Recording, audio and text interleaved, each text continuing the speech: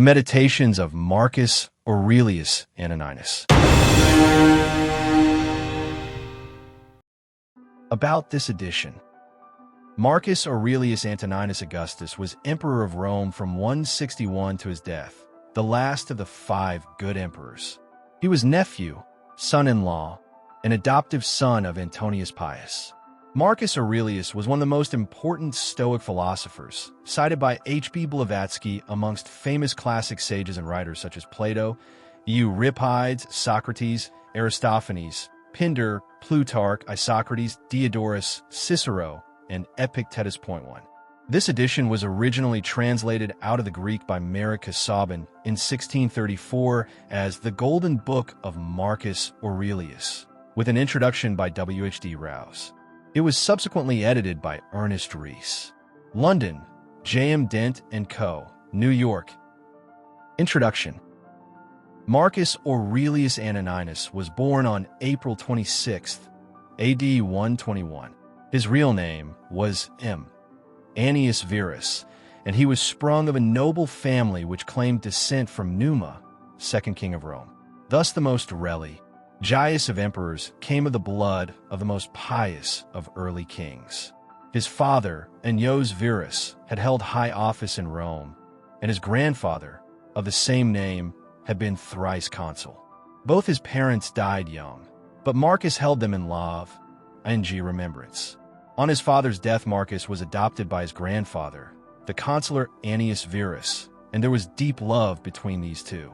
On the very first page of his book, Marcus gratefully declares how of his grandfather he had learned to be gentle and meek, and to refrain from all anger and passion. The Emperor Hadrian divined the fine character of the lad, whom he used to call not Verus, but Verissimus, more truthful than his own name. He advanced Marcus to equestrian rank when 6 years of age, and at the age of 8 made him a member of the ancient Salian priesthood.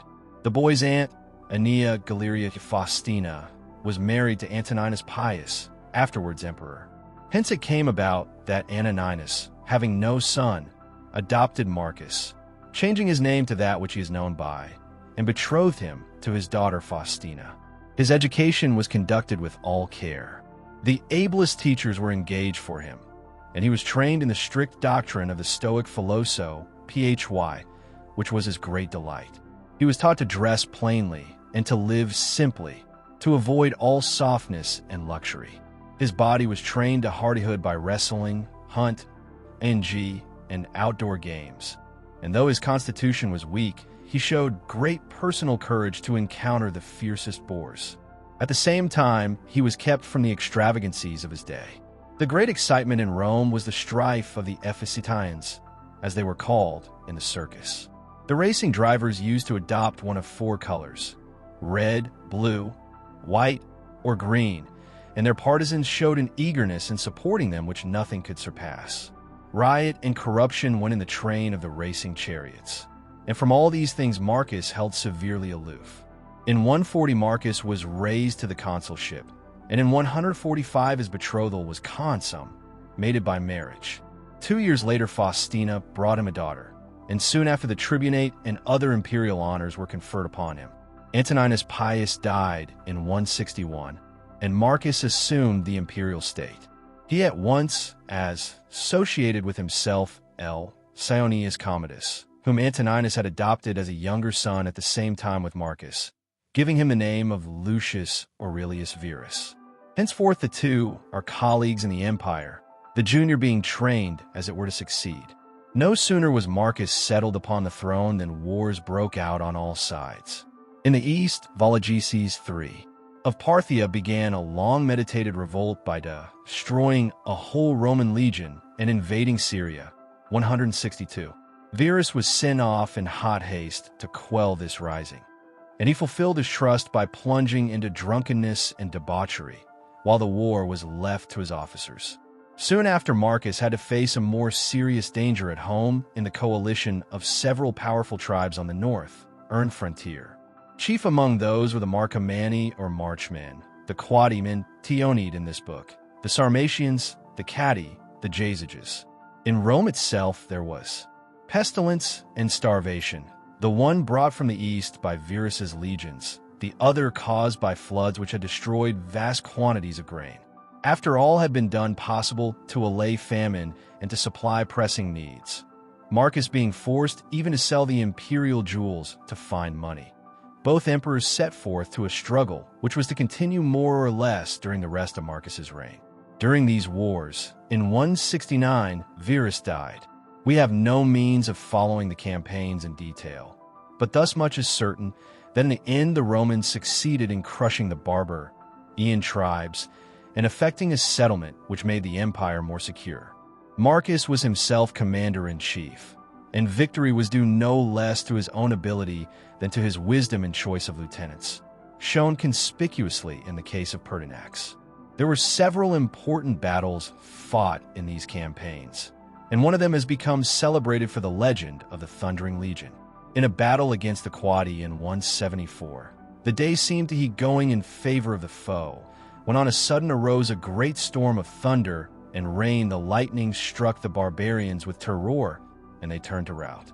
In later days, this storm was said to have been sent in answer to the prayers of a legion which contained many Christians, and the name Thundering Legion should be given to it on this account. The title of Thundering Legion is known at an earlier date, so this part of the story at least cannot be true. But the aid of the storm is acknowledged by one of the scenes carved on Antonini's call, I'm at Rome, which commemorates these wars. The settlement made after these troubles might have been more satisfactory, but for an unexpected rising in the east. Avidius Cassius, an able captain who had won renown in the Parthian Wars, was at this time chief governor of the eastern provinces. By whatever means induced, he had conceived the project of proclaiming himself emperor as soon as Marcus, who was then in feeble health, should die. And a report having been conveyed to him that Marcus was dead, Cassius did as he had planned. Marcus, on hearing the news, immediately patched up a peace and returned home to meet this new peril. The emperor's great grief was that he must needs engage in the horrors of civil strife. He praised the qualities of Cassius and expressed a heartfelt wish that Cassius might not be driven to do himself a hurt before he should have the opportunity to grant a free pardon. But before he could come to the east, news had come to Cassius that the emperor still lived. His followers fell away from him, and he was assassinated. Marcus now went to the east, and while there the murderers brought the head of Cassius to him. But the emperor indignantly refused their gift, nor would he admit the men to his presence. On this journey his wife, Faustina, died. At his return the emperor celebrated a triumph 176. Immediately afterwards he repaired to Germany and took up once more the burden of war. His operations were followed by complete success, but the true bless of late years had been too much for his constitution, at no time robust, and on March 17th, 180, he died in Pannonia. The good emperor was not spared domestic troubles. Faustina had borne him several children, of whom he was passionately fond. Their innocent faces may still be seen in many a sculpture gallery, recalling with odd effect the dreamy countenance of their father. But they died one by one, and when Marcus came to his own and only one of his sons still lived, the weak and worthless Commodus. On his father's death, Commodus, who succeeded him, undid the work of many campaigns by a hasty and unwise peace, and his reign of 12 years proved him to be a ferocious and blood-thirsty tyrant. Scandal has made free with the name of Faustina herself, who is accused not only of unfaithfulness, but of intriguing with Cassius and egging him on to his fatal rebellion. It must be admitted that these charges rest on no sure evidence, and the emperor, at all events, loved her dearly, nor ever felt the slightest qualm of suspicion. As a soldier we have seen that Marcus was both capable and successful. As an administrator he was prudent and conscientious. Although steeped in the teachings of philosophy, he did not attempt to remodel the world on any preconceived plan. He trod the path beaten by his predecessors, seeking only to do his duty as well as he could and to keep out corruption. He did some unwise things, it is true. To create a compeer and empire, as he did with Verus, was a dangerous innovation which could only succeed if one of the two effaced himself. And under Diocletian, this very priest didn't cause the Roman Empire to split into halves. He erred in his civil administra, tie-in by too much centralizing. But the strong point of his reign was the administra, tie-in of justice. Marcus sought bylaws to protect the weak, to make the lot of the slaves less hard, to stand in place of father to the fatherless. Charitable foundations were endowed for rearing and educating poor children. The provinces were protected against oppression, and public help was given to cities or districts which might be visited by calamity. The great blot on his name, and one hard indeed to explain, is his treatment of the Christians. In his reign, Justin at Rome became a martyr to his faith, and Polycarp at Smyrna, and we know of many outbreaks of fanaticism in the provinces which caused the death of the faithful. It is no excuse to plead that he knew nothing about the atrocities done in his name. It was his duty to know, and if he did not, he would have been the first to confess that he had failed in his duty. But from his own tone in speaking of the Christians, it is clear he knew them only from calumny, and we hear of no measures taken even to secure that they should have a fair hearing. In this respect, Trajan was better than he. To a thoughtful mind, such a religion as that of Rome would give small satisfaction. Its legends were often childish or impossible. Its teaching had little to do with morality. The Roman religion was in fact of the nature of a bargain. Men paid certain sacri, vices and rites, and the gods granted their favor, irrespective of right or wrong. In this case, all devout souls were thrown back upon philosophy, as they had been, though to a less extent, in Greece.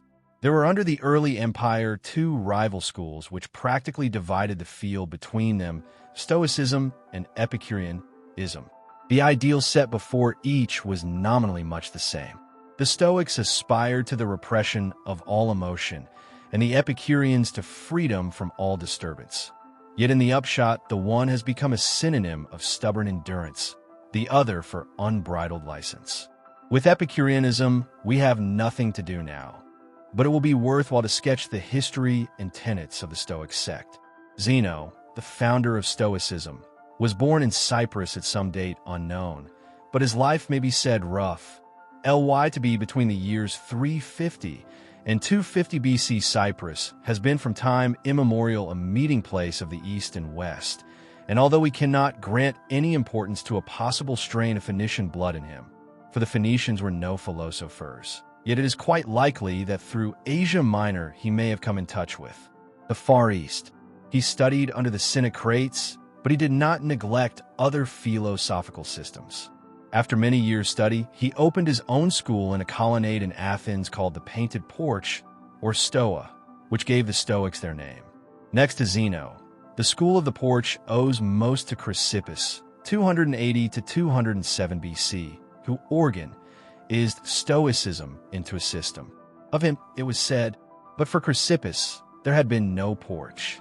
The Stoics regarded speculation as a means to an end, and that end was, as Zeno put it, to live consistently, omicron mu omicron lambda omicron gamma omicron upsilon mu omega zeta nu, or as it was later explained, to live in conformity with nature, omicron mu omicron lambda omicron gamma omicron upsilon mu omega tau eta phi sigma epsilon iota zeta nu. This conforming of the life to nature was the Stoic idea of virtue. This dictum might easily be taken to mean that Tuesday consists in yielding to each natural impulse, but that was very far from the Stoic meaning. In order to live in accord with nature, it is necessary to know what nature is, and to this end a threefold division of philosophy is made. Into physics, dealing with the universe and its laws, the problems of divine government and teleology, which trains the mind to discern true from false, and ethics, which applies the knowledge thus gained and tested to practical life. The Stoic system of physics was materialism with an infusion of pantheism.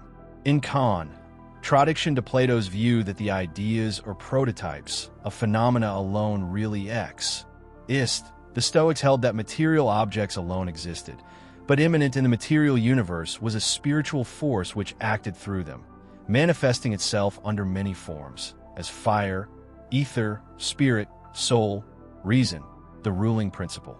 The universe, then, is God, of whom the popular gods are manifestations, while legends and myths are allegorical. The soul of man is thus an emanation from the god head, into whom it will eventually be reabsorbed. The divine ruling principle makes all things work together for good, but for the good of the whole.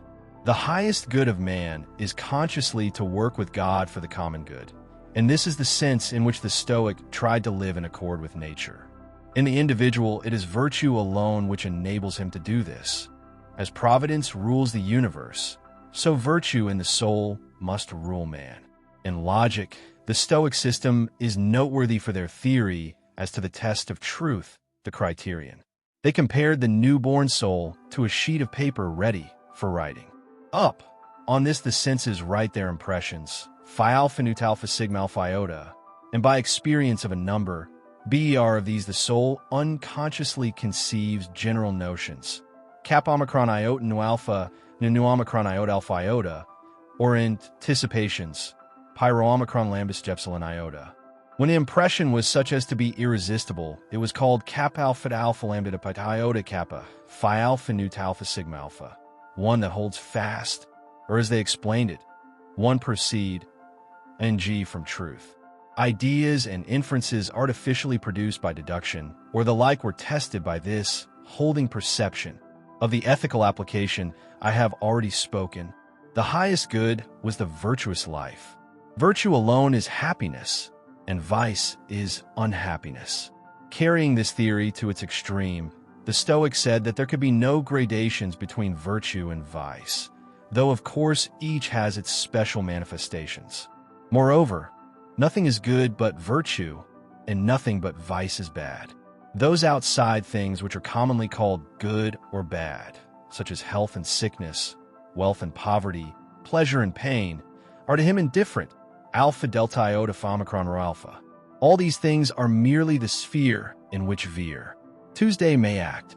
The ideal wise man is sufficient unto himself in all things, alpha upsilon alpha rho kappa, and knowing these truths, he will be happy even when stretched upon the rack. It is probable that no Stoic claimed for himself that he was this wise man, but that each strove after it as an ideal much as the Christian strives after a likeness to Christ. The exaggeration in this statement was, however, so obvious that the later Stoics were driven to make a further subdivision of things indifferent into what is preferable, pyro omicron eta gamma mu alpha, and what is undesirable, alpha pi omicron pyro omicron eta gamma mu alpha. They also held that for him who had not attained to the perfect wisdom, certain actions were proper, kappa alpha theta kappa omicron newt alpha. These were neither virtuous nor vicious, but, like the indifferent things, held a mid-lee place. 2 points in the Stoic system deserve special mention. One is a careful distinction between things which are in our power and things which are not. Desire and dislike, opinion and affection, are within the power of the will, whereas health, wealth, hon, hour, and other such are generally not so. The Stoic was called upon to control his desires and affections, and to guide his opinion, to bring his whole being under the sway of the will or leading principle, just as the universe is guided and governed by divine providence. This is a special application of the favorite Greek virtue of mod, iration, sigma omega phi rho omicron sigma nu eta, and is also its parallel in Christian ethics. The second point is a strong insistence on the unity of the universe, and on man's duty as part of a great whole. Public spirit was the most splendid political virtue of the ancient world, and it is here made cosmopolitan. It is again instructive to note that Christian sages insist, on the same thing. Christians are taught that they are members of a worldwide brotherhood, whereas neither Greek nor Hebrew, bond nor free, and that they live their lives as fellow workers with God. Such is the system which underlies the meditations of Marcus Aurelius. Some knowledge of it is necessary to the right understanding of the book, but for us the chief interest lies elsewhere. We do not come to Marcus Aurelius for a treatise on Stoicism. He is no head of a school to lay down a body of doctrine for students. He does not even contemplate that others should read what he writes. His philosophy is not an eager intellectual inquiry, but more what we should call religious feeling. The uncompromising stiffness of Zeno or Chrysippus is softened and transformed by passing through a nature reverent and tolerant, gentle and free from guile. The grim resignation which made life possible to the Stoic sage becomes in him almost a mood of aspiration. His book records the innermost thoughts of his heart, set down to ease it, with such moral maxims and reflections as may help him to bear the burden of duty and the countless annoyances of a busy life. It is instructive to compare the Meditations with another famous book, The Imitation of Christ.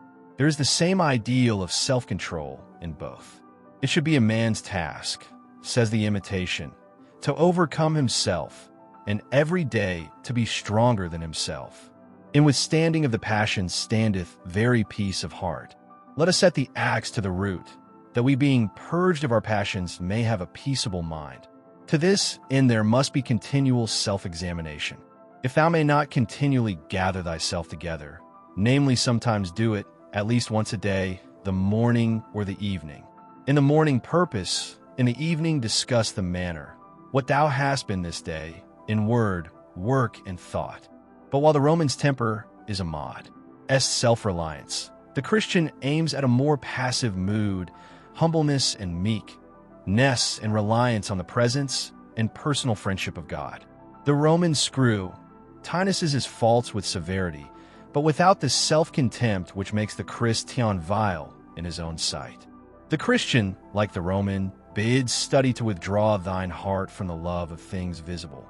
But it is not the busy life of duty he has in mind so much as the contempt of all worldly things, and the cutting away of all low or delectations. Both rate men's praise or blame at their real worthlessness. Let not thy peace, says the Christian, be in the mouths of men. But it is to God's censure the Christian appeals, the Roman to his own soul. The petty annoyances of injustice or unkindness are looked on by each with the same magnanimity. Why doth a little thing said or done against thee make thee sorry? It is no new thing. It is not the first, nor shall it be the last, if thou live long. At best suffer patiently, if thou canst not sooth, fare joyously. The Christian should sorrow more for other men's malice than for our own wrongs. But the Roman is inclined to wash his hands of the offender. Study to be patient in suffering and bearing other men's defaults and all manner infirmities, says the Christian.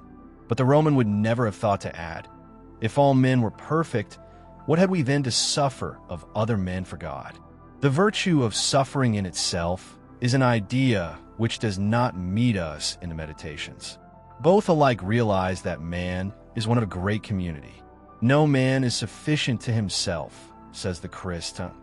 We must bear together, help together, comfort together. But while he sees a chief importance in zeal, in exalted emotion that is, and avoidance of lukewarmness, the Roman thought mainly of the duty to be done as well as might be, and less of the feeling which should go with the doing of it. To the saint as to the emperor, the world is a poor thing at best. Verily, it is a misery to live upon the earth, says the Christian. Few and evil are the days of man's life, which passeth away suddenly as a shadow. But there is one great difference between the two books we are considering. The IMI, Tation, is addressed to others, the Meditations by the writer to himself. We learn noth, ing from the imitation of the author's own life, except in so far as he may be assumed to have practiced his own preachings. The Meditations reflect mood by mood the mind of him who wrote them. In their intimacy and frankness lies their great charm. These notes are not sermons. They're not even confessions. There's always an air of self-consciousness in confessions. In such revelations, there is always a danger of unctu, usness, or of vulgarity for the best of men. St. Augustine is not always clear of offense, and John Bunyan himself exaggerates venial peccadillos into heinous sins. But Marcus Aurelius is neither vulgar nor unctuous. He extenuates nothing, but nothing sets down in malice. He never poses before an audience. He may not be profound, he is always sincere. And it is a lofty and serene soul which is here disclosed before us. Vulgar vices seem to have no temptation for him. This is not one tied and bound with chains which he strives to break. The faults he detects in himself are of 10, such as most men would have no eyes to see. To serve the divine spirit which is implanted within him, a man must keep himself pure from all violent passion and evil affection, from all rashness and vanity, and from all manner of discontent, either in regard of the gods or men, or, as he says elsewhere, unspotted by pleasure, undaunted by pain. Unwavering courtesy and consideration are his aims. Whatsoever any man either doth or saith, thou must be good. Doth any man offend? It is against himself that he doth offend. Why should it trouble thee? The offender needs pity, not wrath. Those who must needs be corrected should be treated with tact and gentleness, and one must be always ready to learn better. The best kind of revenge is not to become like unto them.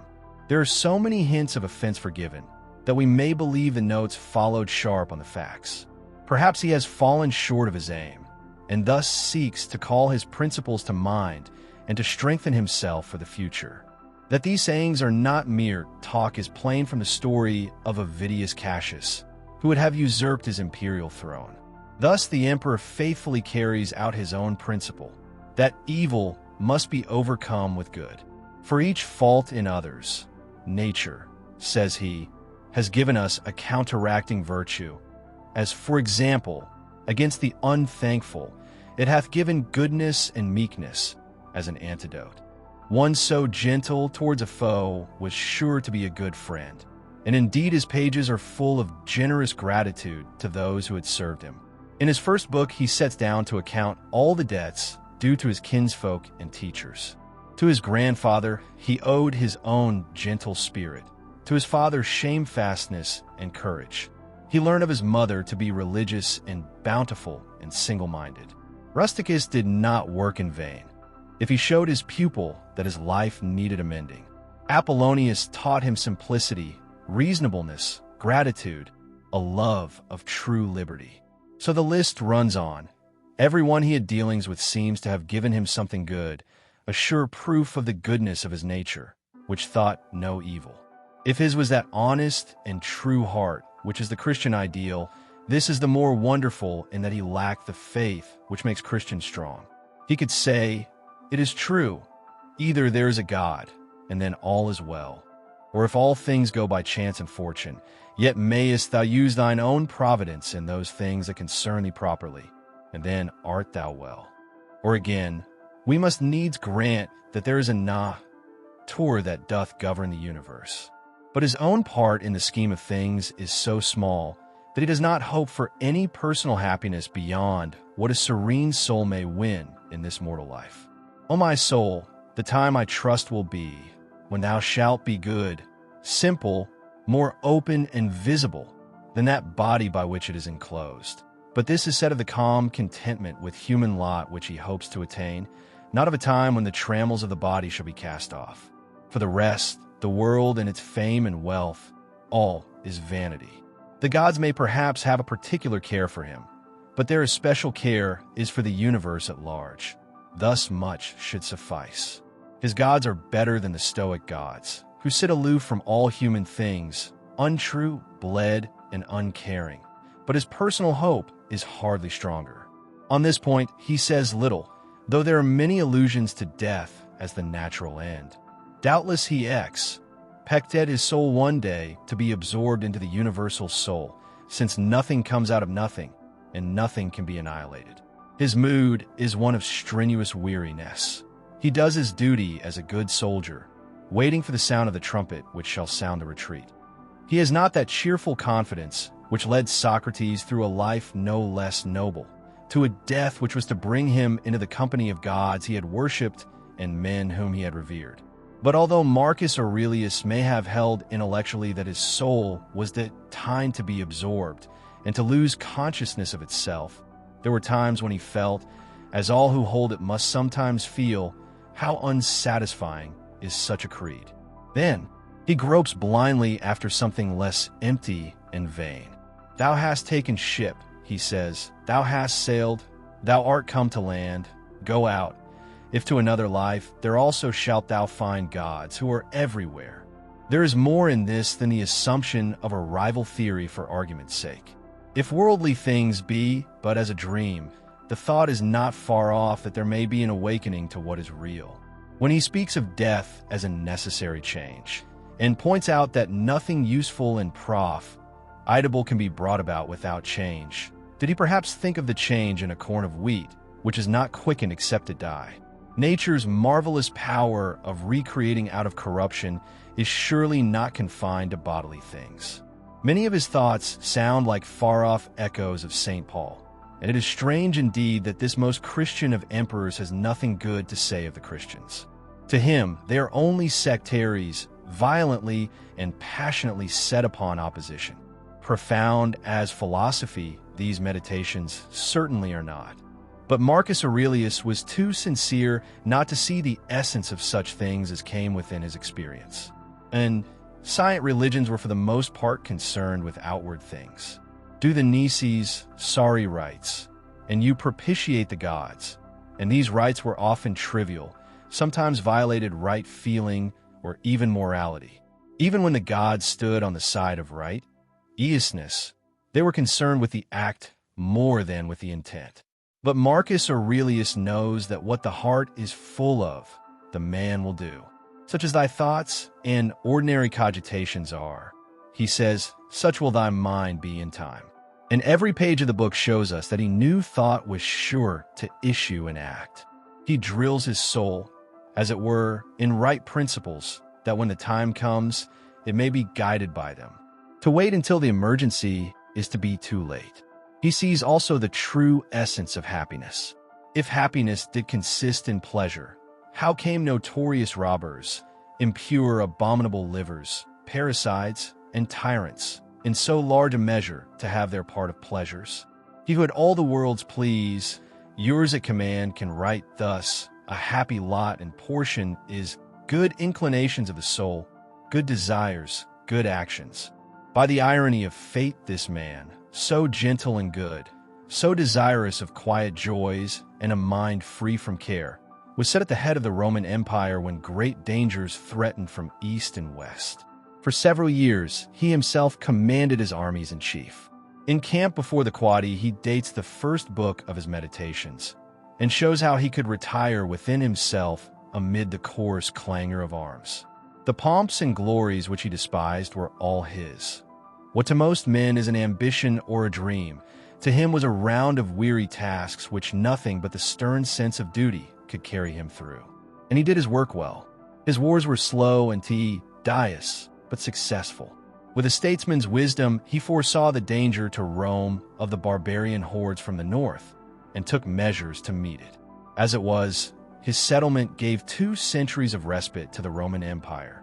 Had he fulfilled the plan of pushing the imperial frontiers to the Elbe, which seems to have been his mind, much more might have been accomplished. But death cut short his designs. Truly a rare opportunity was given to Marcus Aurelius of showing what the mind can do in despite of circumstances. Most peaceful of warriors, a magnificent monarch whose ideal was quiet happiness in home life, bent to obscurity yet born to greatness, the loving father of children who died young or turned out hateful, his life was. One paradox, that nothing might lack. It was in camp before the face of the enemy that he passed away and went to his own place. 12. From Claudius Maximus. 5. In all things to endeavor to have power of myself, and in nothing to be cared about, to be cheerful and courageous in all sudden chances and accidents, as in sicknesses, to love mildness and moderation and gravity, and to do my business, whatsoever it be, thoroughly and without querulousness. Whatsoever he said, all men believed him that as he spake, so he thought, and whatsoever he did, that he did it with a good intent. His manner was never to wonder at anything, never to be in haste, and yet never slow, nor to be perplexed, or dejected, or at any time unseemly, or excessively to laugh, nor to be angry or suspicious, but ever ready to do good, and to forgive, and to speak truth, and all this, as one that seemed rather of himself to have been straight and right, than ever to have been rectified or redressed. Neither was there any man that ever thought himself undervalued by him, or that could find his heart to think himself a better man than he. He would also be very pleasant and gracious. 13. In my father, I observed his meekness, his constancy without wavering in those things, which after a due examination and deliberation he had determined. How free from all vanity he carried himself in matter of honor and dignity, as they are ease. Teemed his laboriousness and assiduity, his readiness to hear any man that it ought to say tending to any common good, how generally and impartially he would give every man his due, his skill and knowledge, when rigor or extremity, or when remissness or moderation was in season, how he did abstain from all unchaste love of youths, his moderate condescending to other men's occasions as an ordinary man, neither absolutely requiring of his friends that they should wait upon him at his or denarii meals, nor that they should of necessity accompany him in his journeys, and that whensoever any business upon some necessary occasions was to be put off and omitted before it could be ended, he was ever found when he went about it again, the same man that he was before. His accurate examination of things and consultations, and patient hearing of others. He would not hastily give over the search of the matter, as one easy to be satisfied with sudden notions and apprehensions. His care to preserve his friends, how neither at any time he would carry himself towards them with disdainful neglect and grow weary of them, nor yet at any time be madly fond of them. His contented mind in all things, his cheerful countenance, his care to foresee things afar off, and to take order for the least, without any noise or clamor. Moreover, how all acclamations and flattery were repressed by him.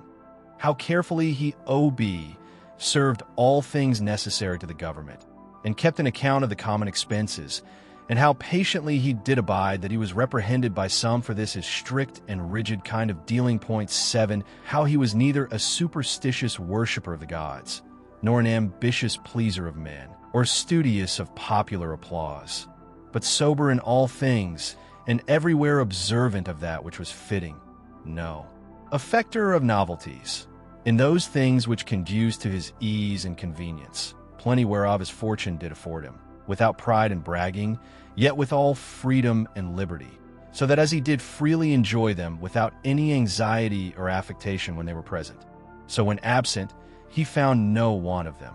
Moreover, that he was never commended by any man, as either a learned acute man, or an obsequious officious man, or a fine orator, but as a ripe mature man, a perfect sound man, one that could not endure to be flattered, able to govern both himself and others. Moreover, how much he did honor all true philosophers, without upbraiding those that were not so. His sociableness, his gracious and delightful conversation, but unto satiety, his care of his body within bounds and measure, not as one that desired to live long, or over-studious of neatness and elegancy, and yet not as one that did not regard it, so that through his own care and providence, he seldom needed any inward physic or outward applications, but especially how ingeniously he would yield to any that had obtained any peculiar faculty, as either eloquence, or the knowledge of the laws, or of ancient customs, or the like, and how he concurred with them in his best care and endeavor that every one of them might in his kind, for that wherein he excelled, be regarded and esteemed. And although he did all things carefully after the ancient customs of his forefathers, yet even of this was he not desirous that men should take notice, that he did imitate ancient customs. Again, how he was not easily moved and tossed up and down, but loved to be constant, both in the same places and businesses, and how after his great fits of headache he would return fresh and vigorous to his wonted affairs. Again, that secrets he neither had many, nor often, and such only as concerned public matters. His discretion and moderation in exhibiting of the public sights and shows for the pleasure and time of the people, in public buildings, conjuries, and the like. In all these things, having a respect unto men only as men, and to the equity of the things themselves, and not unto the glory that might follow. never wont to use the baths at unseasona, blee hours, no builder, never curious or solicitous, either about his meat, or about the workmanship or color of his clothes, or about anything that belonged to Ixter, Nal beauty. In all his conversation, far from all inhumanity, all boldness and incivility, all greediness and impetuosity, never doing anything with such earnestness and intention that a man could say of him that he did sweat about it, but contrariwise, all things distinctly, as at leisure, without trouble, orderly, soundly, and agreeably. A man might have applied that to him, which is recorded of Socrates, that he knew how to want, and to enjoy those things, in the want whereof most men show themselves weak, and in the fruition intemperate, but to hold out firm and constant, and to keep within the compass of true moderation and sobriety in either estate, is proper to a man who hath a perfect and invincible soul, such as he showed himself in the sickness of Maximus. 14. From the gods I received that I had good grandfathers and parents, a good sis, good masters, good domestics, loving kinsmen, almost all that I have, and that I never through haste and rashness transgressed against any of them, notwithstanding that my disposition was such, as that such a thing, if occasion had been, might very well have been committed by me, but that it was the mercy of the gods to prevent such a concurring of matters and occasions, as might make me to incur this blame, that I was not long brought up by the concubine of my father, that I served the flower of my youth, that I took not upon me to be a man before my time, but rather put it off longer than I needed, that I lived under the government of my Lord and Father, who would take away from me all pride and vainglory, and reduce me to that conceit and opinion that it was not impossible for a prince to live in the court without a troop of guards and followers, extraordinary apparel, such and such torches and statues, and other like particulars of state and magnificence, but that a man may reduce and contract himself almost to the state of a private man, and yet for all that not to become the more base, and remiss in those public matters and affairs. The first book. My grandfather Verus, I have learned to be gentle and meek, and to refrain from all anger and passion. From the fame and memory of him that begot me, I have learned both shamefastness and manlike behavior. Of my mother I have learned to be religious and bountiful, and to forbear, not only to do, but to intend any evil, to content myself with a spare diet, and to fly all such excess as is incidental to great wealth.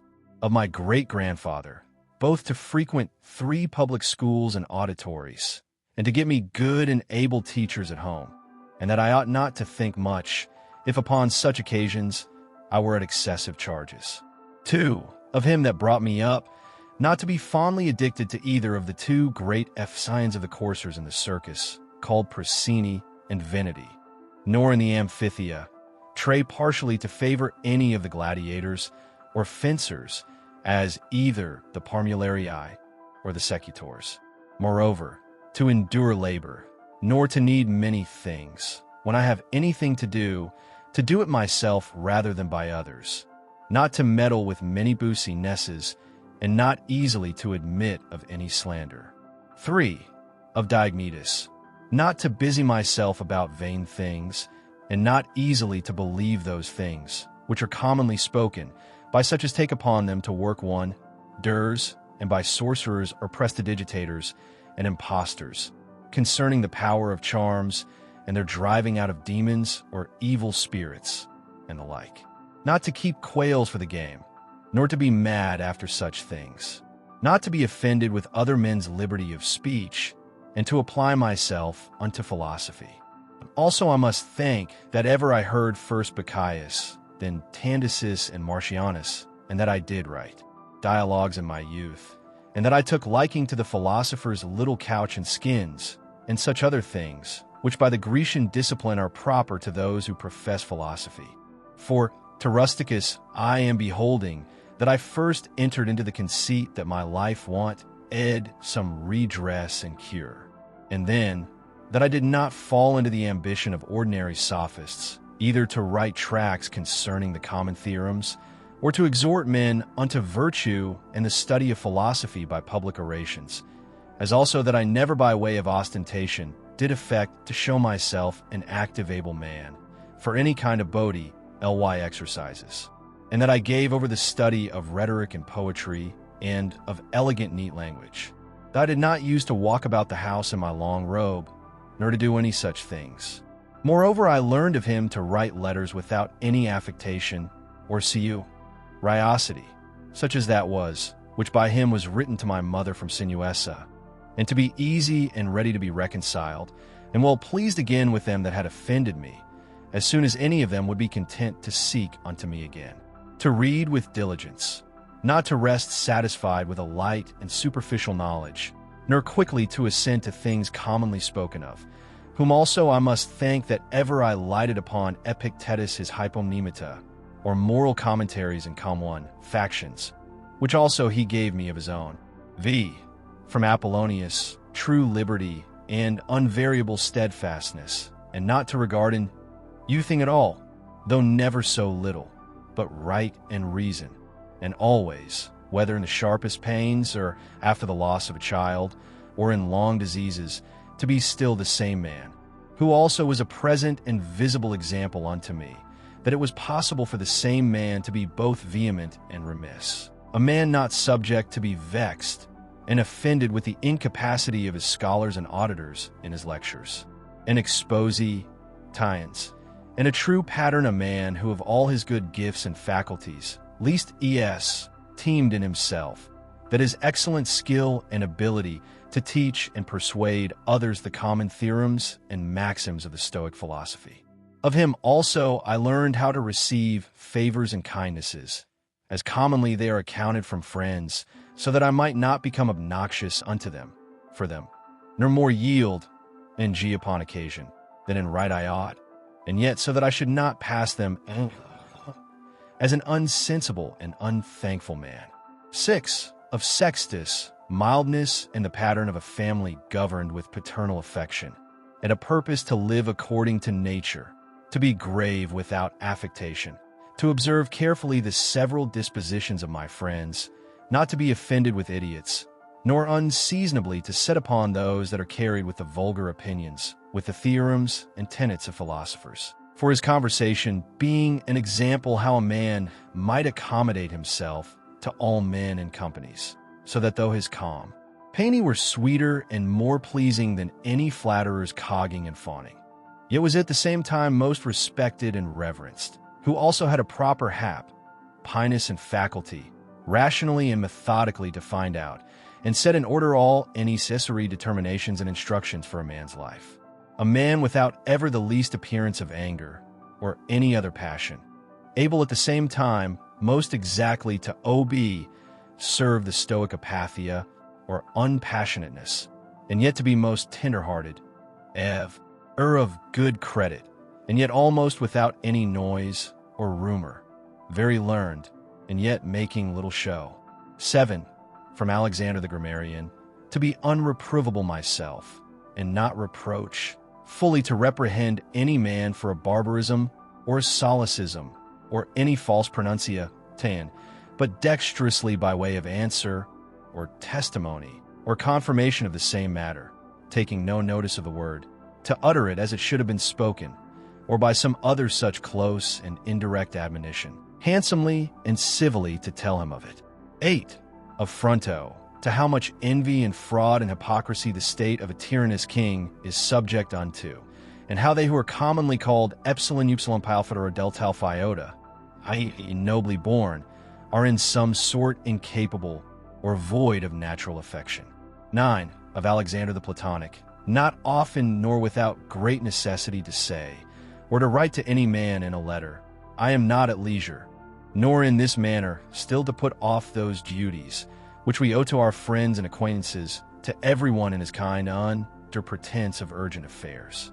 X. Of Catullus, not to contemn any friend's expostulation, though unjust, but to strive to reduce him to his former disposition, freely and heartily to speak well of all my masters upon any occasion, as it is reported of Domitius, and Athenodotus, and to love my children with true affection. 11. For my brother Severus, to be kind and loving to all them of my house and fam. Ile, by whom also I came to the knowledge of Thracia, and Helvidius, and Cato, and Dio, and Brutus. He was also that did put me in the first conceit and desire of an equal commonwealth, administered by justice and equality, and of a kingdom where it should be regarded nothing more than the good and welfare of the subjects.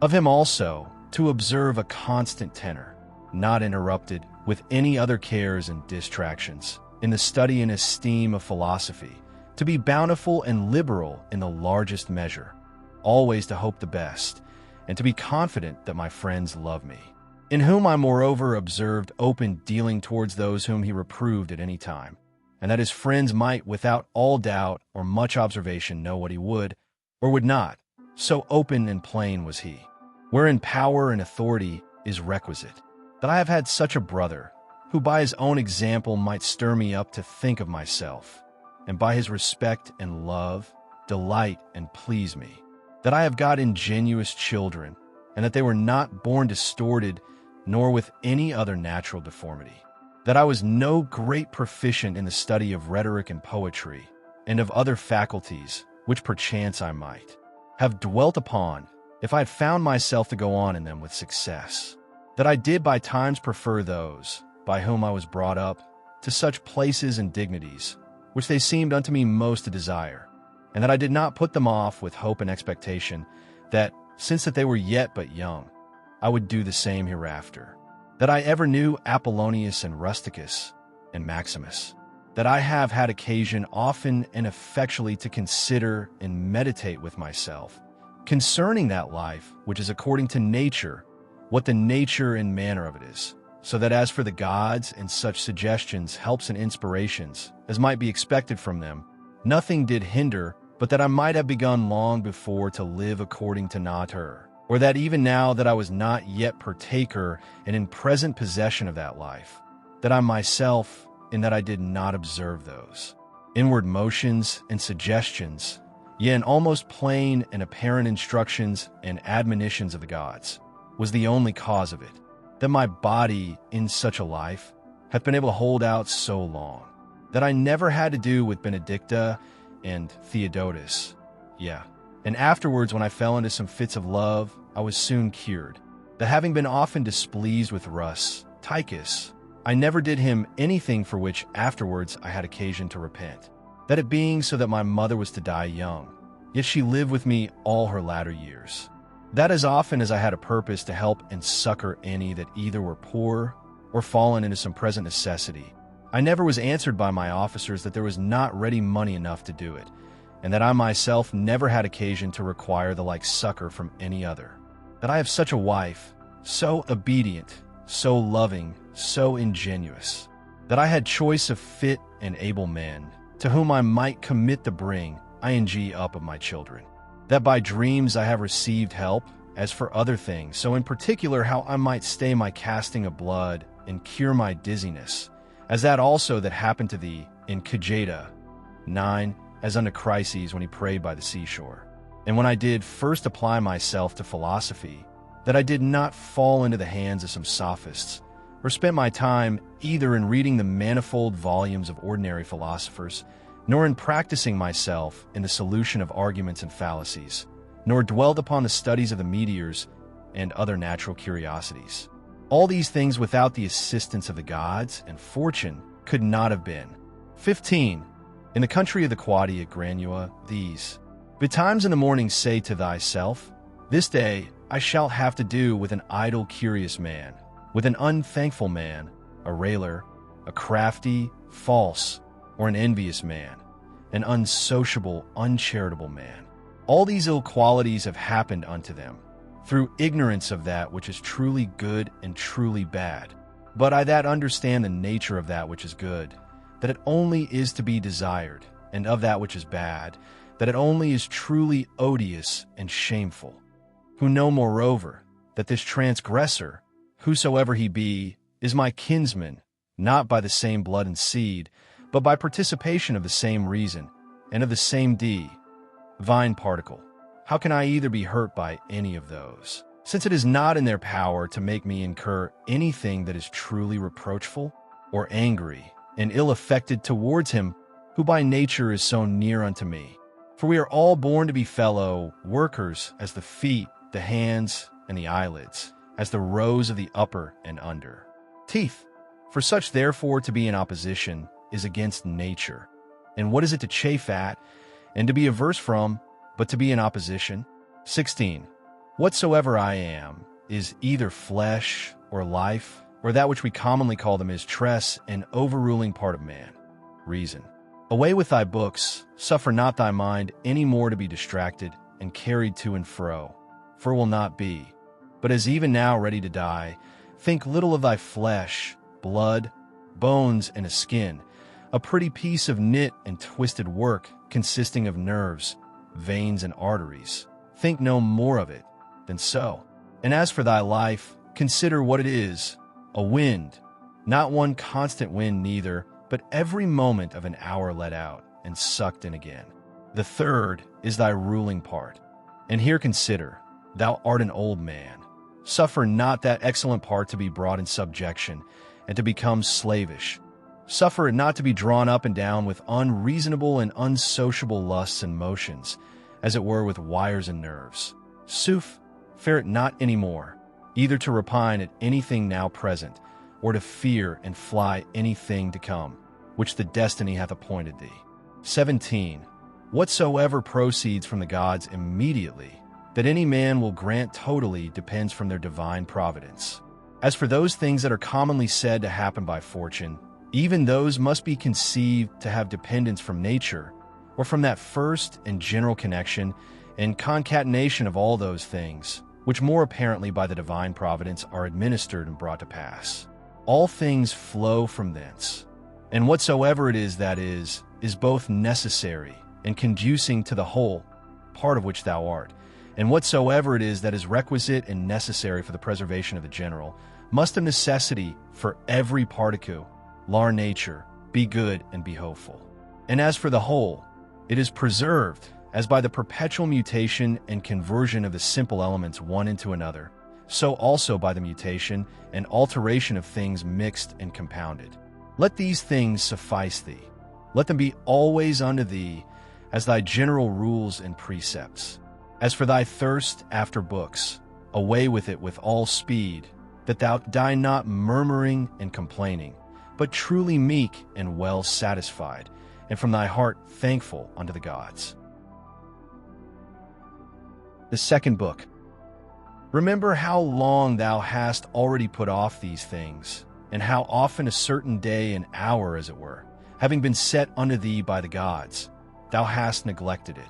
It is high time for thee to understand the true nature both of the world whereof thou art a part, and of that Lord and Governor of the world, from whom, as a channel from the spring, thou thyself didst flow, and that there is but a certain limit of time appointed unto thee, which if thou shalt not make use of to calm and allay the many distempers of thy soul, it will pass away, and thou with it, and never after return. 2.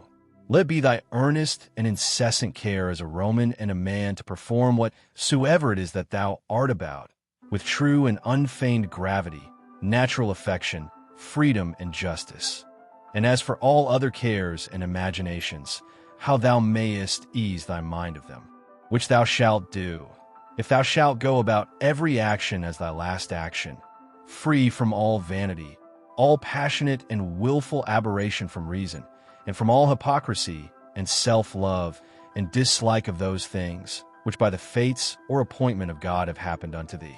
Thou sayest that those things, which for a man to hold on in a prosperous course, and to live a divine life, are aridu, uizite, and necessary, are not many, for the gods will require no more of any man, that shall but keep and observe these things.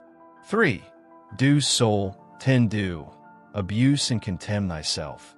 Yet a while, and the time for thee to respect thyself will be at an end. Every man's happiness depends from himself. But behold, thy life is almost at an end.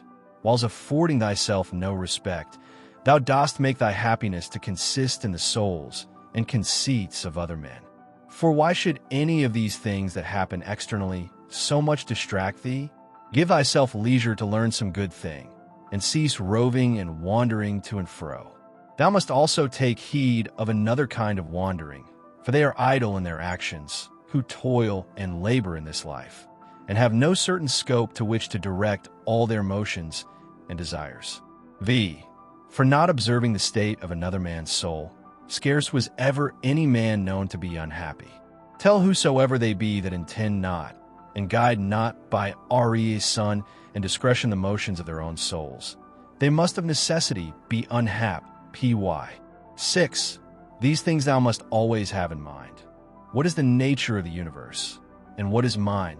In particular, this unto that what relation it hath, what kind of part of what kind of universe it is, and that there is nobody that can hinder thee, but that thou mayest always both do and speak those things which are agreeable to that nature, whereof thou art a part. 7. Theophrastus, where he compares sin with sin, as after a vulgar sense such things I grant, may be compared, says well, and like a philosopher, that those sins are greater which are committed through lust than those which are committed through anger. For he that is angry seems with a kind of grief and close contraction of himself to turn away from reason. But he that sins through lust, being overcome by pleasure, doth in his very sin bewray a more impotent and unmanlike disposition. Well then, and like a philosopher doth he say, that he of the two is the more to be condemned, that sins with pleasure, than he that sins with grief. For indeed this latter may seem first to have been wronged, and so in some manner through grief thereof to have been forced to be angry, whereas he who through lust doth commit anything, did of himself merely resolve upon that action. 8. Whatsoever thou dost effect, whatsoever thou dost project, so do, and so project all, as one who, for aught thou knowest, may at this very present depart out of this life. And as for death, if there be any gods, it is no grievous thing to leave the society of men. The gods will do thee no hurt, thou mayest be sure. But if it be so that there be no gods, or that they take no care of the world, why should I desire to live in a world void of gods, and of all divine providence? But gods there be certainly, and they take care for the world. And as for those things which be truly evil, as vice and wickedness, such things they have put in a man's own power, that he might avoid them if he would. And had there been anything besides that had been truly bad and evil, they would have had a care of that also, that a man might have avoided it. But why should that be thought to hurt and prejudice a man's life in this world, which cannot any ways make man himself the better or the worse in his own person? Neither must we think that the nature of the universe did either through ignorance pass these things, or if not as ignorant of them, yet is unable either to prevent or better to order and dispose them. It cannot be that she through want either of power or skill should have committed such a thing, so as to suffer all things both good and bad, equally and promiscuously, to happen unto all both good and bad. As for life, therefore, and death, honor and dishonor, labor and pleasure, riches and POV. All these things happen unto men indeed, both good and bad, equally, but as things which of themselves are neither good nor bad, because of themselves, neither shameful nor praiseworthy. 9. Consider how quickly all things are dissolved and resolved. The bodies and substances themselves into the matter and substance of the world, and their memories into the general age and time of the world. Consider the nature of all worldly sensible things, of those especially which either ensnare by pleasure, or for their irksomeness are dreadful, or for their outward luster and show are in great esteem and request. How vile and contemptible, how base and corruptible, how destitute of all true life and being they are. X. It is the part of a man endowed with a good understanding faculty to consider what they themselves are in very deed, from whose bare conceits and voices honor and credit do proceed. 11. As also what it is to die, and how if a man shall consider this by itself alone, to die, and separate from it in his mind all those things which with it usually represent themselves unto us, he can conceive of it no otherwise than as of a work of nature, and he that fears any work of nature is a very Child. Now, death, it is not only a work of nature, but also conducing to nature. 11. Consider with thyself how man, and by what part of his, is joined unto God, and how that part of man is affected, when it is said to be diffused. There is nothing more wretched than that soul, which in a kind of circuit compasseth all things, searching, as he saith, even the very depths of the earth, and by all signs and conjectures prying into the very thoughts of other men's souls. And yet of this is not sensibly that it is sufficient for a man to apply himself wholly, and to confine all his thoughts and cares to the tendance of that spirit which is within him, and truly and really to serve him. His service doth consist in this, that a man keep himself pure from all violent passion and evil affection, from all rashness and vanity, and from all manner of discontent, either in regard of the gods or men. For indeed whatsoever proceeds from the gods deserves respect for their worth and excellency, and whatso ever proceeds from men, as they are our kinsmen, should by us be entertained with love, always, sometimes, as proceeding from their ignorance of that which is truly good and bad, a blindness no less than that by which we are not able to discern between white and black, with a kind of pity and compassion also. 12. If thou shouldst live 3,000 or as many as 10,000 of years, yet remember this, that man can part with no life properly, save with that little part of life which he now lives. And that which he lives is no other than that which at every instant he parts with. That then which is longest of duration, and that which is shortest, come both to one effect. For although in regard of that which is already past there may be some inequality, yet that time which is now present and in being is equal unto all men. And that being at which we part with whensoever we die, it doth manifestly appear that it can be but a moment of time that we then part with. For as for that which is either past or to come, a man cannot be said properly to part with it. For how should a man part with that which he hath not? These two things therefore thou must remember. First, that all things in the world from all eternity, by a perpetual revolution of the same times and things ever continued and renewed, are of one kind in nature, so that whether for 100 or 200 years only, or for an infinite space of time, a man see those things which are still the same, it can be no matter of great moment. And secondly, that life which any the longest live, or the shortest liver parts with, is for length and duration the very same. For that only which is present is that which either of them can lose, as being that only which they have. For that which he hath not, no man can truly be said to lose. 13. Remember that all is but opinion and conceit, for those things are plain and apparent, which were spoken unto Monimus the Cynic. And as plain and apparent is the use that may be made of those things, if that which is true and serious in them be received as well as that which is sweet and pleasing. 14. A man's soul doth wrong and disrespect itself first, and especially when as much as in itself lies it becomes an aposteme, and as it were an excrescency of the world, for to be grieved and displeased with anything that happens in the world is direct apostasy from the nature of the universe, part of which all particular natures of the world are. Secondly, when she either is averse from any man, or led by contrary desires or affections, tending to his hurt and prejudice, such as are the souls of them that are angry. Thirdly, when she is overcome by any pleasure or pain. Fourth, when she doth dissemble, and covertly and falsely either doth or saith anything. Fifthly, when she doth either affect or endeavor anything to no certain end, but rashly and without due ratiocination and consideration, how consequent or inconsequent it is to the common end.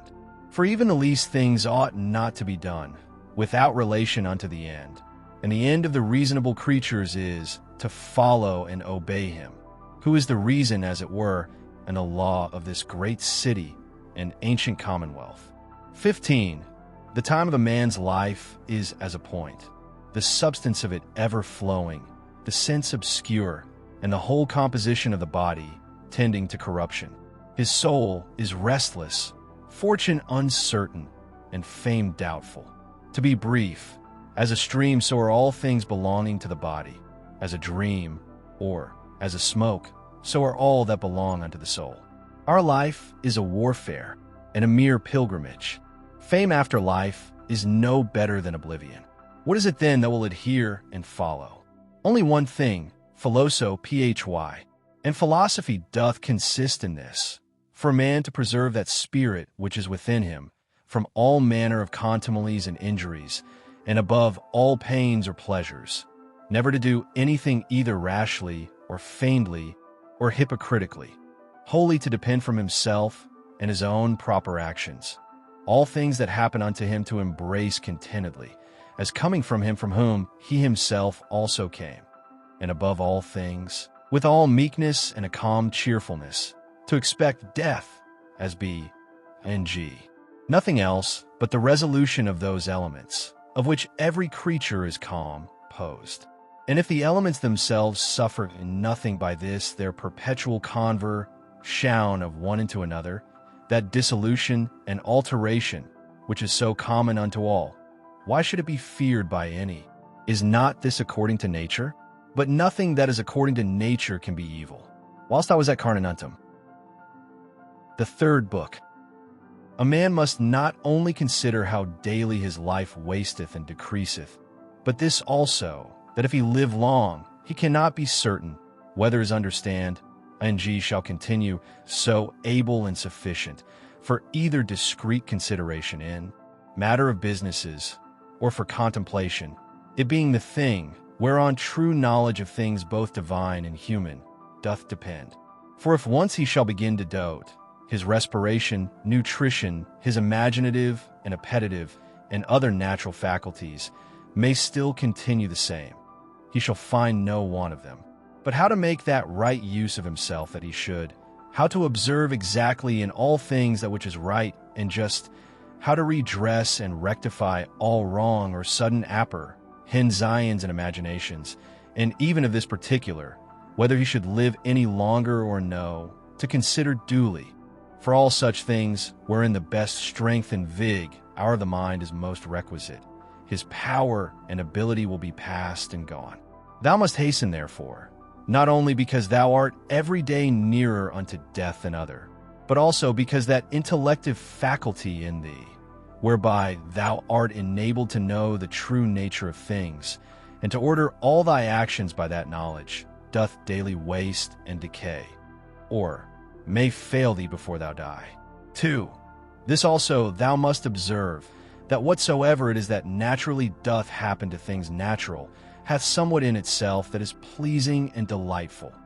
As a great loaf, when it is baked, some parts of it cleave, as it were, and part asunder, and make the crust of it rugged and unequal, and yet those parts of it, though in some sort it be against the art and intention of baking itself, that they're thus cleft and parted, which should have been and were first made all even and uniform, they become it well nevertheless, and have a certain peculiar property to stir the appetite. So figs are accounted fairest and ripest then, when they begin to shrink and wither, as it were. So ripe olives, when they are next to putrefaction, then are they in their proper beauty. The hanging down of grapes, the brow of a lion, the froth of a foaming wild boar, and many other like things, though by themselves considered, they are far from any beauty, yet because they happen naturally, they both are comely and delightful. So that if a man shall with a profound mind and apprehension consider all things in the world, even among all those things which are but mere accessories and natural appendices, as it were, there will scarce appear anything unto him wherein he will not find matter of pleasure and delight. So will he behold with as much pleasure the true rictus of wild beasts, as those which by skillful painters and other artificers are imitated. So will he be able to perceive the proper ripeness and beauty of old age, whether in man or woman. And whatsoever else it is that is beautiful and alluring in whatsoever is, with chaste and continent eyes he will soon find out and discern. Those and many other things will he discern, not credible unto every one, but unto them only who are truly and familiarly acquainted, both with nature itself, and all natural things. 3. Hippocrates, having cured many sicknesses, fell sick himself and died. The Chaldeans and astrologians, having foretold the deaths of divers, were afterwards themselves surprised by the fates. Alexander and Pompeius and Caius Caesar, having destroyed so many towns and cut off in the field so many thousands both of horse and foot, yet they themselves at last were fain to part with their own lives.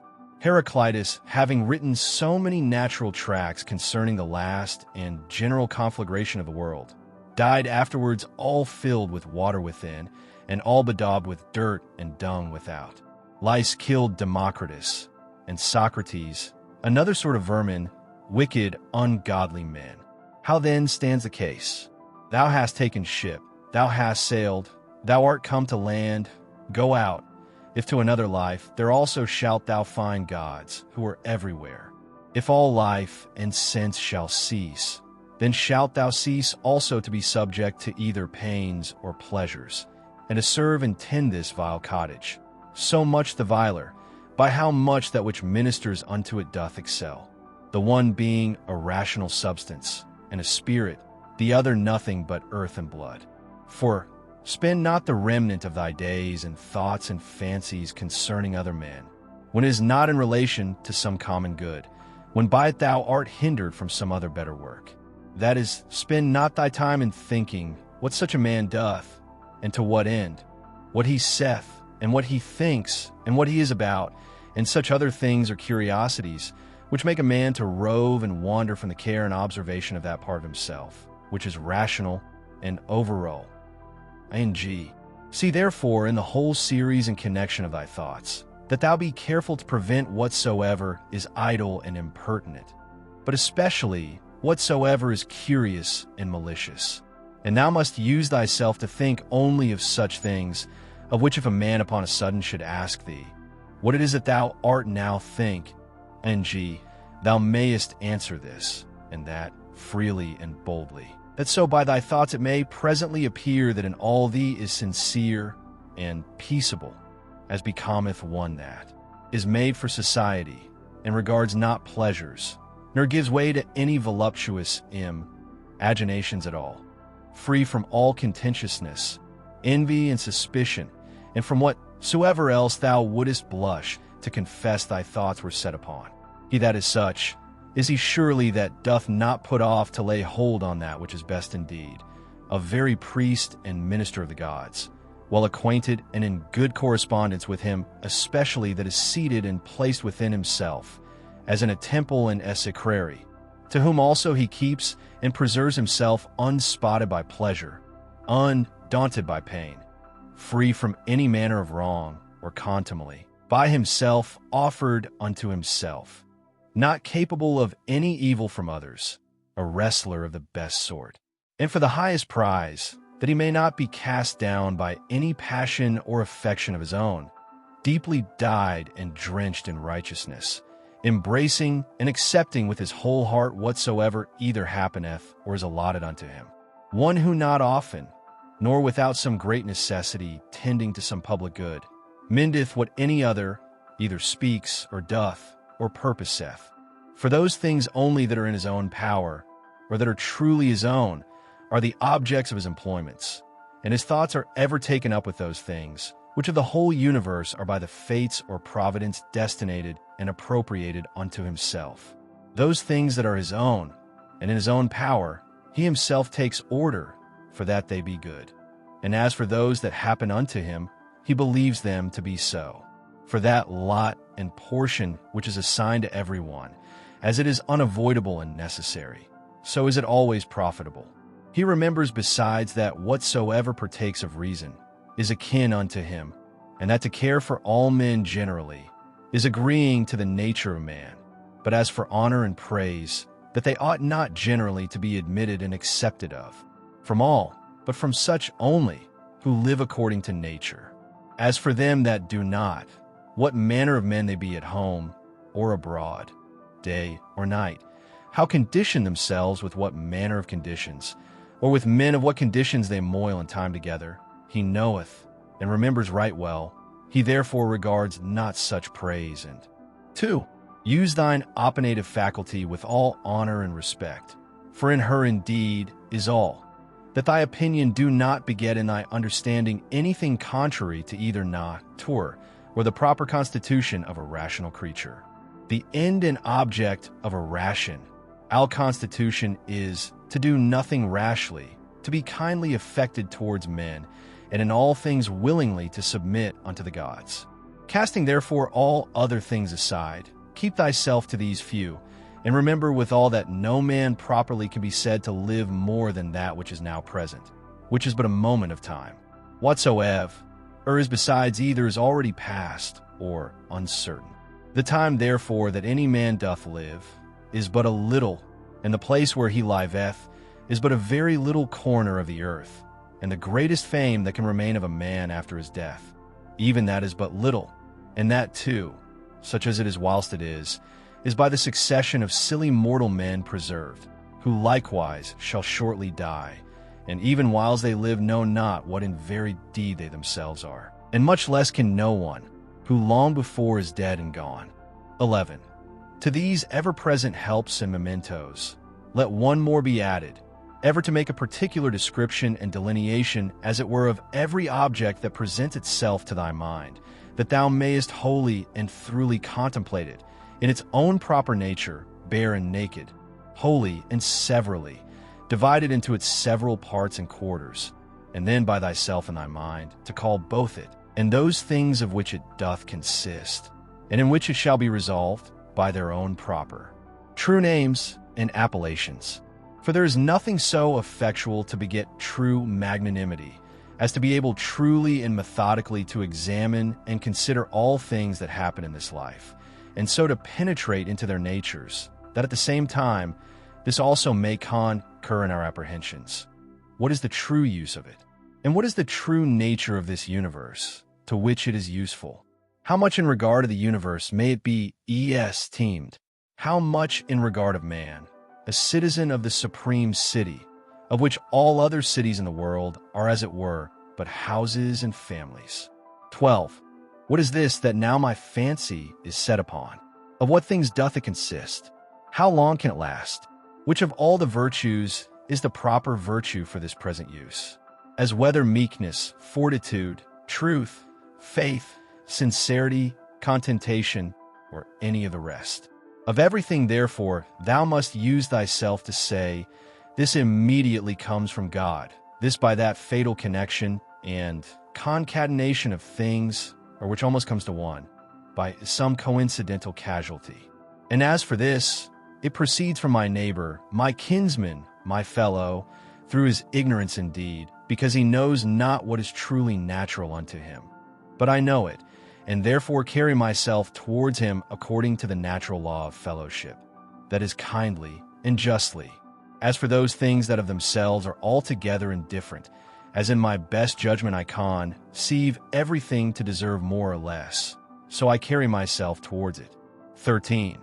If thou shalt intend that which is present, following the rule of right and reason carefully, solidly, meekly, and shalt not intermix any other businesses, but shall study this only to preserve thy spirit impolluted and pure, and shall cleave unto him without either hope or fear of anything, in all things that thou shalt either do or speak, contenting thyself with heroical truth, thou shalt live happily, and from this there is no man that can hinder thee.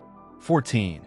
As physicians and chirurgeons have always their instruments ready at hand for all sudden cures, so have thou always thy dogmata in a readiness for the knowledge of things, both divine and human.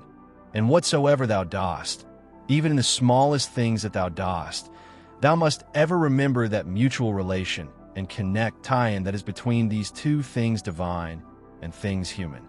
For without relation unto God, thou shalt never speed in any worldly actions, nor on the other side in any divine, without some respect had to things human. 15. Be not deceived, for thou shalt never live to read thy moral commentaries, nor the acts of the famous Romans and Grecians, nor those excerpta from several books, all which thou hadst provided and laid up for thyself against thine old age. Hasten therefore to an end, and giving over all vain hopes, Help thyself in time if thou carest for thyself, as thou oughtest to do. 16. To steal, to sow, to buy, to be at rest, to see what is to be done, which is not seen by the eyes, but by another kind of sight. What these words mean, and how many ways to be understood, they do not understand. The body, the soul, the understanding. As the senses naturally belong to the body, and the desires and affect tie-ins to the soul, so do the dogmata to the understanding. 17. To be capable of fancies and imaginations is common to man and beast. To be violently drawn and moved by the lusts and desires of the soul is proper to wild beasts and monsters, such as Phalaris and Nero were. To follow reason for ordinary duties and actions is common to them also, who believe not that there be any gods, and for their advantage would make no conscience to betray their own country, and who, when once the doors be shut upon them, dare do anything. If therefore all things else be common to these likewise, it follows that for a man to like and embrace all things that happen and are destinated unto him, and not to trouble and molest that spirit which is seated in the temple of his own breast, with a multitude of vain fancies and imaginations, but to keep him propitious and to obey him as a god, never either speaking anything contrary to truth or doing anything contrary to justice, is the only true property of a good man. And such a one, though no man should believe that he liveth as he doth, either sincerely and conscionably, or cheerful and contentedly, yet is he neither with any man at all angry for it, nor diverted by it from the way that leadeth to the end of his life, through which a man must pass pure, ever ready to depart, and willing of himself, without any compulsion to fit and accommodate himself to his proper lot and portion. The fourth book, that inward mistress part of man, if it be in its own true natural temper, is towards all worldly chances and events ever so disposed and affected, that it will easily turn and apply itself to that which may be, and is within its own power to compass, when that cannot be which at first it intended. For it never doth absolutely addict and apply itself to any one object, but whatsoever it is that it doth now intend and prosecute, it doth prosecute it with exception and reservation, so that whatsoever it is that falls out contrary to its first intentions, even that afterwards it makes its proper object. Even as the fire when it prevails upon those things that are in his way, by which things indeed a little fire would have been quenched, but a great fire doth soon turn to its own nature, and so consume whatsoever comes in his way. Yet by those very things it is made greater and greater. 2. Let nothing be done rashly and at random, but all things according to the most exact and perfect rules of art. 3. They seek for themselves private retiring places, as country villages, the seashore, mountains, yet thou thyself art wont to long much after such places. But all this thou must know proceeds from simplicity in the highest degree. At what time soever thou wilt, it is in thy power to retire into thyself, and to be at rest and free from all businesses. A man cannot any whither retire better than to his own soul. He especially who is beforehand provided of such things within, which whensoever he doth withdraw himself to look in, may presently afford unto him perfect ease and tranquility. By tranquility, I understand a decent orderly disposition and carriage, free from all confusion and tumultuousness. Afford then thyself this retiring continually, and thereby refresh and renew thyself. Let these precepts be brief and fundamental, which as soon as thou dost call them to mind, may suffice thee to purge thy soul throughly, and to send thee away well pleased with those things whatsoever they be, which now again, after this short withdrawing of thy soul into herself, thou dost return unto. For what is it that thou art offended at? Can it be at the wickedness of men, when thou dost call to mind this conclusion, that all reasonable creatures are made one for another, and that it is part of justice to bear with them, and that it is against their wills that they offend? And how many already, who once likewise prosecuted their enmities, suspected, hated, and fiercely contended, are now long ago stretched out and reduced unto ashes? It is time for thee to make an end. As for those things which among the common chances of the world happen unto thee as thy particular lot and portion, canst thou be displeased with any of them, when thou dost call that our ordinary dilemma to mind, either a providence or Democritus's atoms, and with it, whatsoever we brought to prove that the whole world is as it were one city? And as for thy body, what canst thou fear, if thou dost consider that thy mind and understanding, when once it hath recollected itself, and knows its own power, hath in this life and breath, whether it runs smoothly and gently, or whether harshly and rudely, no interest at all, but is altogether indifferent, and whatsoever else thou hast heard and assented unto concerning either pain or pleasure. But the care of thine honor and reputation will perchance distract thee?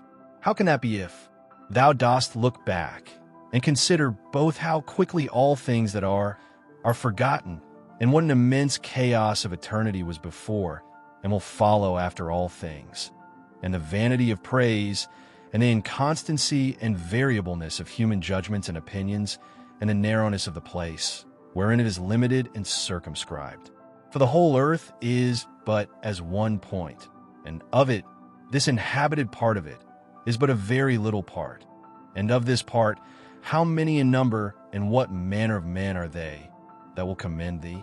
What remains then, but that thou often put in practice this kind of retiring of thyself to this little part of thyself, and above all things, keep thyself from distraction, and intend not anything vehemently, but be free and consider all things, as a man whose proper object is virtue, as a man whose true nature is to be kind and sociable, as a citizen, as a mortal creature.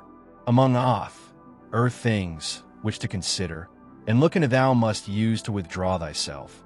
Let those two be among the most obvious and at hand. 1. That the things or objects themselves reach not unto the soul, but stand without still and quiet, and that it is from the opinion only which is within, that all the tumult and all the trouble doth proceed. The next, that all these things which now thou sayest, shall within a very little while be changed, and be no more, and ever call to mind how many changes and alterations in the world thou thyself hast already been an eyewitness of in thy time. This world is mere change, and this life opinion. For, if to understand and to be reasonable be common unto all men, then is that the Son, for which we are termed reasonable, common unto all. If reason is general, then is that reason also, which prescribeth what is to be done and what not, common unto all. If that, then law. If law, then are we fellow citizens. If so, then are we partners in some one commonweal. If so, then the world is as it were city. For which other commonweal is it that all men can be said to be members of? From this common city it is that understanding, reason, and law is derived unto us. For from whence else? For as that which in me is earthly I have from some common earth, and that which is moist from some other element is imparted, as my breath and life hath its proper fountain, and that likewise which is dry and fiery in me. For there is nothing which doth not proceed from something. As also there is nothing that can be reduced unto mere nothing, so also is there some common beginning from whence my understanding bath proceeded. As generation is, so also death, a secret of nature's wisdom, a mixture of elements, resolved into the same elements again, a thing surely which no man ought to be ashamed of. In a series of other fatal events and consequences, which a rational creature is subject unto, not improper or incongruous, nor contrary to the natural and proper constitution of man himself. 6. Such and such things from such and such causes must of necessity proceed. He that would not have such things to happen is as he that would have the fig tree grow without any sap or moisture. In sum, remember this, that within a very little while, both thou and he shall both be dead, and after a little while more, not so much as your names and memories shall be remaining. 7. Let opinion be taken away, and no man will think himself wronged. If no man shall think himself wronged, then is there no more any such thing as wrong. That which makes not man himself the worse, cannot make his life the worse, neither can it hurt him either inwardly or outwardly. It was expedient in nature that it should be so, and therefore necessary. 8. Whatsoever doth happen in the world, doth happen justly, and so if thou dost well take heed, thou shalt find it. I say not only in right order by a series of inevitable consequences, but according to justice, and as it were by way of equal distribution, according to the true worth of everything. Continue then to take notice of it, as thou hast begun, and whatsoever thou dost, do it not without this proviso, that it be a thing of that nature that a good man, as the word good is properly taken, may do it. This observe carefully in every action. 9. Conceit no such things, as he that wrongeth thee conceiveth, or would have thee to conceive, but look into the matter itself, and see what it is in very truth. X. These 2 rules thou must have always in a readiness. First, do nothing at all, but what reason proceeding from that regal and supreme part shall for the good and benefit of men suggest unto thee. And secondly, if any man that is present shall be able to rectify thee, or to turn thee from some erroneous persuasion, that thou be always ready to change thy mind, and this change to proceed, not from any respect of any pleasure or credit thereon depending, but always from some probable apparent ground of justice, or of some public good thereby to be furthered, or from some other such inducement. 11. Hast thou reason? I have. Why then makest thou not use of it? For if thy reason do her part, what more canst thou require? 12. As a part hitherto thou hast at a particular subsistence, and now shalt thou vanish away into the common substance of him, who first begot thee, or rather thou shalt be resumed again into that original rational substance, out of which all others have issued and are propagated. Many small pieces of frankincense are set upon the same altar. One drops first and is consumed, another after, and it comes all to one. 13. Within 10 days, if so happen, thou shalt be esteemed a god of them, who now, if thou shalt return to the dogmata and to the honoring of reason, will esteem of thee no better than of a mere brute and of an ape. 14. Not as though thou hadst thousands of years to live. Death hangs over thee, whilst yet thou livest, whilst thou mayest be good. 15. Now much time and leisure doth he gain, who is not curious to know what his neighbor hath said, or hath done, or hath attempted, but only what he doth himself, that it may be just and holy, or to express it in Agathos 13 words, not to look about upon the evil conditions of others, but to run on straight in the line, without any loose and extravagant agitation. 16. He who is greedy of credit and reputation after his death doth not consider that they themselves by whom he is remembered shall soon after every one of them be dead, and they likewise that succeed those, until at last all memory, which hither to by the succession of men admiring and soon after dying hath had its course be quite extinct. But suppose that both they that shall remember thee and thy memory with them should be immortal, what is that to thee? I will not say to thee after thou art dead, but even to thee living, what is thy praise?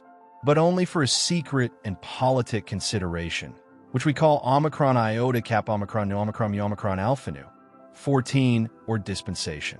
For as for that it is the gift of nature, whatsoever is commended in thee, what might be objected from thence, let that now that we are upon another consideration be omitted as unseasonable. That which is fair and goodly, whatsoever it be, and in what respect soever it be, that it is fair and goodly, it is so of itself, and terminates in itself, not admitting praise as a part or member. That therefore which is praised is not thereby made the better or worse. This I understand even of those things, they're commonly called fair and good, as those which are commended either for the matter itself, or for curious workmanship. As for that which is truly good, what can it stand in need of more than either justice or truth, or more than either kindness and modesty? Which of all those either becomes good or fair because commended, or dispraised suffers any damage? Doth the emerald become worse in itself, or more vile if it be not commended? Doth gold, or ivory, or purple? Is there anything that doth though never so common as a knife, a flower, or tree? 17. If so be that the souls remain after death, say they that will not believe it. How is the air from all eternity able to contain them? How is the earth, say I, ever from that time able to contain the bodies of them that are buried? For as here, the change and resolution of dead bodies into another kind of subsistence, whatsoever it be, makes place for other dead bodies.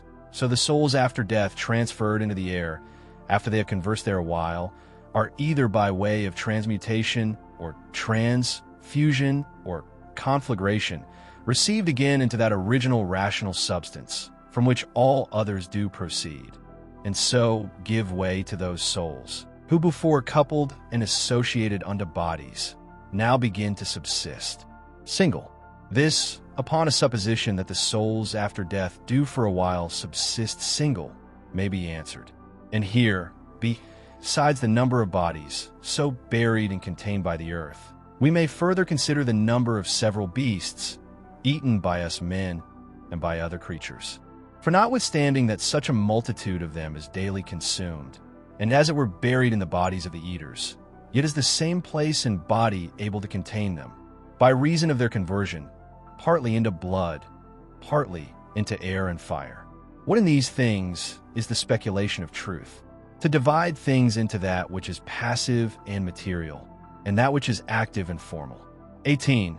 Not to wander out of the way, but upon every motion and desire, to perform that which is just, and ever to be careful to attain to the true natural apprehension of every fancy that presents itself. 19. Whatsoever is expedient unto thee, O world, is expedient unto me. Nothing can either be unseasonable unto me, or out of date, which unto thee is seasonable. Whatsoever thy seasons bear, shall ever by me be esteemed as happy fruit and increase. O nature, from thee are all things, in thee all things subsist, and to thee all tend. Could he say of Athens, thou lovely city of sea crops, and shalt not thou say of the world, thou lovely city of God? XX. They will say commonly, meddle not with many things, if thou wilt live cheerful a why. Certainly there is nothing better than for a man to confine himself to necessary actions, to such and so many only, as reason in a creature that knows itself born for society will command and enjoin. This will not only procure that cheerfulness, which from the goodness, but that also, which from the paucity of actions doth usually proceed. For since it is so, that most of those things which we either speak or do are unnecessary, if a man shall cut them off, it must needs follow that he shall thereby gain much leisure and save much trouble. And therefore at every action a man must privately by way of admonition suggest unto himself, what? May not this that now I go about be of the number of unnecessary actions? Neither must he use himself to cut off actions only, but thoughts and imaginations also, that are unnecessary, for so will unnecessary consequent actions the better be prevented and cut off. XXI. Try also how a good man's life, of one who is well pleased with those things whatsoever, which among the common changes and chances of this world fall to his own lot and share, and can live well contented and fully satisfied in the justice of his own proper present action, and the goodness of his disposition for the future will agree with thee. Thou hast had experience of that other kind of life. Make now trial of this also. Trouble not thyself any more henceforth. Reduce thyself unto perfect simplicity. Doth any man offend? It is against himself that he doth offend. Why should it trouble thee? Hath anything happened unto thee? It is well whatsoever it be. It is that which of all the common chances of the world from the very beginning and the essurise of all other things that have, or shall happen, was destinated and appointed unto thee. To comprehend all in a few words, our life is short. We must endeavor to gain the present time with best discretion and justice. Use recreation with sobriety. XXII. Either this world is a Kappa Sigma Mu Omicron or a comely piece, because all disposed in gov, earned by certain order, or if it be a mixture, though confused, yet still it is a comely piece. For is it possible that in thee there should be any beauty at all, and that in the whole world there should be nothing but disorder and confusion? and all things in it too, by natural different properties one from another differenced and distinguished, and yet all through diffused, and by natural sympathy, one to another united, as they are, xei, a black or malign disposition, an effeminate disposition, an hard inexorable disposition, a wild and human disposition, a sheepish disposition, a childish disposition, a blockish, a false, a scurril, a fraudulent, a tyrannical. What then? If he be a stranger in the world, that knows not the things that are in it, why not he a stranger as well, that wonders at the things that are done in it? Ziv, he is a true fugitive, that flies from reason, by which men are sociable. He blind, who cannot see with the eyes of his understanding. He poor, that stands in need of another, and hath not in himself all things needful for this life. He an oppo steam of the world, who by being discontented with those things that happen unto him in the world, doth, as it were, apostatize, and separate himself from common tours rational administration. For the same nature it is that brings this unto thee, whatsoever it be, that first brought thee into the world. He raises sedition in the city, who by irrational actions withdraws his own soul from that one and common soul of all rational creatures. XXV, there is who without so much as a coat, and there is who without so much as a book doth put philosophy in practice. I am half naked, neither have I bread to eat, and yet I depart not from reason. Saith one. But I say, I want the food of good teach, and instructions, and yet I depart not from reason. XXVI. What art and profession soever thou hast learned, endeavor to effect it, and comfort thyself in it, and pass the remainder of thy life as one who from his whole heart commits himself and whatsoever belongs unto him, unto the gods. And as for men, carry not thyself either tyrannically or servilely towards any. XXVI. Consider my mind, for example's sake, the times of Vespasian. Thou shalt see but the same things, some marrying, some bringing up children, some sick, some dying, some fighting, some feasting, some merchandising, some tilling, some flatter, some boasting, some suspecting, some undermining, some wishing to die, some fretting and murmuring at their present estate, some wooing, some hoarding, some seeking after magistracies, and some after kingdoms. And is not that their age quite over and ended? Again, consider now the times of Trajan. There likewise thou sayest the very self-same things, and that age also is now over and ended. In the like man, now consider other periods, both of times and of whole nations, and see how many men, after they had with all their might and main intended and prosecuted some one worldly thing or other, did soon after drop away, and were resolved into the elements.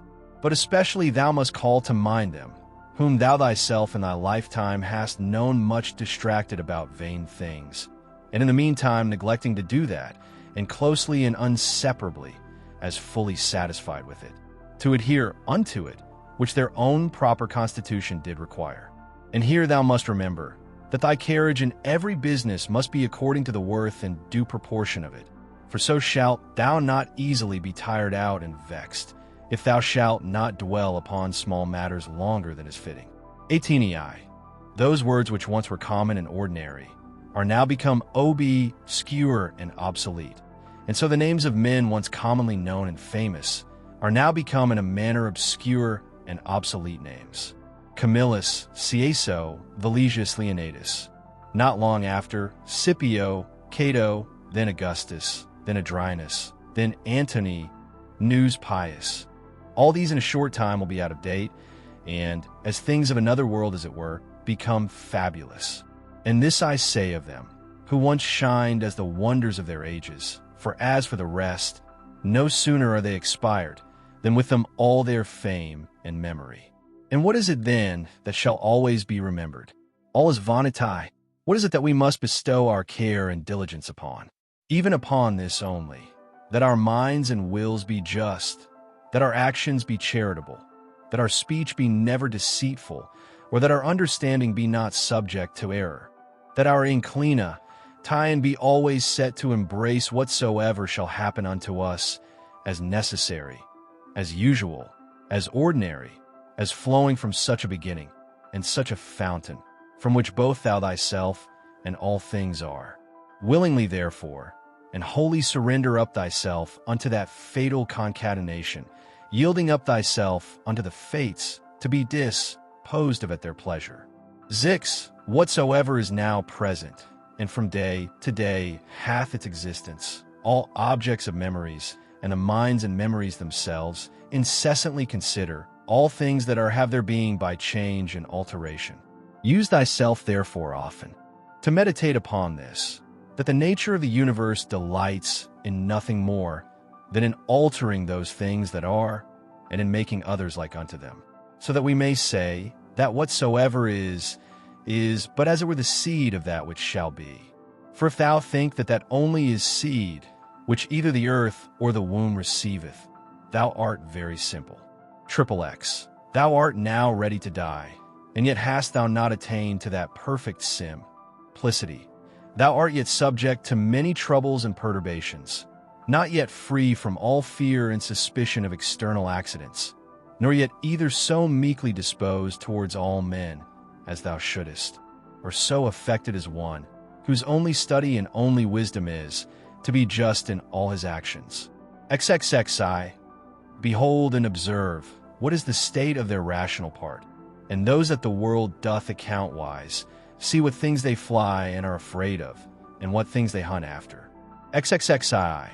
In another man's mind and understanding thy evil cannot subsist, nor in any proper temper or distemper of the natural constitution of thy body, which is but as it were the coat or cottage of thy soul. Wherein then, but in that part of thee, wherein the conceit and apprehension of any misery can subsist, let not that part therefore admit any such conceit, and then all is well. Though thy body which is so near should either be cut or burnt, or suffer any corruption or putrefaction, yet let that part to which it belongs to judge of these be still at rest. That is, let her judge this, that whatsoever it is, that equally may happen to a wicked man, and to a good man, is neither good nor evil. For that which happens equally to him that lives according to nature, and to him that doth not, is neither according to nature, nor against it, and by consequent, neither good nor bad. 33. Ever consider and think upon the world as being but one living substance, and having but one soul, and how all things in the world are terminated into one sensitive power, and are done by one general motion, as it were, and deliberation of that one soul, and how all things that are concur in the cause of one another's behind G, and by what manner of connection and concatenation all things happen. XXXIV. What art thou, that better and divine part accepted, but as Epictetus said well, a wretched soul, appointed to carry a carcass up and down? XXXV. To suffer change can be no hurt, as no benefit it is by change to attain to be ing. The age and time of the world is as it were a flood and swift current, consisting of the things that are brought to pass in the world. For as soon as anything hath paired and is passed away, another succeeds, and that also will presently out of sight. XXXVI. Whatsoever doth happen in the world is, in the course of nature, as usual and ordinary as a rose in the spring and fruit in summer. Of the same nature is sickness and death, slander and lying in wait, and whatsoever else ordinarily doth unto fools use to be occasion either of joy or sorrow. That whatsoever it is that comes after doth always very naturally, and as it were familiarly, follow upon that which was before. For thou must consider the things of the world, not as a loose and dependent number, consisting merely of necessary events, but as a discrete tie-in of things orderly and harmoniously disposed. There is then to be seen in the things of the world not a bare succession, but an admirable correspondence and affinity. XVI. Let that of Heraclitus never be out of thy mind, that the death of earth is water, and the death of water is air, and the death of air is fire, and so on the contrary. Remember him also who was ignorant whither the way did lead, and how that reason being the thing by which all things in the world are administered, and which men are continually and most inwardly conversant with, yet is the thing which ordinarily they are most in opposition with, and how those things which daily happen among them cease not daily to be strange unto them, and that we should not either speak or do anything as men in their sleep, by opinion and bare imagination, for then we think we speak and do, and that we must not be as children who follow their father's example. For best reason alleging their bare kapal fetau iota, pile pharo epsilon iota lambda alpha mu epsilon nu, or as by successive tradition from our forefathers we have received it.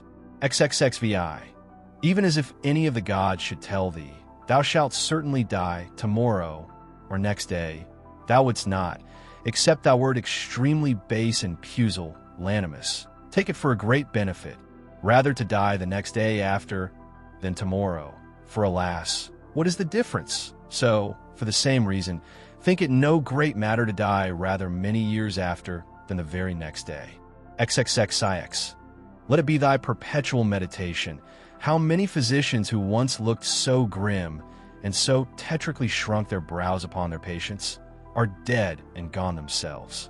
How many astrologers, after that in great ostentation they had foretold the death of some others, how many philosophers, after so many elaborate tracts and volumes concerning either mortality or immortality, how many brave captains and commanders, after the death and slaughter of so many, how many kings and tyrants, after they had with such horror and insolency abused their power upon men's lives, as though themselves had been immortal, how many, that I may so speak, whole cities, both men and towns, Hellas, Pompeii, Herculaneum, and others innumerable are dead and gone. Run them over also, whom thou thyself, one after another, hast known in thy time to drop away. Such and such a one took care of such and such a one's burial, and soon after was buried himself. So one, so another, and all things in a short time.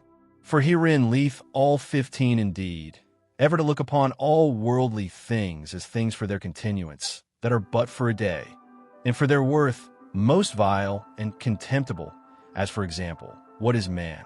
That which but the other day when he was conceived was vile snivel, and within few days shall be either an embalmed carcass or mere ashes. Thus must thou, according to truth and nature, thoroughly consider how man's life is but for a very moment of time, and so depart meek and contented, even as if a ripe olive falling should praise the ground that bare her, and give thanks to the tree that begot her. XL. Thou must be like a promontory of the sea, against which though the waves beat continually, yet it both itself stands, and about it are those swelling waves stilled and quieted. XLI. Oh, wretched I, to whom this mischance has happened. Nay, happy I, to whom this thing being happened, I can continue without grief, neither wounded by that which is present, nor in fear of that which is to come. For as for this, it might have happened unto any man, but any man having such a thing befallen him could not have continued without grief. Why then should that rather be an unhappiness than this a happiness? But however, canst thou, O man, term that unhappiness, which is no mischance to the nature of man, canst thou think that a mischance to the nature of man, which is not contrary to the end and will of his nature? What then hast thou learned is the will of man's nature? Doth that then which hath happened unto thee hinder thee from being just, or magnanimous, or temperate, or wise, or circumspect, or true, or modest, or free, or from anything else of all those things in the present enjoying and possession whereof the nature of man, as then enjoying all that is proper unto her, is fully satisfied? Now to conclude, upon all occasion of sore, remember henceforth to make use of this dogma, that whatsoever it is that hath happened unto thee is in very deed no such thing of itself as a misfortune, but that to bear it generously is certainly great happiness. XLII. It is but an ordinary coarse one, yet it is a good effectual remedy against the fear of death, for a man to consider in his mind the examples of such who greedily and covetously, as it were, did for a long time enjoy their lives. What have they got more than they whose deaths have been untimely? Are not they themselves dead at the last? As Cadicians, Fabius, Julianus Lepidus, or any other who in their lifetime having buried many, were at the last buried themselves. The whole space of any man's life is but little, and as little as it is with what troubles, with what manner of dispositions, and in the society of how wretched a body must it be passed. Let it be therefore unto thee altogether as a matter of indifferency. For if thou shalt look backward, behold, what an infinite chaos of time doth present itself unto thee, and as infinite a chaos, if thou shalt look forward. In that which is so infinite, what difference can there be between that which liveth but 3 days, and that which liveth 3 ages? Xlii, let thy course ever be the most compendious way. The most compendious is that which is according to nature, that is in all both words and deeds, ever to follow that which is most sound and perfect. For such a resolution will free a man from all trouble, strife, dissembling, and ostentation. The 5th Book. In the morning, when thou findest thyself unwilling to rise, consider with thyself presently, is to go about a man's work that I am stirred up. Am I then yet unwilling to go about that, for which I myself was born and brought forth into this world? Or was I made for this, to lay me down, and make much of myself in a warm bed? Oh, but this is pleasing. And was it then for this that thou wert born, that thou mightest enjoy pleasure? Was it not in very truth for this, that thou mightest always be busy in an action? Sayest thou not how all things in the world besides, how every tree and plant, how sparrows and ants, spiders and bees, how all in their kind are intent as it were orderly to perform whatsoever toward the preservation of this orderly universe, naturally doth become and belong unto thin. And wilt not thou do that which belongs unto a man to do? Wilt not thou run to do that which thy nature doth require? But thou must have some rest. Yes, thou must. Nature hath of that also, as well as of eating and drinking allowed thee a certain stint. But thou guessed beyond thy stint, and beyond that which would suffice, and in matter of action, there thou comest short of that which thou mayest. It must needs be, therefore, that thou dost not love thyself. For if thou didst, thou wouldst also love thy nature, and that which thy nature doth propose unto herself as her end. Others, as many as take pleasure in their trade and profession, can even pine themselves at their works, and neglect their bodies and their food for it. And doest thou less honor thy nature than an ordinary mechanic his trade, or a good dancer his art, than a covetous man his silver, and vainglorious man applause? These to whatsoever they take an affection, can be content to want their meat and sleep, to further that every one which he affects, and shall actions tending to the common good of human society seem more vile unto thee, or worthy of less respect and intention? 2. How easy a thing is it for a man to put off from him all turbulent adventitious imaginations, and presently to be in perfect rest and tranquility. 3. Think thyself fit and worthy to speak, or to do anything that is according to nature, and let not the reproach or report of some that may ensue upon it ever deter thee. If it be right and honest to be spoken or done, undervalue not thyself so much as to be discouraged from it. As for them, they have their own rational overruling part, and their own proper inclination, which thou must not stand and look about to take notice of, but go on straight, whither both thine own particular and the calm nature do lead thee, and the way of both these is but one. For I continue my course by actions according to nature, until I fall and cease, breathing out my last breath into that air, by which continually breathed and I did live, and falling upon that earth, out of whose gifts and fruits my father gathered his seed, my mother her blood, and my nurse her milk, out of which for so many years I have been provided, both of meat and drink. And lastly, which beareth me that tread upon it, and beareth with me that so many ways do abuse it, or so freely make use of it, so many ways to so many ends. V. No man can admire thee for thy sharp, acute language, such as thy natural dishabille, ity that way. Be it so, yet there be many other good things, for the want of which thou canst not plead the want or natural ability. Let them be seen in thee, which depend wholly from thee: sincerity, gravity, laboriousness, contempt of pleasures. Be not querulous, be content with little, be kind, be free. Avoid all superfluity, all vain prattling. Be magnanimous. Doest not thou perceive how many things there be, which notwithstanding any pretense of natural indisposition and unfitness, thou mightest have performed and exhibited, and yet still thou doest voluntarily continue drooping downwards? Or wilt thou say that it is through defect of thy natural constitution that thou art constrained to murmur, to be base and wretched, to flatter, now to accuse, and now to please and pacify thy body, to be vainglorious, to be so giddy-headed and unsettled in thy thoughts? Nay, witnesses be the gods. Of all these thou mightest have been rid long ago. Only this thou must have been contented with, to have borne the blame of one that is somewhat slow and dull, wherein thou must so exercise thyself, as one who neither doth much take to heart this his natural defect, nor yet pleaseth himself in it. 6. Such there be, who when they have done a good turn to any, are ready to set them on the score for it, and to require retaliation. Others there be, who though they stand not upon retaliation, to require any, yet they think with themselves nevertheless that such a one is their debtor, and they know as their word is what they have done.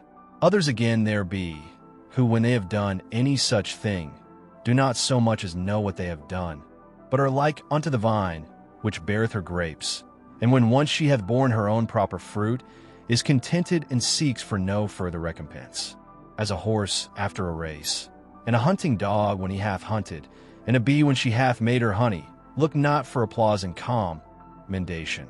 So neither doth that man that rightly doth understand his own nature when he hath done a good turn, but from one doth proceed to do another, even as the vine after she hath once borne fruit in her own proper season, is ready for a noth or time.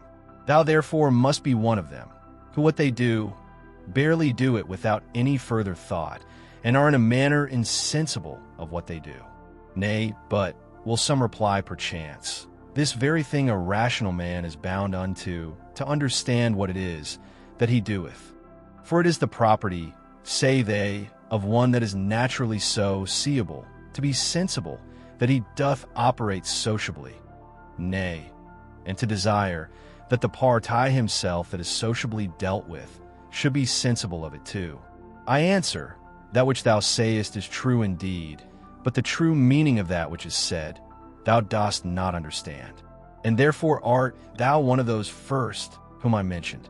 For they also are led by a probable appearance of reason.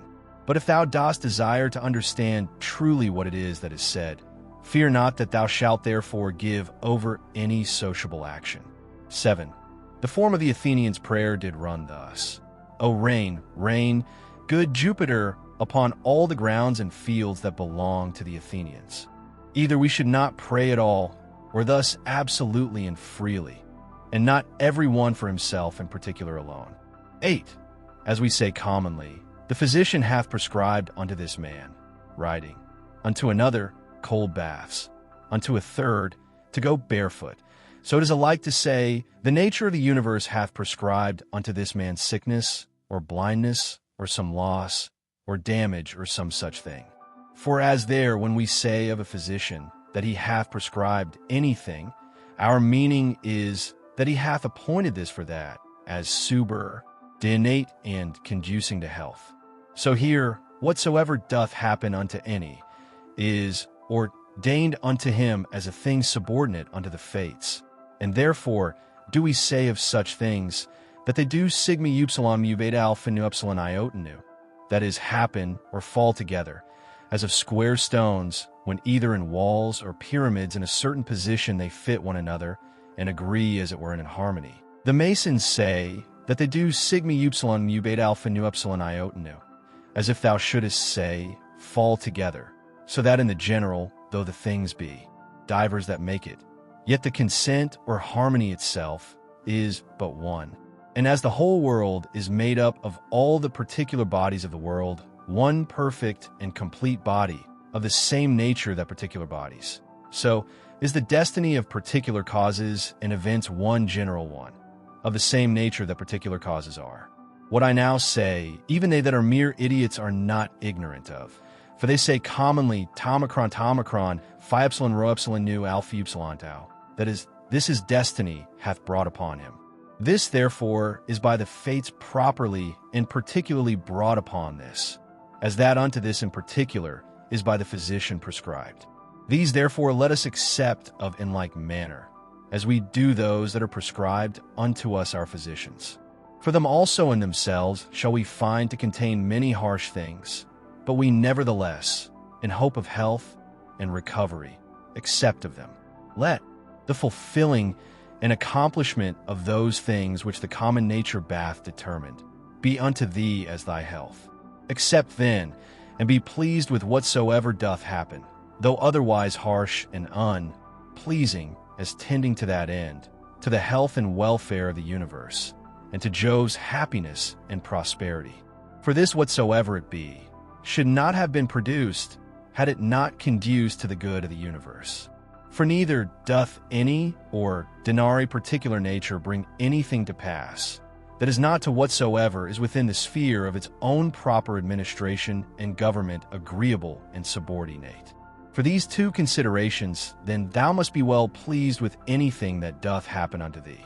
First, because that for thee properly it was brought to pass, and unto thee it was prescribed, and that from the very beginning by the series and connection of the first causes, it hath ever had a reference unto thee, and sec, only, because the good success and perfect welfare, and indeed the very continuance of him, that is the administrator of the whole, doth in a manner depend on it.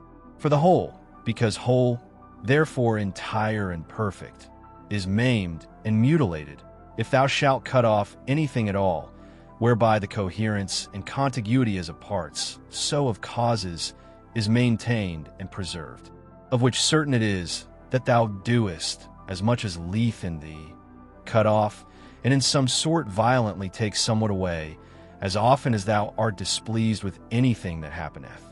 9. Be not discontented, be not disheartened, be not out of hope, if often it succeed not so well with thee punctually and precisely to do all things according to the right dogmata, but being once cast off, return unto them again. And as for those many and more frequent occurrences, either of worldly distractions or human infirmities, which as a man thou canst not but in some measure be subject unto, be not thou discontented with them, but however love and affect that only which thou dost turn unto a philosopher's life and proper occupation after the most exact manner. And when thou dost return to thy philosophy, return not unto it, as the manner of some is, after play and liberty as it were, to their schoolmasters and pedagogues, but as they that have sore eyes to their sponge and egg, or as another to his cataplasm, or as others to their fomentations. So shalt not thou make it a matter of ostentation, at all to obey reason, but of ease and comfort. And remember that philosophy requireth nothing of thee, but what thy nature requireth, and wouldest thou thyself desire anything that is not according to nature? For which of these sayest thou, that which is according to nature or against it, is of itself more kind and pleasing? Is it not for that respect especially, that pleasure itself is to so many men's hurt and overthrow most prevalent, because esteemed commonly most kind and natural? But consider well whether magnanimity rather, and true liberty, and true simplicity, and equanimity, and holiness, whether these be not most kind and natural. And prudent, sigh itself, what more kind and amiable than it, when thou shalt truly consider with thyself, what it is through all the proper objects of thy rational intellectual faculty currently to go on without any fall or stumble. As for the things of the world, their true nature is in a manner so involved with obscurity, that unto many philosophers, and those no mean ones, they seemed altogether incomprehensible. And the Stoics themselves, though they judged them not altogether incomprehensible, yet scarce and not without much difficulty, comprehensible, so that all assent of ours is fallible. For who is he that is infallible in his conclusions? From the nature of things, pass now unto their subjects and matter. How temporary, how vile are they, such as may be in the power and possession of some abominable loose liver, of some common strumpet, of some notorious oppressor and extortioner. Pass from thence to the dispositions of them that thou doest ordinarily converse with. How hardly do we bear, even with the most loving and amiable, that I may not say, how hard it is for us to bear even with our own selves, in such obscurity and impurity of things, in such and so continual a flux both of the substances and time, both of the motions themselves and things moved, what it is that we can fasten upon, either to honor and respect especially, or seriously and studiously to seek after. I cannot so much as conceive, for indeed they are things contrary. X. Thou must comfort thyself in the expectation of thy natural dissolution, and in the meantime not grieve at the delay, but rest contented in those two things. First, that nothing shall happen unto thee, which is not according to the nature of the universe. Secondly, that it is in thy power to do nothing against thine own proper God and inward spirit. For it is not in any man's power to constrain thee to transgress against him. 11. What is the use that now, at this present, I make of my soul? Thus from time to time, and upon all occasions, thou must put this question to thyself. What is now that part of mine, which they call the rational mistress part, employed about? Whose soul do I now properly possess? A child's, or a youth's? A woman's, or a tyrant's? Some brute, or some wild beast soul? 12. What those things are in themselves, which by the greatest part are esteemed good, thou mayest gather even from this.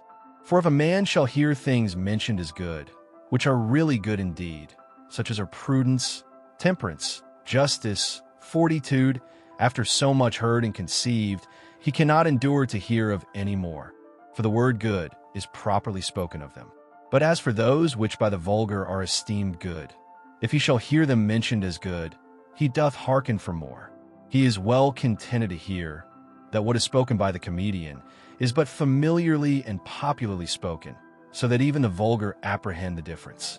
For why is it, else, that this offends not and needs not to be excused when virtues are styled good, but that which is spoken in commendation of wealth, pleasure, or honor, we entertain it only as merrily and pleasantly spoken? Proceed, therefore, and inquire further, whether it may not be that those things also which being mentioned upon the stage were merrily, and with great applause of the multitude, scoffed at with this jest, that they that possessed them had not in all the world of their own, such was their affluence and plenty, so much as a place were to avoid their excrements. Whether, I say, those ought not also in very deed to be much respected and esteemed of, as the only things that are truly good. 13. All that I consist of is either form or matter. No corruption can reduce either of these unto nothing, for neither did I of nothing become a subsistent creature. Every part of mine, then, will by mutation be disposed into a certain part of the whole world, and that in time into another part. And so in infinitum, by which kind of mutation, I also became what I am, and so did they that begot me, and they before them, and so upwards in infinitum. For so we may be allowed to speak, though the age and government of the world be to some certain periods of time limited and confined. 14. Reason and rational power are faculties which content themselves with themselves in their own proper operations. And as for their first inclination and motion, that they take from themselves, but their progress is right to the end and object which is in their way, as it were, and lieth just before them. That is, which is feasible and possible, whether it be that which at the first they propose to themselves or no. For which reason also such actions are termed cap alpha omicron rho theta sigma epsilon iota. 16. To intimate the directness of the way by which they are achieved. Nothing must be thought to belong to a man, which doth not belong unto him as he is a man. These, the event of poses, are not things required in a man. The nature of man doth not profess any such things. The final ends and consummations of actions are nothing at all to a man's nature. The end, therefore, of a man, or the summum bonum whereby that end is fulfilled, cannot consist in the consummation of actions purposed and intended. Again, concerning these outward worldly things, were it so that any of them did properly belong unto man, then would it not belong unto man to condemn them and to stand in opposition with them. Neither would he be praiseworthy that can live without them, or he good, if these were good indeed, who of his own accord doth deprive himself of any of them. But we see contrariwise, that the more a man doth withdraw himself from these wherein external pomp and greatness doth consist, or any other like these, or the better he doth bear with the loss of these, the better he is accounted. 15. Such as thy thoughts and ordinary cogitations are, such will thy mind be in time. For the soul doth, as it were, receive its tincture from the fancies and imaginations. Diet, therefore, and thoroughly soak it with the assiduity of these cogitations. As for example, wheresoever thou mayest live, there it is in thy power to live well and happy. But thou mayest live at the court, there then also mayest thou live well and happy. Again, that which everything is made for, he is also made unto that, and cannot but naturally incline unto it. That which anything doth naturally incline on, to, therein is his end. Wherein the end of everything doth consist, therein also doth his good and benefit consist. Society, therefore, is the proper good of a rational creator. For that we are made for society, it hath long since been demonstrated.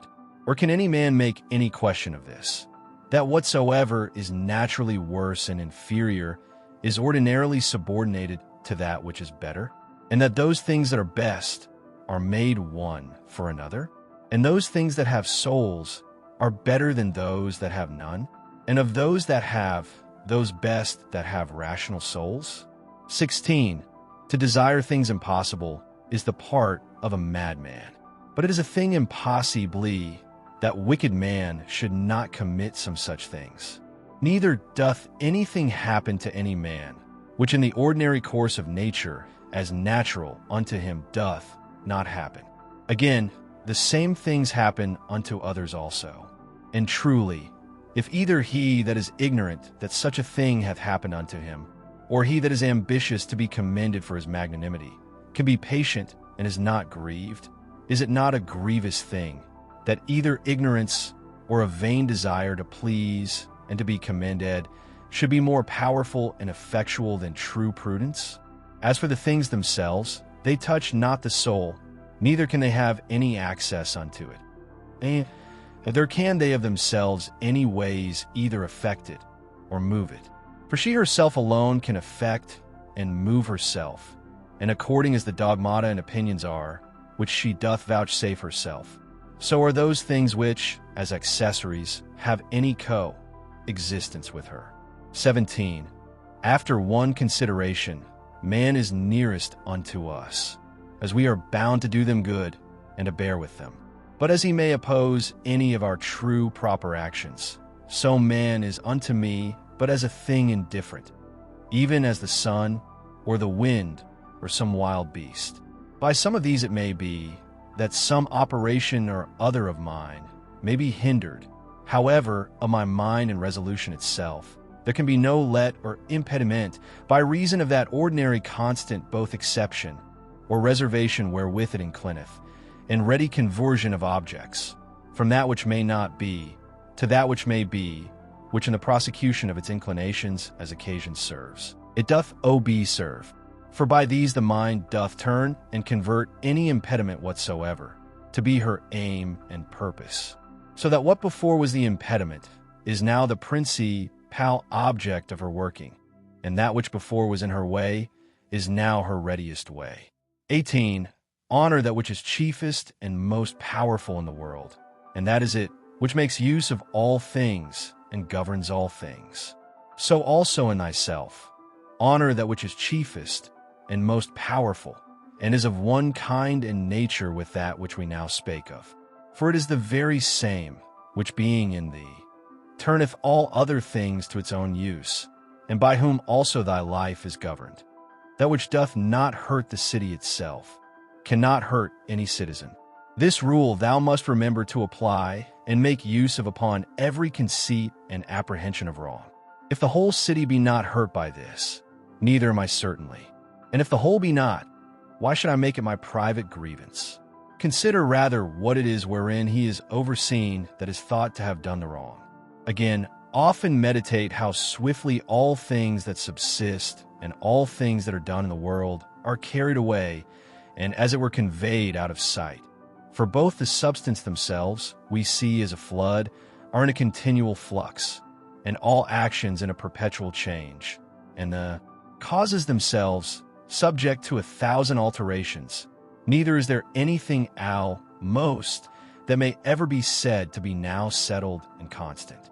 Next unto this, and which follows upon it, consider both the infiniteness of the time already past, and the immense vastness of that which is to come, wherein all things are to be resolved and annihilated. Art not thou then a very fool, who for these things art either puffed up with pride or distracted with cares, or canst find in thy heart to make such moans as for a thing that would trouble thee for a very long time? Consider the whole verse whereof thou art but a very little part, and the whole age of the world together, whereof but a short and very momentary portion is allotted unto thee, and all the fates and destinies together, of which how much is it that comes to thy part and share? Again, another doth trespass against me. Let him look to that. He is master of his own disposition and of his own operation. I for my part am in the meantime in possession of as much as the common nature would have me to possess, and that which mine own nature would have me do, I do. XX. Let not that chief commanding part of thy soul be ever subject to any variation through any corporal either pain or pleasure. Neither suffer it to be mixed with these, but let it both circumscribe itself and confine those affections to their own proper parts and members.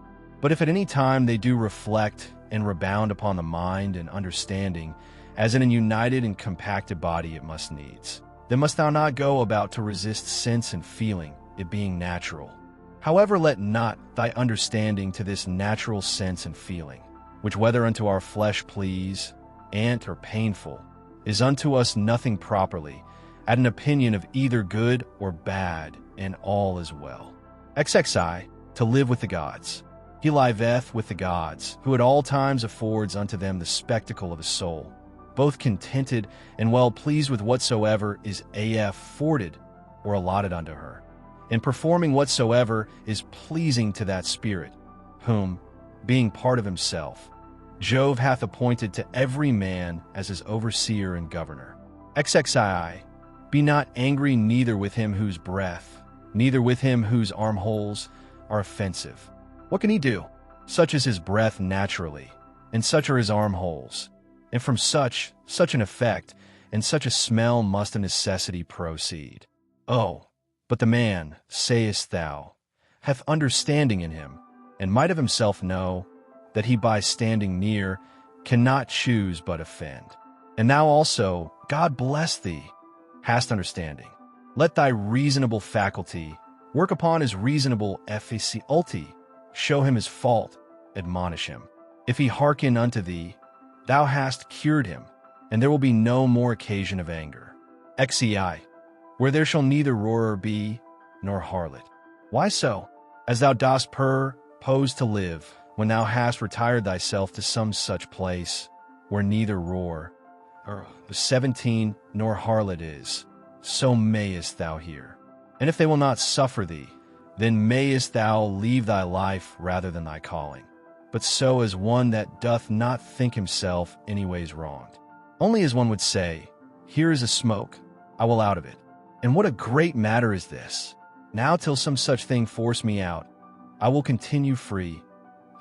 There shall any man hinder me to do what I will, and my will shall ever be by the proper nature of a reasonable and sociable creature, regulated and directed. Ziv, that rational essence by which the universe is governed, is for community and society, and therefore hath it both made the things that are worse for the best, and hath allied and knit together those which are best, as it were in harmony. Sayest thou not how it hath subordinated and coordinated, and how it hath distributed unto everything according to its worth? And those which have the preeminency and superiority above all, hath it united together into a mutual consent and agreement. XXV, how hast thou carried thyself hitherto towards the gods, towards thy parents, towards thy brethren, towards thy wife, towards thy children, towards thy masters, thy foster fathers, thy friends, thy domestics, thy servants? Is it so with thee, that hitherto thou hast neither by word or deed wronged any of them? 18. Remember withal through how many things thou hast already passed, and how many thou hast been able to endure, so that now the legend of thy life is full, and thy charge is accomplished. Again, how many truly good things have certainly by thee been discerned? How many pleasures, how many pains hast thou passed over with contempt? How many things eternally glorious hast thou despised? Towards how many perverse, unreasonable men hast thou carried thyself kindly and discreetly? XXVI, why should imprudent, unlearned souls trouble that which is both learned and prudent? And which is that is so? She that understandeth the beginning and the end, and hath the true knowledge of that rational essence, that passeth through all things subsisting, and through all ages being ever the same, disposing and dispensing as it were this universe by certain periods of time. XXVI, within a very little while, thou wilt be either ashes or a solidum, and a name perchance, and perchance not so much as a name. And what is that but an empty sound and a rebounding echo? Those things which in this life are dearest unto us, and of most account, they are in themselves but vain, putrid, contemptible. The most weighty and serious, if rightly esteemed, but as puppies biting one another, or untoward children, now laughing and then crying. As for faith and modesty and justice and truth, they long since, as one of the poets 19 hath it, have abandoned this spacious earth and retired themselves unto heaven. What is it then that doth keep thee here, if things sensible be so mutable and unsettled, and the senses so obscure and so fallible, and our souls nothing but an exhalation of blood? And to be in credit among such be but vanity? What is it that thou dost stay for? An extinction or a translation, either of them with a propitious and contented mind. But still that time come, what will content thee? What else but to worship and praise the gods, and to do good unto men, to bear with them, and to forbear to do them any wrong, and for all external things belonging either to this thy wretched body or life, to remember that they are neither thine, nor in thy power. 18. Thou mayest always speed, if thou wilt but make choice of the right way, if in the course both of thine opinions and actions thou wilt observe a true method. These two things be common to the souls, as of God, so of men, and of every reason able creature. First, that in their own proper work they cannot be hindered by anything, and secondly, that their happiness doth consist in a disposition to and in the practice of righteousness, and that in these their desire is terminated. Zix, if this neither be my wicked act, nor an act anyways depending from any wickedness of mine, and that by it the public is not hurt, what doth it concern me? And wherein can the public be hurt? For thou must not altogether be carried by conceit and common opinion. As for help thou must afford that unto them after thy best ability, I to why, and as occasion shall require, though they sustain damage, but in these middle or worldly things. But however do not thou conceive that they're truly hurt thereby, for that is not right. But as that old foster father in the comedy, being now to take his leave doth with a great deal of ceremony, require his foster child's rhombus or rattletop, remembering nevertheless that it is but a rhombus, so here also do thou likewise. For indeed, what is all this pleading and public bawling for the courts? O man, hast thou forgotten what those things are? Yea, but there are things that others much care for, and highly esteem of. Wilt thou therefore be a fool too? Once I was, let that suffice. XXX, let death surprise rue when it will, and where it will, I may be epsilon omicron iota omicron, or a happy man, nevertheless. For he is a happy man, who in his lifetime dealeth unto himself a happy lot and portion. A happy lot and portion is good inclinations of the soul, good desires, good actions. Point 20. The sixth book, the matter itself, of which the universe doth consist, is of itself very tracta, bly, and pliable. That rational essence that doth govern it, bath in itself no cause to do evil. It bath no evil in itself, neither can it do anything that is evil, neither can anything be hurt by it. And all things are done and determined according to its will and prescript. 2. Be it all one unto thee, whether half frozen or well warm, whether only slumber, ng, or after a full sleep, whether discommended or commended thou do thy duty, or whether dying or doing somewhat else, for that also to die must among the rest be reckoned as one of the duties and actions of our lives. 3. Look in, let not either the proper quality or the true worth of anything pass thee, before thou hast fully apprehended it. For all substances come soon to their change, and either they shall be resolved by way of exhalation, if so be that all things shall be reunited into one substance, or, as others maintain, they shall be scattered and dispersed. As for that rational essence by which all things are governed, as it best understandeth itself, both its own dispo, citaion, and what it doth, and what matter it hath to do with, and accordingly doth all things.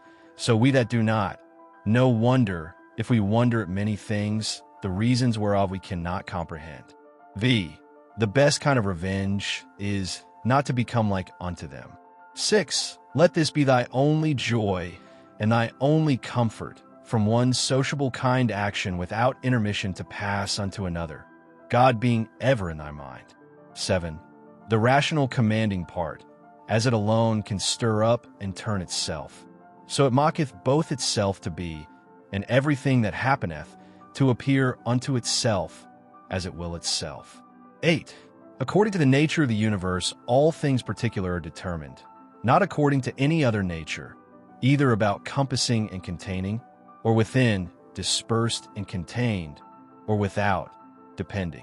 Either this universe is a mere fused mass, and an intricate context of things which shall in time be scattered and dispersed again, or it is in union consisting of order and administered by providence. If the first, why should I desire to continue any longer in this fortuite confusion and commiction? Or why should I take care for anything else, but that as soon as may be, I may be earth again? And why should I trouble myself any more whilst I seek to please the gods? Whatsoever I do, dispersion is my end, and will come upon me whether I will or no. But if the latter be, then am not I religious in vain. Then will I be quiet and patient, and put my trust in him, who is the governor of all. 9. Whensoever by some present hard occurrences thou art constrained to be in some sort troubled and vexed, return unto thyself as soon as may be, and be not out of tune longer than thou must needs. For so shalt thou be the better able to keep thy part another time, and to maintain the harmony, if thou dost use thyself to this continually, once out, presently to have recourse unto it, and to begin again. X. If it were that thou hadst at one time both a stepmother and a natural mother living, thou wouldst honor and respect her also, nevertheless to thine own natural mother would thy refuge and recourse be continually. So let the court and thy philosophy be unto thee. Have recourse unto it often, and comfort thyself in her, by whom it is that those other things are made tolerable unto thee, and thou also in those things not intolerable unto others. 11. How marvelous useful it is for a man to represent unto himself meats and all such things that are for the mouth, under a right apprehension and imagination. As for example, this is the carcass of a fish, this of a bird, and this of a hog. And again more generally, this falernum, This excellent, highly commended wine is but the bare juice of an ordinary grape. This purple robe, but sheep's hairs, dyed with the blood of shellfish. So for coitus, it is but the attrition of an ordinary base entrail, and the excretion of a little vile snivel, with a certain kind of convulsion, according to Hippocrates' opinion. How excellent useful are these lively fancies and representations of things, thus penetrating and passing through the objects, to make their true nature known and apparent. This must thou use all thy life long, and upon all science, and then especially when matters are apprehended as of great worth and respect, thy art and care must be to uncover them, and to behold their vileness, and to take away from them all those serious circumstances and expressions, under which they made so great a show. For outward pomp and appearance is a great juggler, and then especially art thou most in danger to be beguiled by it, when, to a man's thinking, thou most seemest to be employed about matters of moment. 12. See what Crates pronounceth concerning Xenocrates himself. 13. Those things which the common sort of people do admire, are most of them such things as are very general, and may be comprehended under things merely natural or naturally affected and qualified. 21 is stones, wood, figs, vines, olives. Those that be admired by them that are more moderate and restrained are compare, under things animated, as flocks and herds. Those that are yet more gentle and curious, their admiration is commonly confined to reasonable creatures only, not in general as they are reasonable, but as they are capable of art or of some craft and subtle invention, or perchance barely to reasonable creatures, as they that light in the possession of many slaves. But he that honors a reasonable soul in general, as it is reasonable and naturally sociable, doth little regard anything else, and above all things is careful to preserve his own, in the continual habit and exercise both of reason and sociableness, and thereby doth cooperate with him, of whose nature he doth also participate, God. 14. Some things hasten to be, and others to he no more. And even whatsoever now is, some part thereof bath, already perished. Perpetual fluxes and alterations renew the world, as the perpetual course of time doth make the age of the world, of itself infinite, to appear always fresh and new. In such a flux and course of all things, what are these things that hasten so fast away should any man regard?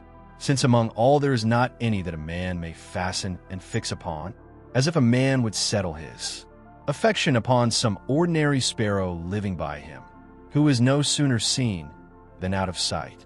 For we must not think otherwise of our lives than as a mere exhalation of blood or of an ordinary respiration of air. For what in our common apprehension is to breathe in the air and to breathe it out again, which we do daily, so much is it, and no more, at once to breathe out all thy respirative faculty into that common air from whence but lately, as being but from yesterday, and today, thou didst first breathe it in, and with it life. Not vegetative spiration, it is not surely, which plants have, that in this life should be so dear unto us, nor sensitive respiration, the proper life of beasts, both tame and wild, nor this our imaginative faculty, nor that we are subject to be led and carried up and down by the strength of our sensual appetites, or that we can gather and live together, or that we can feed, for that in effect is no better than that we can void the excrements of our food. What is it then that should be dear unto us? To hear a clattering noise? If not that, then neither to be applauded by the tongues of men. For the praises of many tongues is in effect no better than the clattering of so many tongues. If then neither applause, what is there remaining that should be dear unto thee? This I think, that in all thy motions and actions thou be moved and restrained according to thine own true natural constitution and construction only.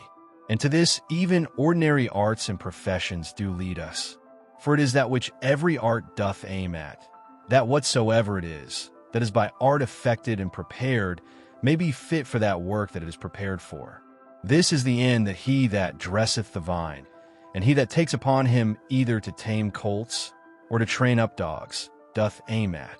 What else doth the education of children, and all learned professions tend unto. Certainly, then it is that which should be dear unto us also. If in this particular it go well with thee, care not for the obtaining of other things. But is it so, that thou canst not but respect other things also? Then canst not thou truly be free? Then canst thou not have self-content? Then wilt thou ever be subject to passions. For it is not possible, but that thou must be envious and jealous, and suspicious of them whom thou knowest can bereave thee of such things, and again, a secret underminer of them, whom thou sayest in present possession of that which is dear unto thee. To be short, he must of necessity be full of confusion within himself, and often accuse the gods, whosoever stands in need of these things. But if thou shalt honor and respect thy mind only, that will make thee acceptable towards thyself, towards thy friends very tractable, and conformable and concordant with the gods, that is, accepting with praises whatsoever they shall think good to appoint and allot unto thee. 16. Under, above, and about are the motions of the elements, but the motion of Veer Tuesday is none of those motions, but is somewhat more excellent and divine, whose way to speed and prosper in it must be through a way that is not easily comprehended. 17. Who can choose but wonder at them? 22. They will not speak well of them that are at the same time with them, and live with them. Yet they themselves are very ambitious, that they that shall follow, whom they have never seen, nor shall ever see, should speak well of them. As if a man should grieve that he hath not been calm, mended by them, that live before him. 18.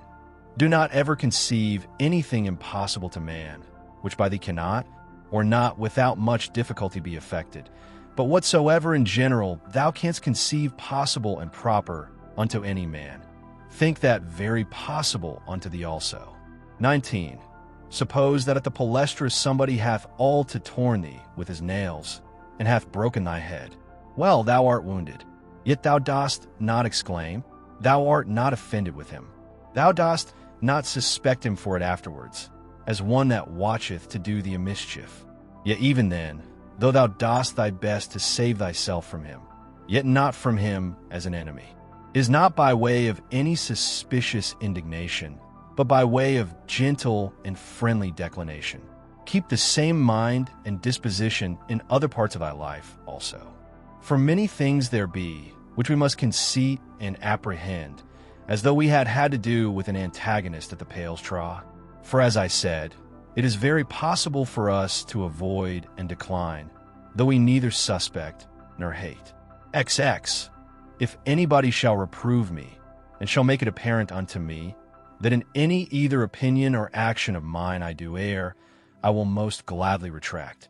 For it is the truth that I seek after, by which I am sure that never any man was hurt, and as sure that he is hurt that continueth in any error or ignorance whatsoever. XXI. I for my part will do what belongs unto me. As for other things, whether things unsensible or things irrational, or if rational, yet deceived and ignorant of the true way, they shall not trouble or distract me. For as for those creatures which are not endued with reason, and all other things and matters of the world whatsoever, I freely and generously, as one endued with reason, of things that have none, make use of them. And as for men, towards them as naturally partakers of the same reason, my care is to carry myself sociably. But whatsoever it is that thou art about, remember to call upon the gods. And as for the time how long thou shalt live to do these things, let be altogether indifferent unto thee, for even 3 such hours are sufficient. XXII. Alexander of Macedon, and he that dressed his mules, when once dead both came to one. For either they were both resumed into those original rational essences from whence all things in the world are propagated, or both after one fashion were scattered into atoms.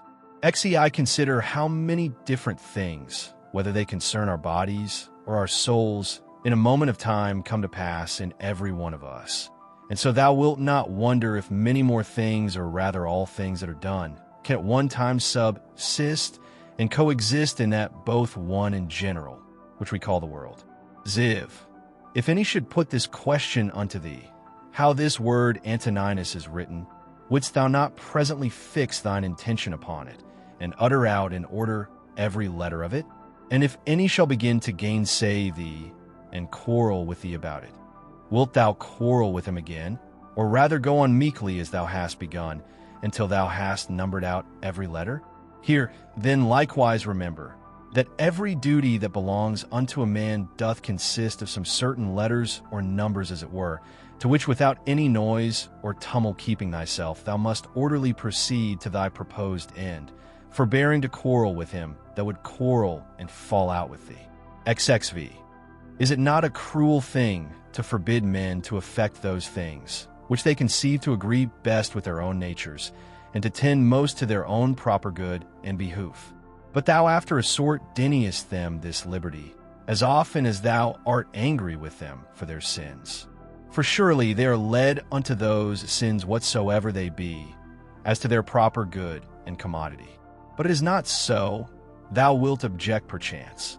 Thou therefore teach them better, and make it appear unto them, but be not thou angry with them. XXVI. Death is a cessation from the impression of the senses, the tyranny of the science, the errors of a mind, and the servitude of the body. XXVII. If in this kind of life thy body be able to hold out, it is a shame that thy soul should faint first and give over. Take heed, lest of a philosopher thou become a mere Caesar in time, and receive a new tincture from the court. For it may happen if thou dost not take heed. Keep thyself therefore truly simple, good, sincere, grave, free from all ostentation, a lover of that which is just, religious, kind, tender-hearted, strong, and vigorous to undergo anything that becomes thee.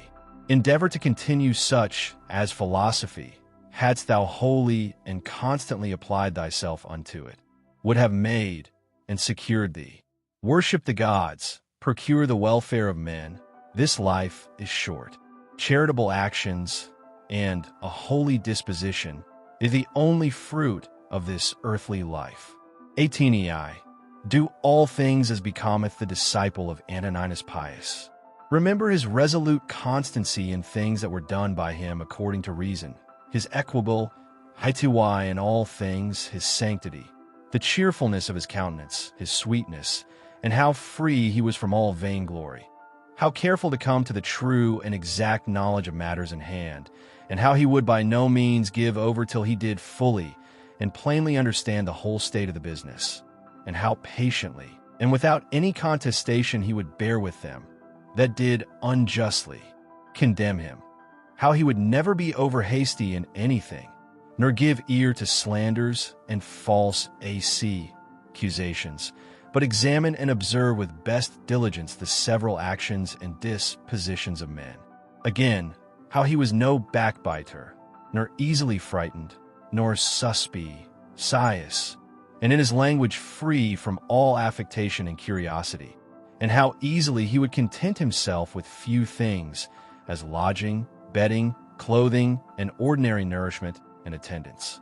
How able to endure labor, how patient, able through his spare diet to continue from morning to evening without any necessity of drawing before his accustomed hours to the necessities of nature, his uniformity and constancy in matter of friendship. How he would bear with them that with all boldness and liberty opposed his opinions, and even rejoice if any man could better advise him. And lastly, how religious he was without superstition. All these things of him remember, that whensoever thy last hour shall come upon thee, it may find thee, as it did him, ready for it in the possession of a good conscience. Zix, stir up thy mind, and recall thy wits again from thy natural dreams. And 6, science. And when thou art perfectly awoken, and canst perceive that they were but dreams that troubled thee, as one newly awakened out of another kind of sleep, look upon these worldly things with the same mind as thou didst upon those that thou sawest in thy sleep. XXX, I consist of body and soul. Unto my body all things are indifferent, for of itself it cannot affect one thing more than another with apprehension of any difference. As for my mind, all things which are not within the verge of her own operation are indifferent unto her, and for her own operations those altogether depend of her, neither does she busy herself about any, but those that are present. For as for future and past operations, those also are now at this present indifferent unto her. XXXI. As long as the foot doth that which belongeth unto it to do, and the hand that which belongs unto it, their labor, whatsoever it be, is not unnatural. So a man, as long as he doth that which is proper unto a man, his labor cannot be against nature, and if it be not against nature, then neither is it hurtful unto him. But if it were so that happiness did consist in pleasure, how came notorious robbers, impure, abominable livers, parricides, and tyrants, in so large a measure, to have their part of pleasures? XXXI. Dost thou not see how even those that profess mechanic arts, though in some respect they be no better than mere idiots, yet they stick close to the course of their trade, neither can they find in their heart to decline from it? And is it not a grievous thing that an architect or a physician shall respect the course and mistress of their profession, more than a man the proper course and condition of his own nature, reason, which is common to him and to the gods? 33. Asia, Europe. What are they but as corners of the whole world, of which the whole sea is but as one drop, and the great Mount Athos, but as a clod, as all present time is but as one point of eternity? All petty things, all things that are soon tiered, soon perished, and all things come from one beginning, either all severally and particularly deliberated and resolved upon by the general ruler and governor of all, or all by necessary consequence. So that the dreadful hiatus of a gaping lion and all poison and all hurtful things are but, as the thorn and the mire, the necessary sequences of goodly fair things. Think not of these, therefore, as things contrary to those which thou dost much honor and respect, but consider in thy mind the true fountain of all. XXXIV. He that seeth the things that are now, hath seen all that either was ever, or ever shall be, for all things are of one kind, and all like one unto another. Meditate often upon the connection of all things in the world, and upon the mutual relation that they have one unto another. For all things are after a sort folded and involved one within another, and by these means all agree well together. For one thing is consequent unto another, by local motion, by natural conspiration and agreement, and by substantial union, or reduction of all substances into one. XXXV. Fit and accommodate thyself to that estate and to those occurrences, which by the destinies have been annexed unto thee, and love those men whom thy fate it is to live with, but love them truly. An instrument, a tool, an utensil, whatsoever it be, if it be fit for the purpose it was made for, it is as it should be, though he perchance that made and fitted it be out of sight and gone. But in things natural, that power which hath framed and fitted them is and abideth within them still. For which reason she ought also the more to be respected, and we are the more obliged, if we may live and pass our time according to her purpose and intention, to think that all is well with us, and according to our own minds. After this manner also, and in this respect it is, that he that is all in all doth enjoy his happiness. XXXVI. What things soever are not within the proper power and jurisdiction of thine own will either to compass or avoid, if thou shalt propose unto thyself any of those things as either good or evil. It must needs be that according as thou shalt either fall into that which thou dost think evil, or miss of that which thou dost think good, so wilt thou be ready both to complain of the gods, and to hate those men, who either shall be so indeed, or shall by thee be suspected as the cause either of thy missing of the one, or falling into the other. And indeed we must needs commit many evils, if we incline to any of these things, more or less, with an opinion of any difference.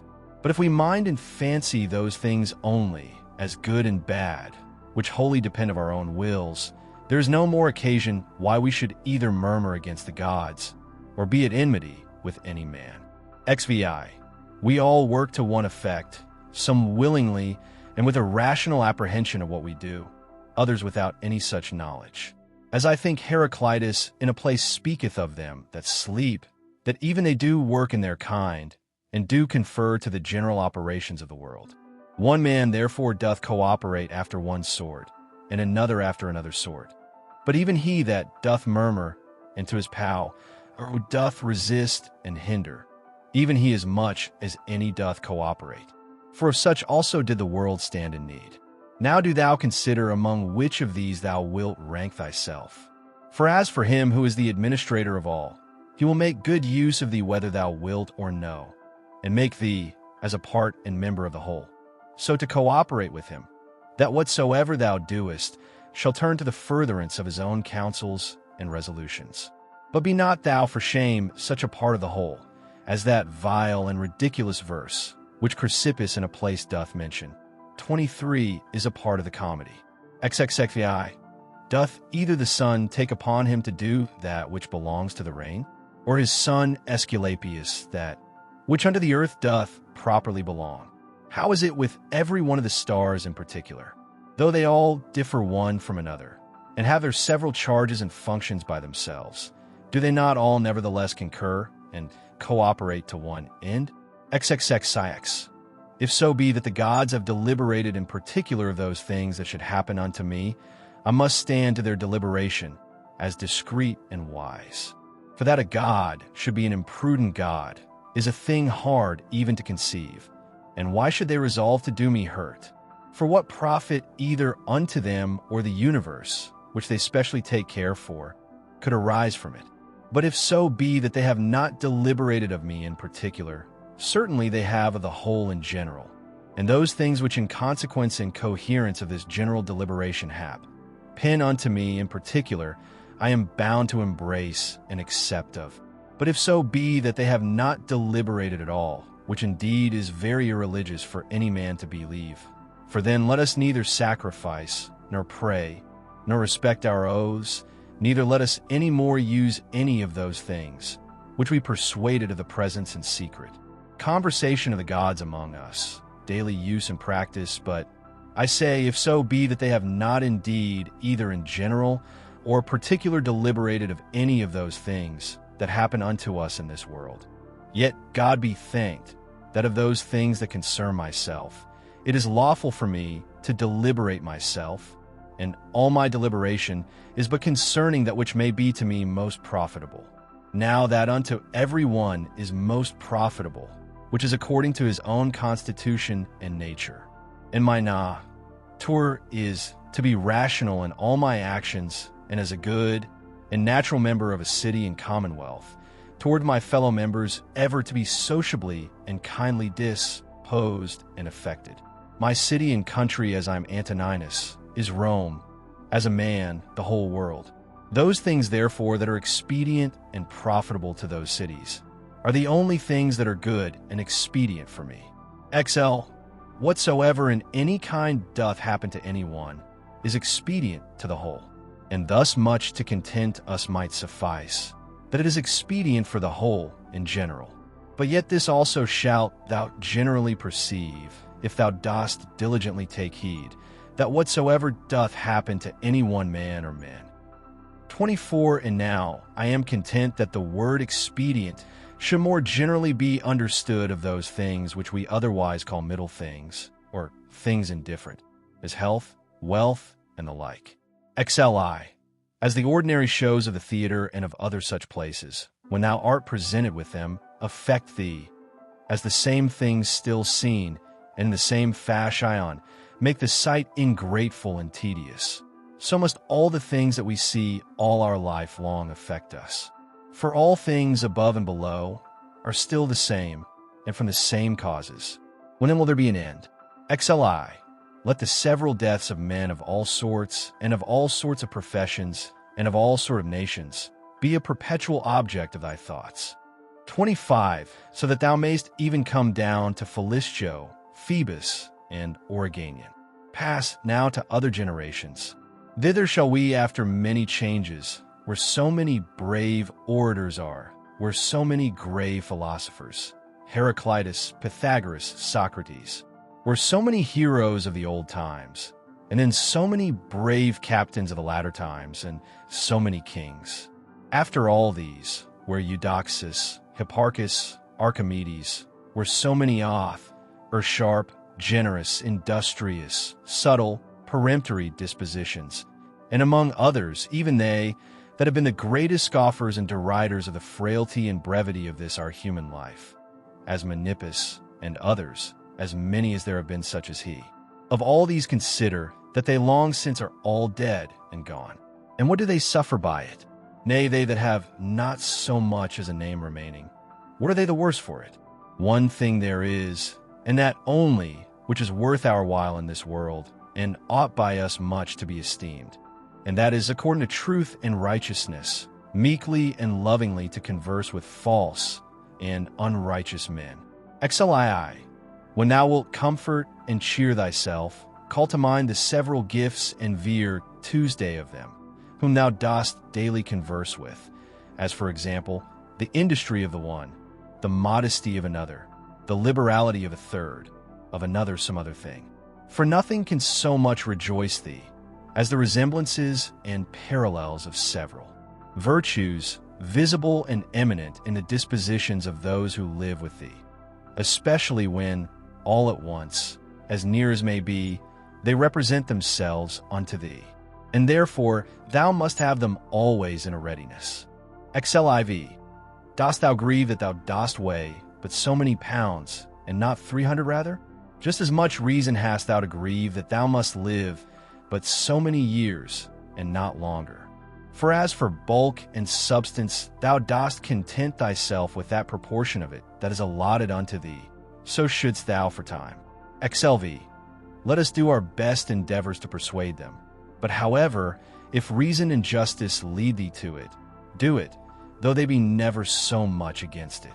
But if any shall by force withstand thee, and hinder thee in it, convert thy virtuous inclination from one object unto another, from justice to contented equanimity, and cheerful patience, so that what in the one is thy hindrance, thou mayst make use of it for the exercise of another virtue.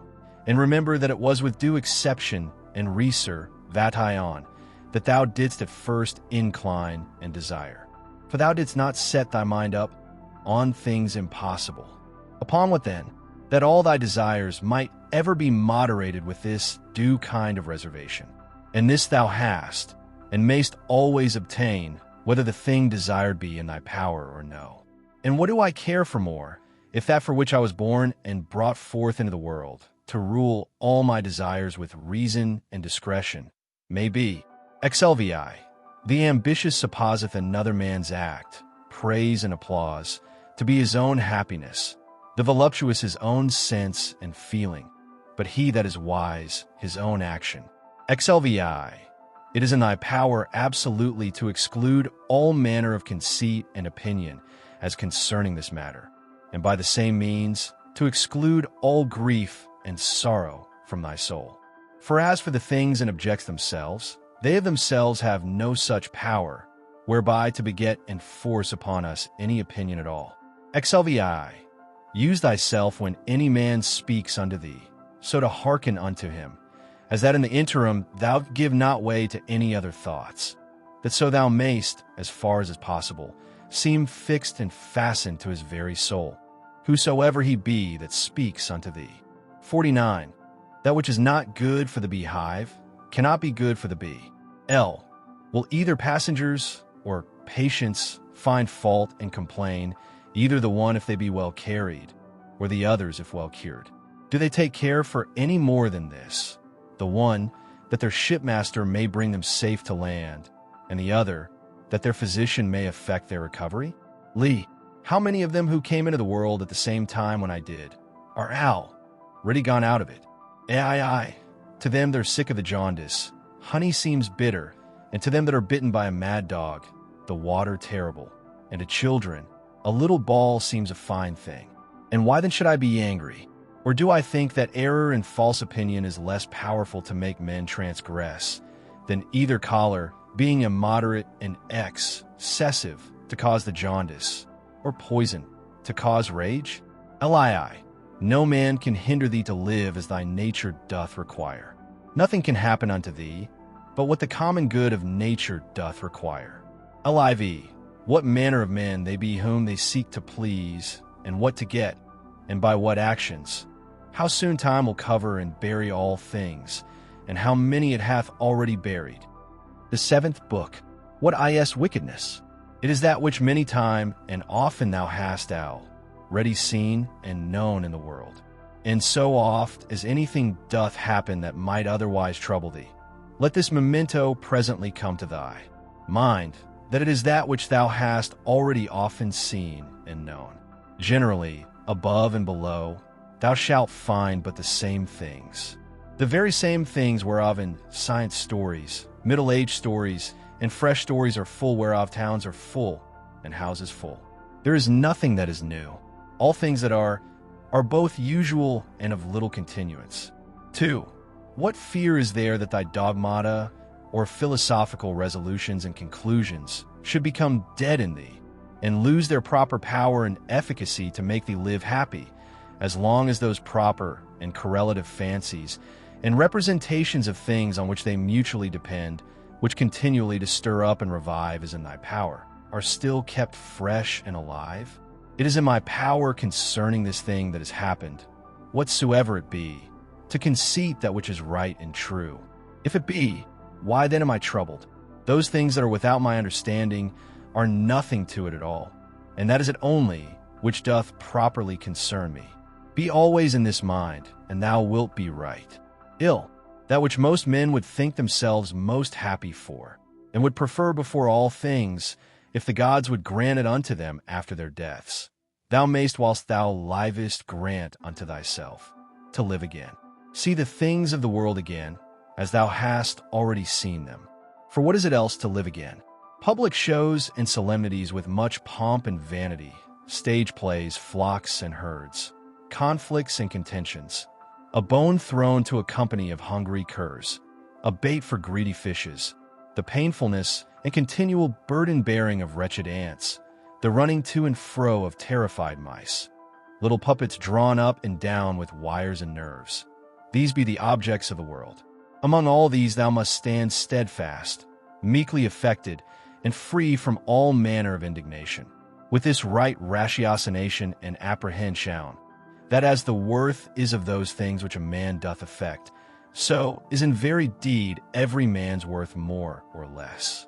For, word after word, every one by itself, must the things that are spoken be conceived and understood, and so the things that are done, purpose after purpose, every one by itself likewise.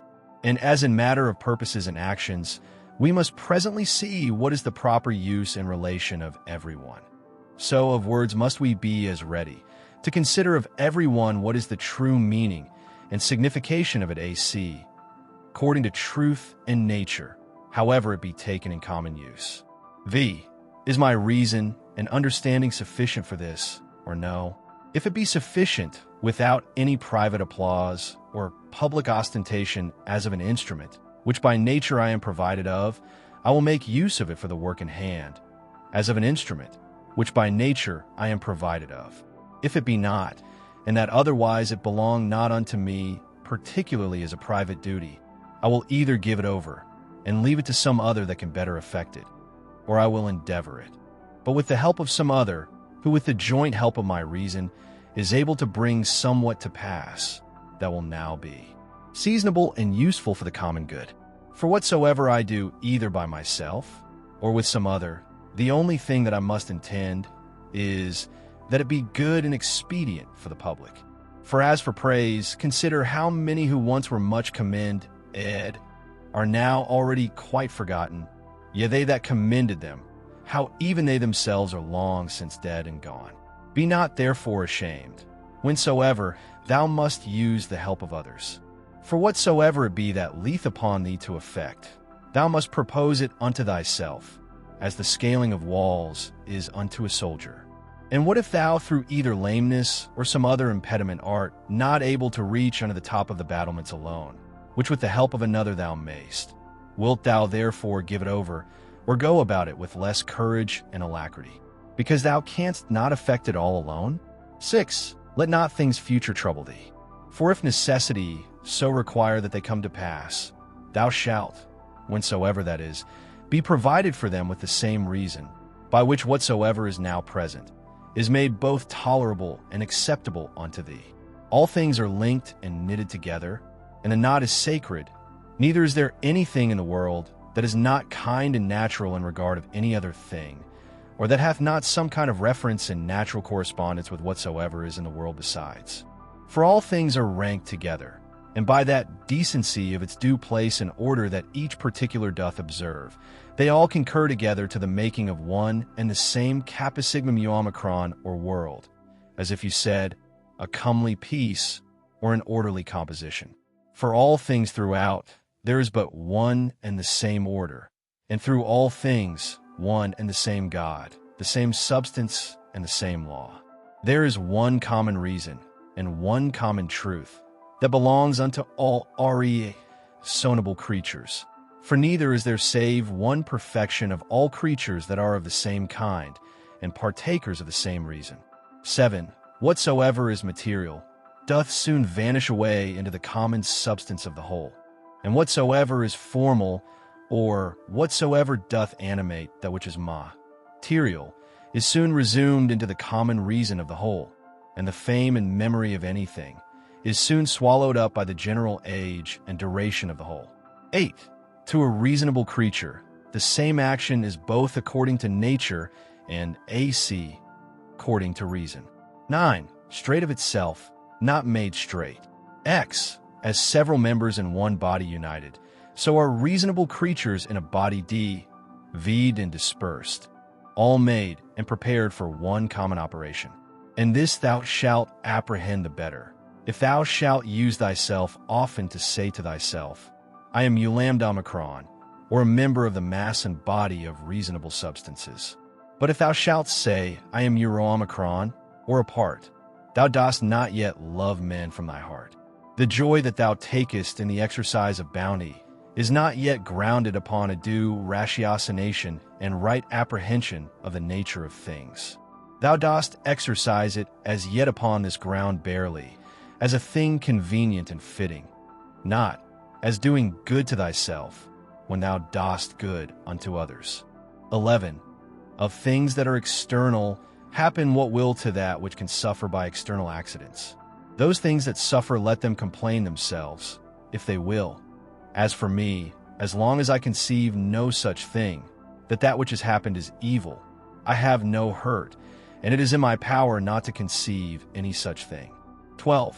Whatsoever any man either doth or saith, thou must be good, not for any man's sake, but for thine own nature's sake, as if either gold, or the emerald, or purple, should ever be saying to themselves, whatsoever any man either doth or saith, I must still be an emerald, and I must keep my color. 13. This may ever be my comfort and security. My understanding, that ruleth over all, will not of itself bring trouble and vexation upon itself. This I say, it will not put itself in any fear, it will not lead itself into any concupiscence. If it be in the power of any other to compel it to fear or to grieve, it is free for him to use his power. But sure, if itself do not of itself, through some false opinion or supposition incline itself to any such disposition, there is no fear. For as for the body, why should I make the grief of my body to be the grief of my mind? If that itself can either fear or complain, let it. But as for the soul, which indeed can only be truly sensible of either fear or grief, to which only it belongs according to its different imaginations and opinions, to admit of either of these, or of their contraries, thou mayst look to that thyself, that it suffer nothing. Induce her not to any such opinion or persuasion. The understanding is of itself sufficient unto itself, and needs not, if itself doth not bring itself to need, any other thing besides itself, and by consequent, as it needs nothing, so neither can it be troubled or hindered by anything, if itself doth not trouble and hinder itself. 14. What is epsilon upsilon delta alpha iota mu omicron nu alpha? 27, or happiness, but alpha gem alpha theta delta alpha mu omega nu, or a good demon or spirit. What then dost thou do here, O opinion? By the gods I adjure thee, that thou get thee gone, as thou earnest, for I need thee not. Thou earnest indeed unto me AC, according to thy ancient wonted manner. It is that all men have ever been subject unto. That thou camest, therefore, I am not angry with thee. Only begone, now that I have found thee what thou art. 15. Is any man so foolish as to fear change, to which all things that once were not owe their being? And what is it that is more pleasing and more familiar to the nature of the universe?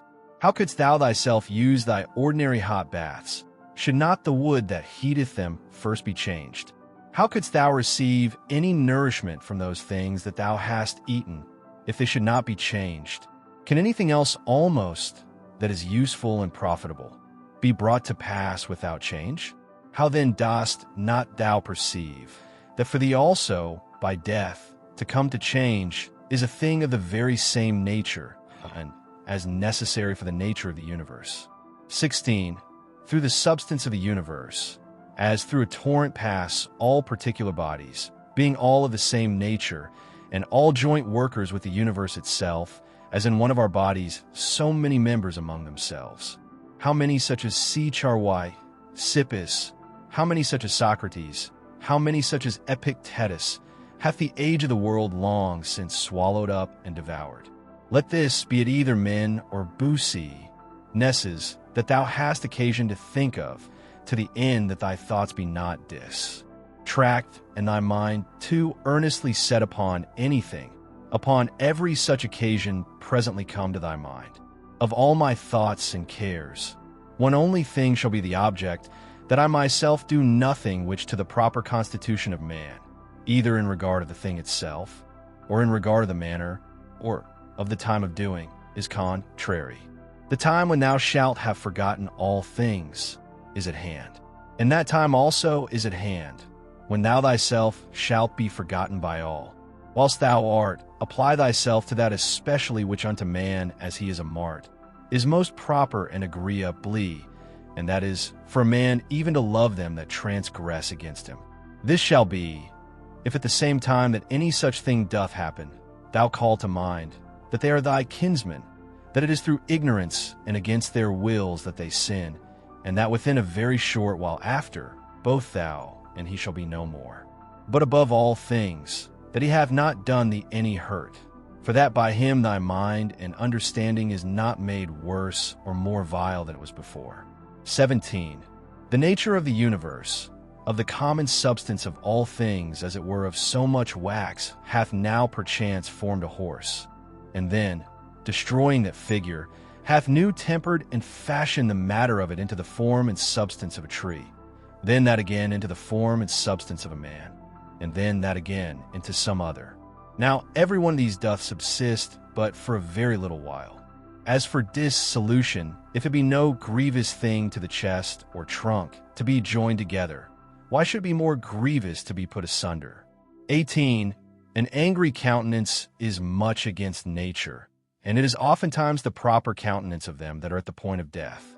But were it so, that all anger and passion were so thoroughly quenched in thee, that it were altogether impossible to kindle it any more, yet herein must not thou rest satisfied, but further endeavor by good consequence of true ratiocination, perfectly to conceive and understand that all anger and passion is against reason. For if thou shalt not be sensible of thine innocence, if that also shall be gone from thee, the comfort of a good conscience, that thou doest all things according to reason, what shouldest thou live any longer for? All things that now thou sayest are but for a moment. That nature, by which all things in the world are administered, will soon bring change and alteration upon them, and then of their substances make other things like unto them, and then soon after others again of the matter and substance of these, that so by these means the world may still appear fresh and new. 19. Whensoever any man doth trespass against other, presently consider with thyself what it was that he did suppose to be good, what to be evil when he did trespass. For this when thou knowest, thou wilt pity him, thou wilt have no occasion there to wonder or to be angry. For either thou thyself dost yet live in that error and ignorance, as that thou dost suppose either that very thing that he doth, or some other like worldly thing, to be good. And so thou art bound to pardon him if he have done that which thou in the like case wouldst have done thyself. Or if so be that thou dost not any more suppose the same things to be good or evil that he doth, how canst thou but be gentle unto him that is in an error? XX. Fancy not to thyself things future, as though they were present, but of those that are present. Take some aside, that thou takest most benefit of, and consider of them particularly, how wonderfully thou wouldst want them, if they were not present. But take heed withal, lest that whilst thou dost settle thy contentment in things present, thou grow in time so to overprize them, as that the want of them, whensoever it shall so fall out, should be a trouble and a vexation unto thee. Wind up thyself into thyself. Such is the nature of thy reasonable commanding part, as that if it exercise justice, and have by that means tranquility within itself, it doth rest fully satisfied with itself without any other thing. XXI. Wipe off all opinion, stay the force and violence of unreasonable lusts and affections. Circumscribe the present time, examine whatsoever it be that has happened, either to thyself or to another. Divide all present objects, either in that which is formal or material. Think of the last hour, that which thy neighbor bath committed, with a guilt of it leave, there let it rest. Examine and order whatsoever is spoken.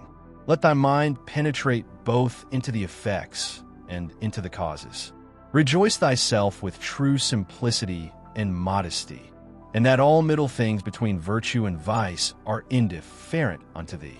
Finally, love mankind, obey God. XXII.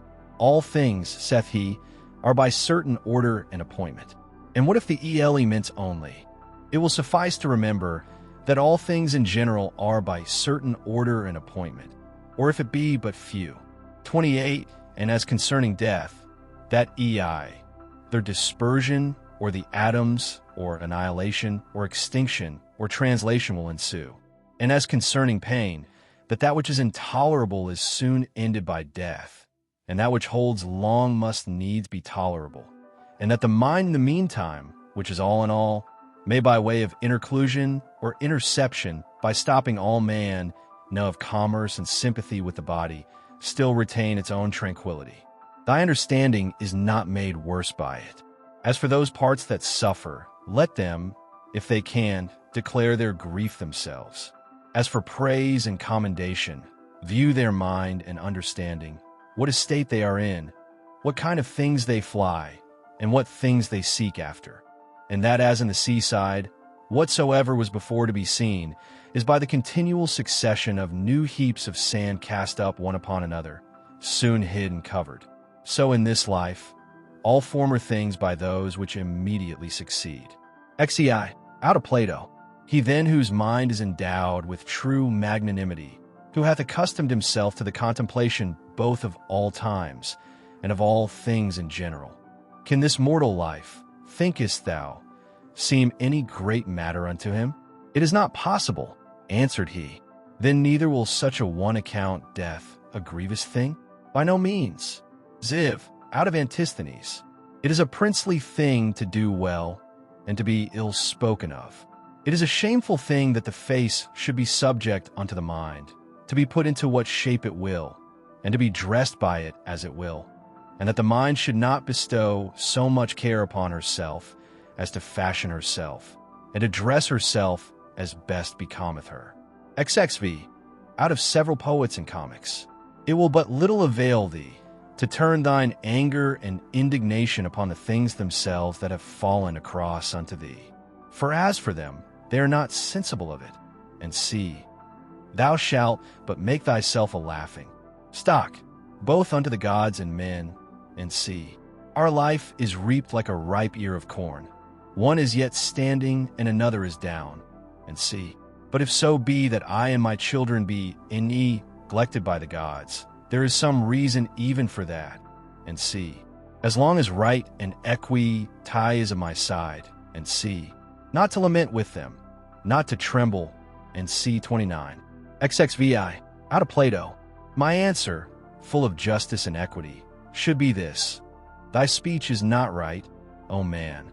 If thou supposest that he that is of any worth at all should apprehend either life or death as a matter of great hazard and danger, and should not make this rather his only care, to examine his own actions, whether just or unjust, whether actions of a good or of a wicked man, and see. For thus in very truth stands the case, O ye men of Athens. What place or station soever a man either hath chosen to himself, judging it best for himself, or is by lawful authority put and settled in, therein do I think, all appearance of danger notwithstanding, that he should continue as one who feareth neither death, nor anything else, so much as he feareth to commit anything that is vicious and shameful, and see. But, O noble sir, 30 consider, I pray, whether true generosity and true happiness do not consist in somewhat else rather than in the preservation either of our or other men's lives. For it is not the part of man that is a man indeed, to desire to live long or to make much of his life whilst he liveth, but rather he that is such will in these things wholly refer himself unto the gods, and believing that which every woman can tell him, that no man can escape death. The only thing that he takes thought and care for is this, that what time he liveth, he may live as well and as virtuously as he can possibly, and see, to look about, and with the eyes to follow the course of the stars and planets, as though thou wouldst run with them, and to mind perpetually the several changes of the elements one into another. For such fancies and imaginations help much to purge away the dross and filth of this our earthly life, and see. That also is a fine passage of Plato's, where he speaketh of worldly things in these words. Thou must also as from some higher place look down, as it were upon the things of this world, as flocks, armies, husbandmen's labors, marriages, divorces, generations, deaths, the tumults of courts and places of judicatures, desert places, the several nations of barbarians, public festivals, mournings, fairs, markets. How all things upon earth are pell-mell, and how miraculously things contrary one to another concur to the beauty and perfection of this universe. XXVI, to look back upon things of former ages, as upon the manifold changes and conversions of several monarchies and commonwealths. We may also foresee things future, for they shall all be of the same kind. Neither is it possible that they should leave the tune, or break the concert that is now begun, as it were, by these things that are now done and brought to pass in the world. It comes all to one, therefore, whether a man be a spectator of the things of this life but 40 years, or whether he see them 10,000 years together. For what shall he see more? And as for those parts that came from the earth, they shall return unto the earth again, and those that came from heaven, they also shall return unto those heavenly places. 31 weth, it be a mere dissolution and unbinding of the manifold intricacies and entanglements of the confused atoms, or some such dispersion of the simple and incorruptible elements. With meats and drinks and diverse charms, they seek to divert the channel, that they might not die. Yet must we needs endure that blast of wind that cometh from above, though we toil and labor never so much. 32. 18 ei. He hath a stronger body, and is a better wrestler than I. What then? Is he more bountiful? Is he more modest? Doth he bear all adverse chances with more equanimity, or with his neighbor's offenses with more meekness and gentleness than I? 6. Where the matter may be effected agreeably to that reason, which both unto the gods and men is common, there can be no just cause of grief or sorrow. For where the fruit and benefit of an action well begun and prosecuted according to the proper constitution of man may be reaped and obtained, or is sure and certain, it is against reason that any damage should there be suspected. In all places and at all times, it is in thy power religiously to embrace whatsoever by God's appointment is happened unto thee, and justly to converse with those men whom thou hast to do with, and accurately to examine every fancy that presents itself, that nothing may slip and steal in, before thou hast rightly apprehended the true nature of it.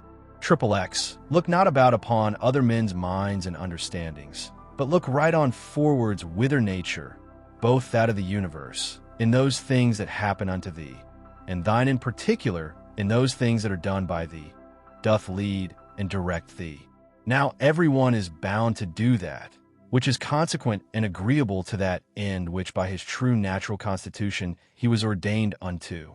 As for all things, they are ordained for the use of reasonable creatures.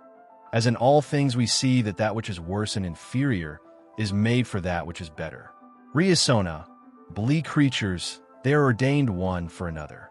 That therefore which is chief in man's constitution is that he intend the common good. The second is that he yield not to any lusts and motions of the flesh. For it is the part and privilege of the reasonable and intellective faculty that she can so bound herself as that neither the sensitive nor the appetitive faculties may not any ways prevail upon her. For both these are brutish, and therefore over both she challengeth mastery, and cannot in ways endure, if in her right temper, to be subject unto either. And this indeed most justly, for by nature she was ordained to command all in the body. The third thing proper to man by his constitution is to avoid all rashness and precipitancy, and not to be subject to error. To these things then, let the mind apply herself and go straight on, without any distraction about other things, and she hath her end, and by consequent her happiness. XXXI, as one who had lived and were now to die by right, whatsoever is yet remain. NG, bestow that wholly as a gracious overplus upon a virtuous life. Love in effect that only whatsoever it be that happeneth, and is by the fates appointed unto thee. For what can be more reasonable? And as anything doth happen unto thee by way of cross or calamity, call to mind presently, and set before thine eyes the examples of some other men, to whom the selfsame thing did once happen likewise. Well, what did they? They grieved, they wondered, they complained. And where are they now? All dead and gone. Wilt thou also be like one of them? Or rather leaving to men of the world, whose life both in regard of themselves, and them that they converse with, is nothing but mere mutability, or men of as fickle minds as fickle bodies, ever chom, and soon change themselves. Let it be thine only care and study, how to make a right use of all such accidents. For there is good use to be made of them, and they will prove fit matter for thee to work upon, if it shall be both thy care and thy desire, that whatsoever thou doest, thou thyself mayst like and approve thyself for it. And both these, see, that thou remember well, according as the diversity of the matter of the action that thou art about shall require. Look within. Within is the fountain of all good, such a fountain, where springing waters can never fail. So thou dig still deeper and deeper. XXXI, thou must use thyself also to keep thy body fixed and steady, free from all loose fluctuant either motion or posture. And as upon thy face and looks, thy mind hath easily power over them to keep them to that which is grave and decent. So let it challenge the same power over the whole body also. But so observe all things in this kind, as that it be without any manner of affectation. 33. The art of true living in this world is more like a wrestler's than a dancer's practice. For in this they both 33 agree, to teach a man whatsoever falls upon him, that he may be ready for it, and that nothing may cast him down. XXXIV. Thou must continually ponder and consider with thyself what manner of men they be, and for their minds and understandings what is their present estate, whose good word and testimony thou dost desire. For then neither wilt thou see cause to complain of them that offend against their wills, or find any want of their applause, if once thou dost but penetrate into the true force and ground both of their opinions and of their desires. No soul, saith he, is willingly bereft of the truth, and by consequent, neither of justice, or temperance, or kindness and mildness, nor of anything that is of the same kind. It is most needful that thou shouldst always remember this, for so shalt thou be far more gentle and moderate towards all men. XXXV. What pain soever thou art in, let this presently come to thy mind, that is not a thing whereof thou needest to be ashamed, neither is it a thing whereby thy understanding, that hath the government of all, can be made worse. For neither in regard of the substance of it, nor in regard of the end of it, which is to intend the common good, can it alter and corrupt it. This also of Epicurus mayst thou in most pains find some help of, that it is neither intolerable nor eternal. So thou keep thyself to the true bounds and limits of reason, and give not way to opinion. This also thou must consider, that many things there be, which oftentimes unsensibly trouble and vex thee, as not armed against them with patience, because they go not ordinary under the name of pains, which in very deed are of the same nature as pain, as to slumber unquietly, to suffer heat, to want appetite. When therefore any of these things make thee discontented, check thyself with these words. Now hath pain given thee the foil, thy courage hath failed thee. XXXVI.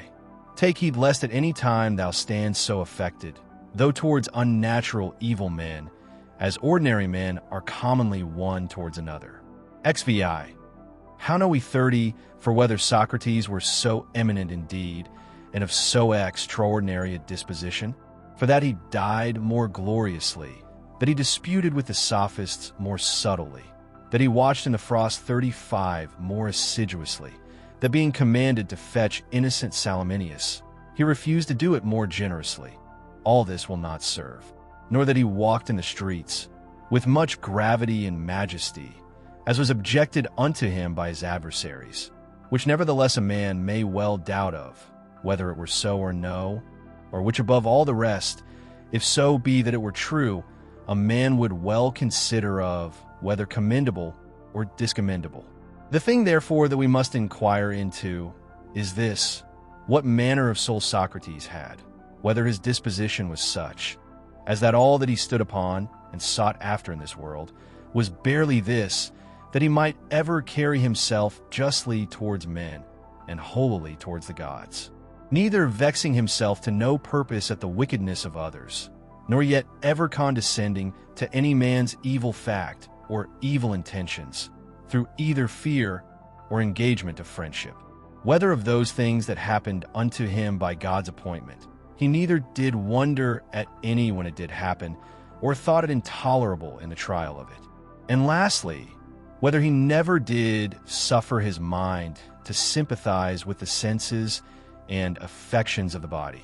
For we must not think that nature hath so mixed and tempered it with the body, as that she hath not power to circumscribe herself, and by herself to intend her own ends and occasions.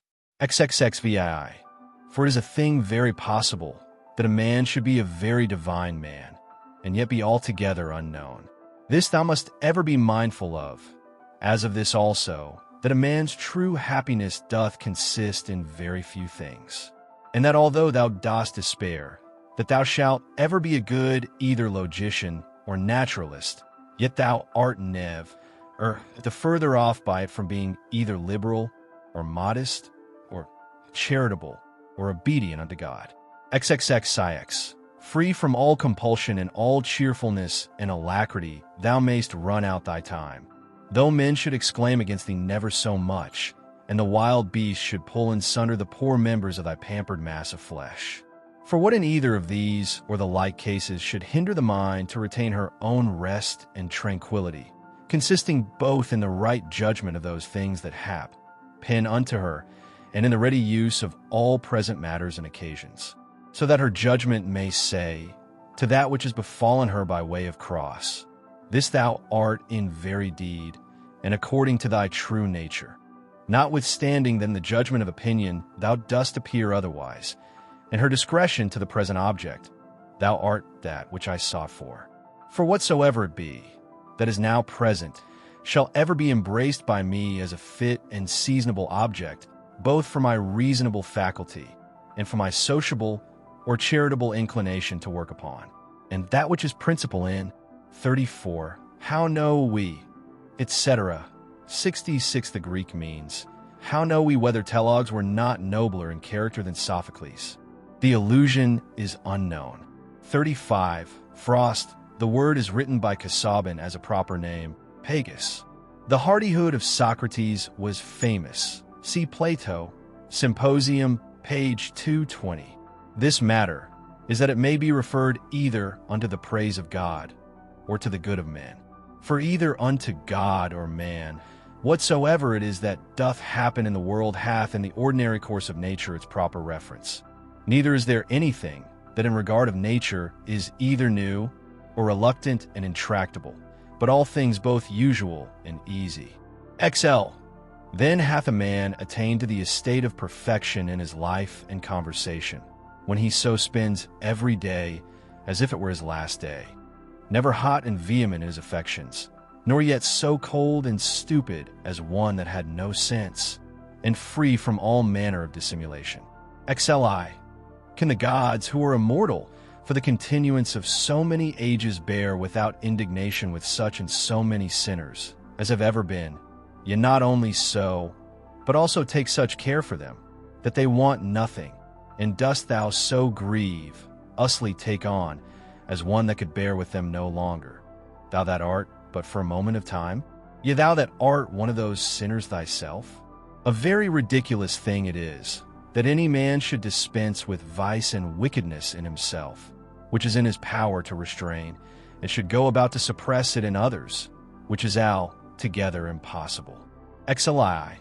What object soever our reasonable and sociable faculty doth meet with, that affords nothing either for the satisfaction of reason, or for the practice of charity, she worthily doth think unworthy of herself. XLII.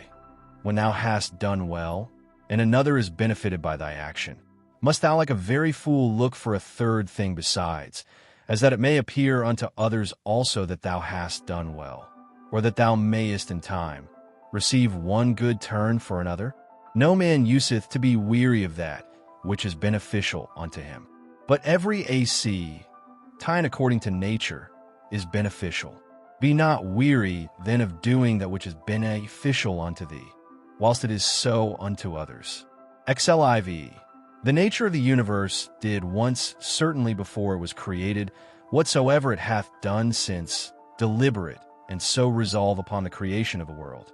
Now since that time, whatsoever it is, that is and happens in the world, is either but a consequent of that one and first deliberation, or if so be that this ruling rational part of the world takes any thought and care of things particular, there surely his reasonable and principal creatures that are the proper object of his particular care and providence. This often thought upon will much conduce to thy tranquillity.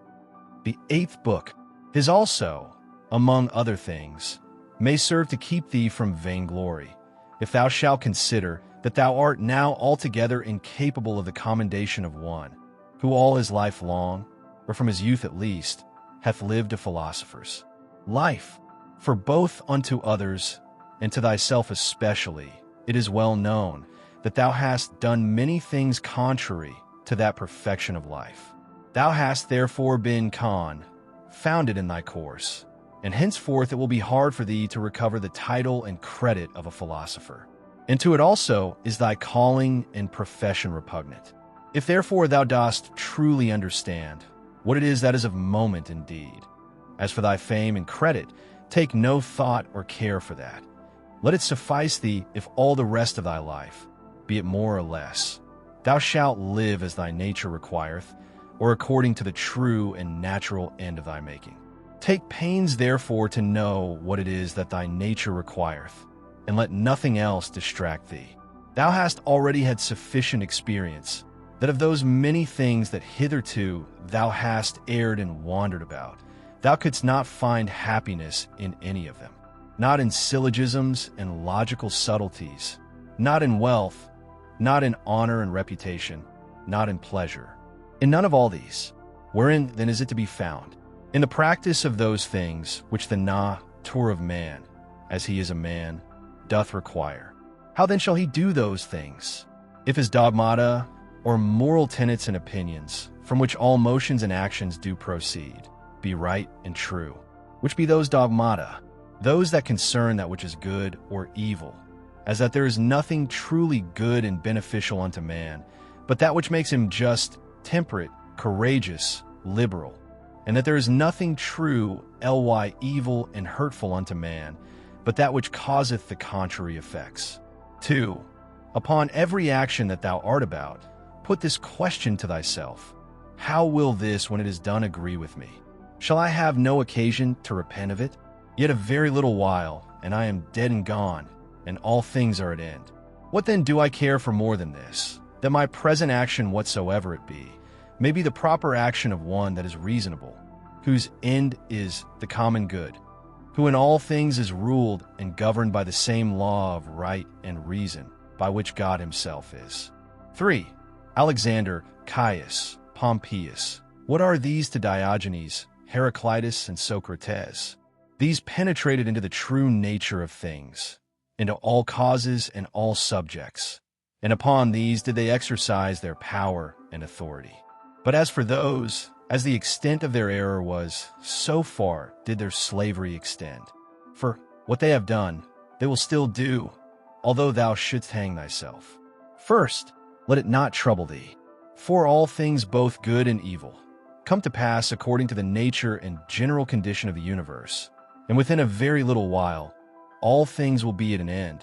No man will be remembered, as now of Africanus, for example, and Augustus it has already come to pass.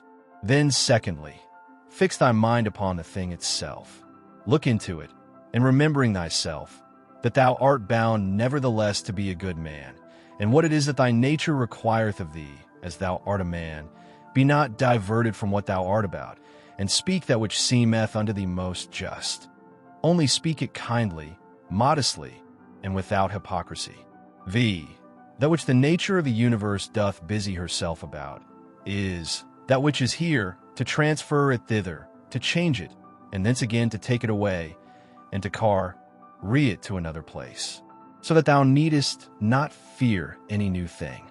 For all things are usual and ordinary, and all things are disposed by equality. 6. Every particular nature hath content, when in its own proper course it speeds.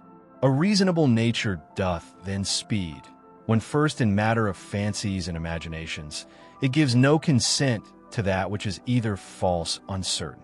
Secondly, when in all its motions and resolutions it takes its level at the common good only, and that it desireth nothing, and fleeth from nothing, bet what is in its own power to compass or avoid.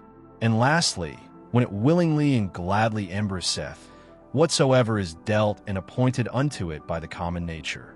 For it is part of it, even as the nature of any one leaf is part of the common nature of all plants and trees.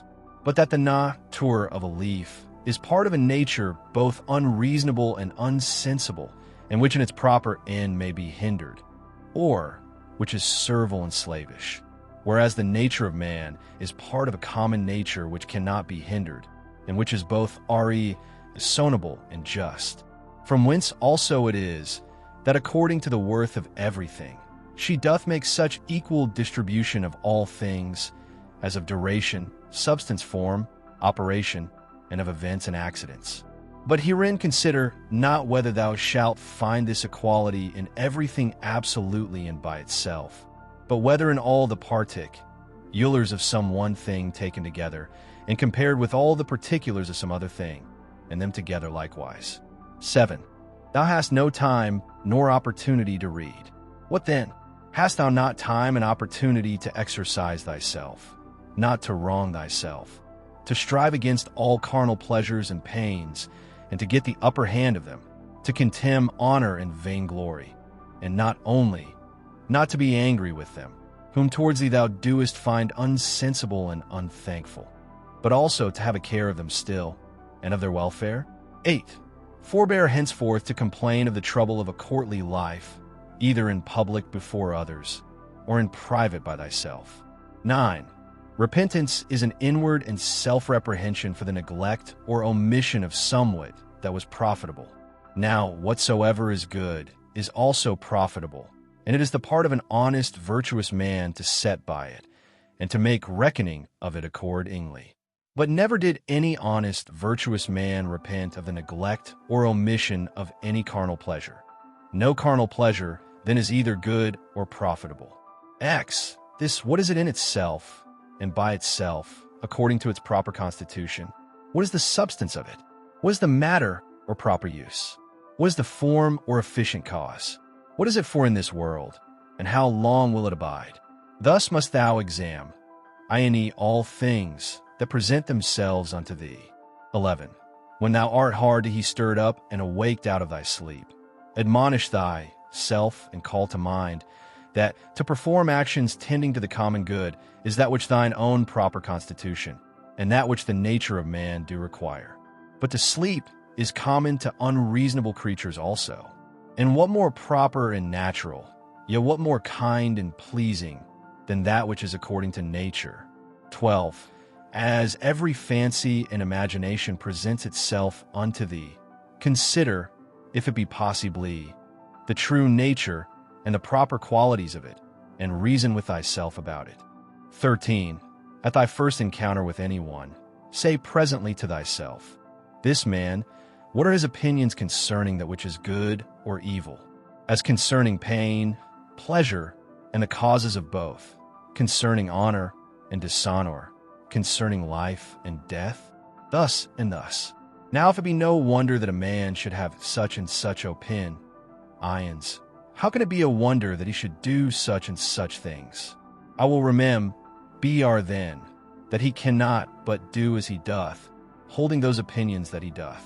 Remember, that as it is a shame for any man to wonder that a fig tree should bear figs, so also to wonder that the world should bear anything, whatsoever it is which in the ordinary course of nature it may bear. To a physician also, and to a pilot, it is a shame either for the one to wonder that such and such a one should have an ague, or for the other, that the winds should prove contrary. 14. Remember, that to change thy mind upon occasion, and to follow him that is able to rectify thee, is equally ingenious, as to find out at the first what is right and just without help. For of thee nothing is required that is beyond the extent of thine own deliberation and June merit, arid of thine own understanding. 15.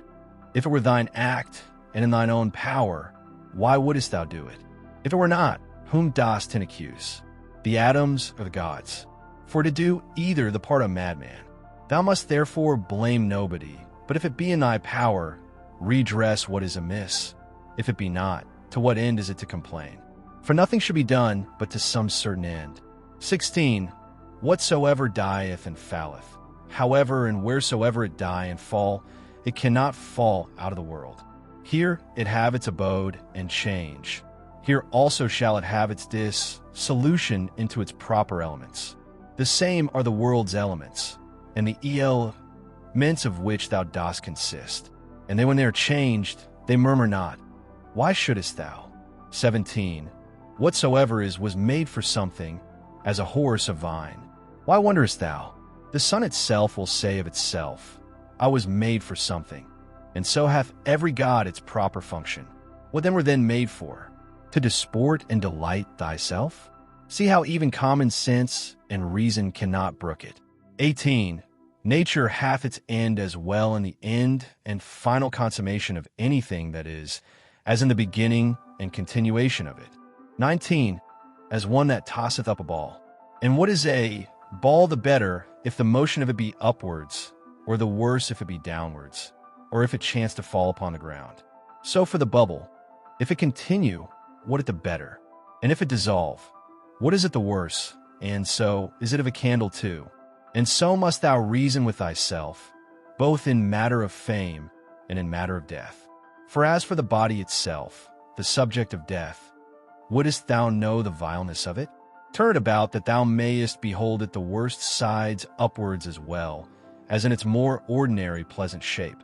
How doth it look when it is old and withered, when sick and pained, when in the act of lust and fornication?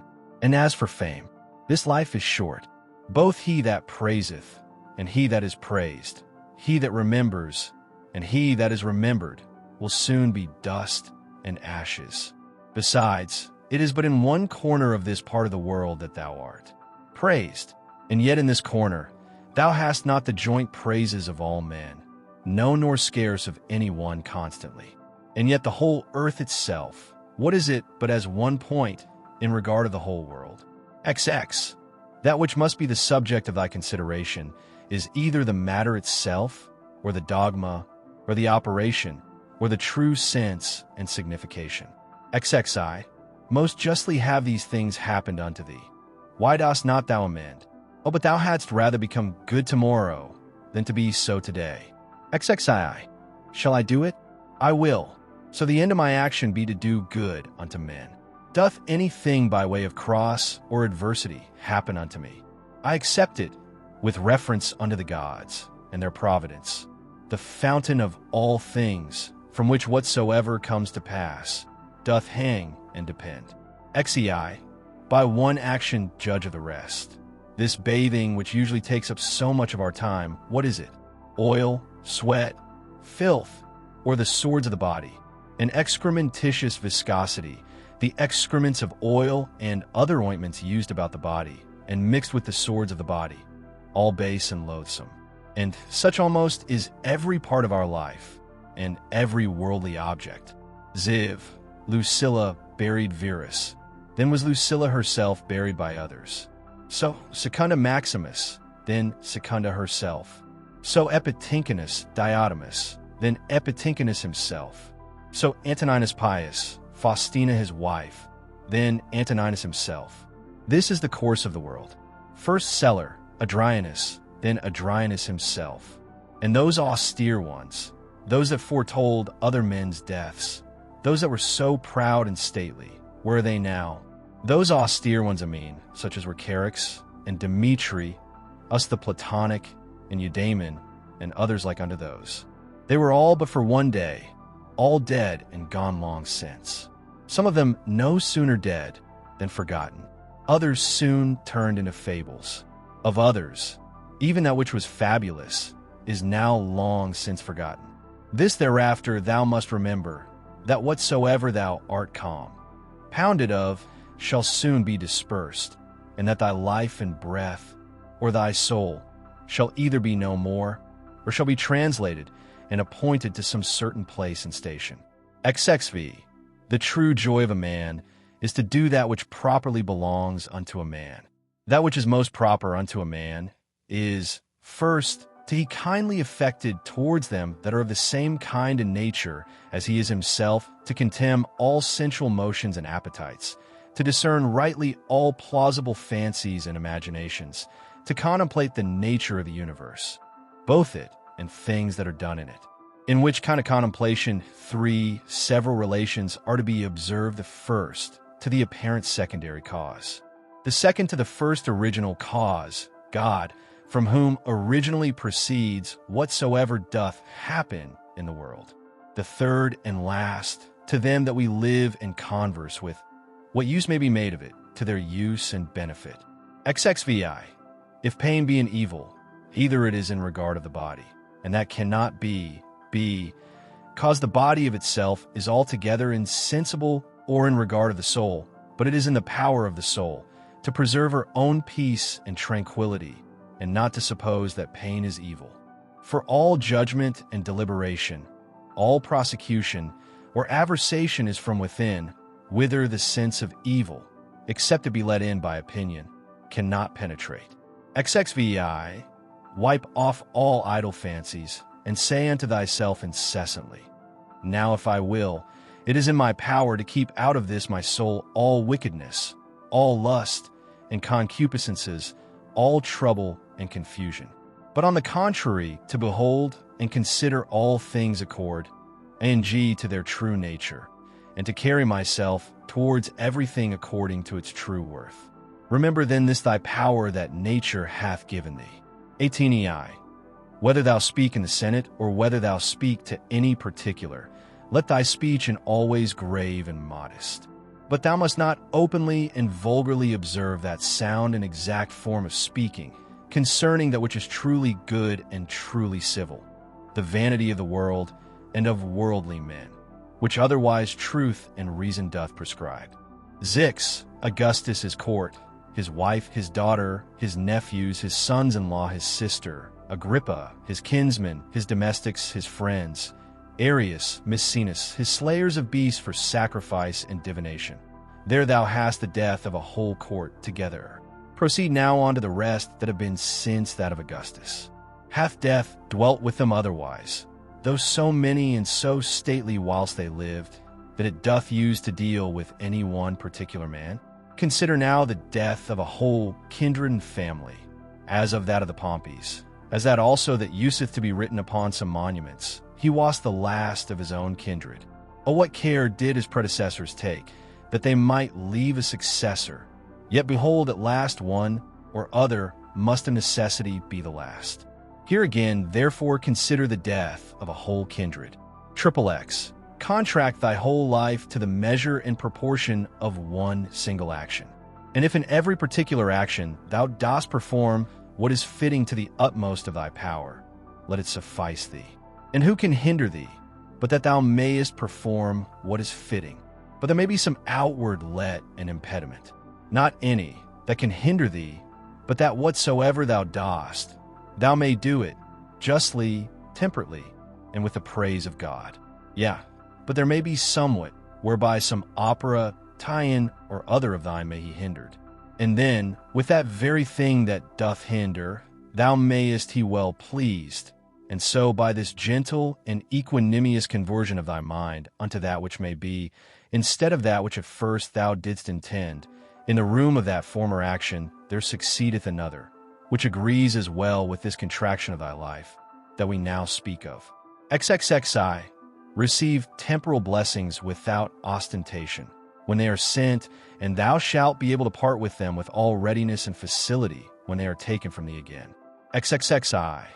If ever thou sawest either a hand, or a foot, or a head lying by itself, in some place or other, as cut off from the rest of the body, such must thou conceive him to make himself, as much as in him lieth, that either is offended with anything that has happened, whatsoever it be, and as it were divides himself from it, or that commits anything against the natural law of mutual correspondence and society among men, or he that commits any act of uncharitableness.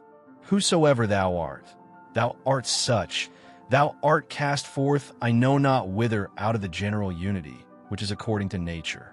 Thou went born indeed apart, but now thou hast cut thyself off. However, herein is matter of joy and exultation, that thou mayst be united again. God bath not, granted it unto any other part, that once separated and cut off, it might be reunited and come together again. But behold, that goodness how great and immense it is, which hath so much esteem man, as at first he was so made, that he needed not, except he would himself, have divided himself from the whole. So once divided and cut off, it hath so provided and ordered it, that if he would himself, he might return and grow together again, and be admitted into its former rank and place of apart, as he was before. 33. As almost all her other faculties and properties the nature of the universe bath imparted unto every reasonable creature, so this in particular we have received from her, that as whatsoever doth oppose itself unto her, and doth withstand her in her purposes and intentions, she doth, though against its will and intention, bring it about to herself, to serve herself of it in the execution of her own destinated ends, and so by this though not intended cooperation of it with herself makes it part of herself whether it will or no. So may every reasonable creature, what crosses and impediments soever it meets within the course of this mortal life, it may use them as fit and proper objects, to the furtherance of whatsoever it intended and absolutely proposed unto itself as its natural end and happiness. XXXIV. Let not the general representation unto thyself of the wretchedness of this our mortal life trouble thee. Let not thy mind wander up and down, and heap together in her thoughts the many troubles and grievous calamities which thou art as subject unto as any other. But as everything in particular doth happen, put this question unto thyself, and say, what is it that in this present matter seems unto thee so intolerable? For thou wilt be ashamed to confess it. Then upon this presently call to mind, that neither that which is future, nor that which is past can hurt thee, but that only which is present. And that also is much lessened, if thou dost lightly circumscribe it, and then check thy mind if for so little a while, a mere instant, it cannot hold out with patience. XXXV what? Are either Panthea or Pergamus abiding to this day by their masters' tombs? Or either Chabrias or Diotimus by that of Adrianus? O foolery! For what if they did, would their masters be sensible of it?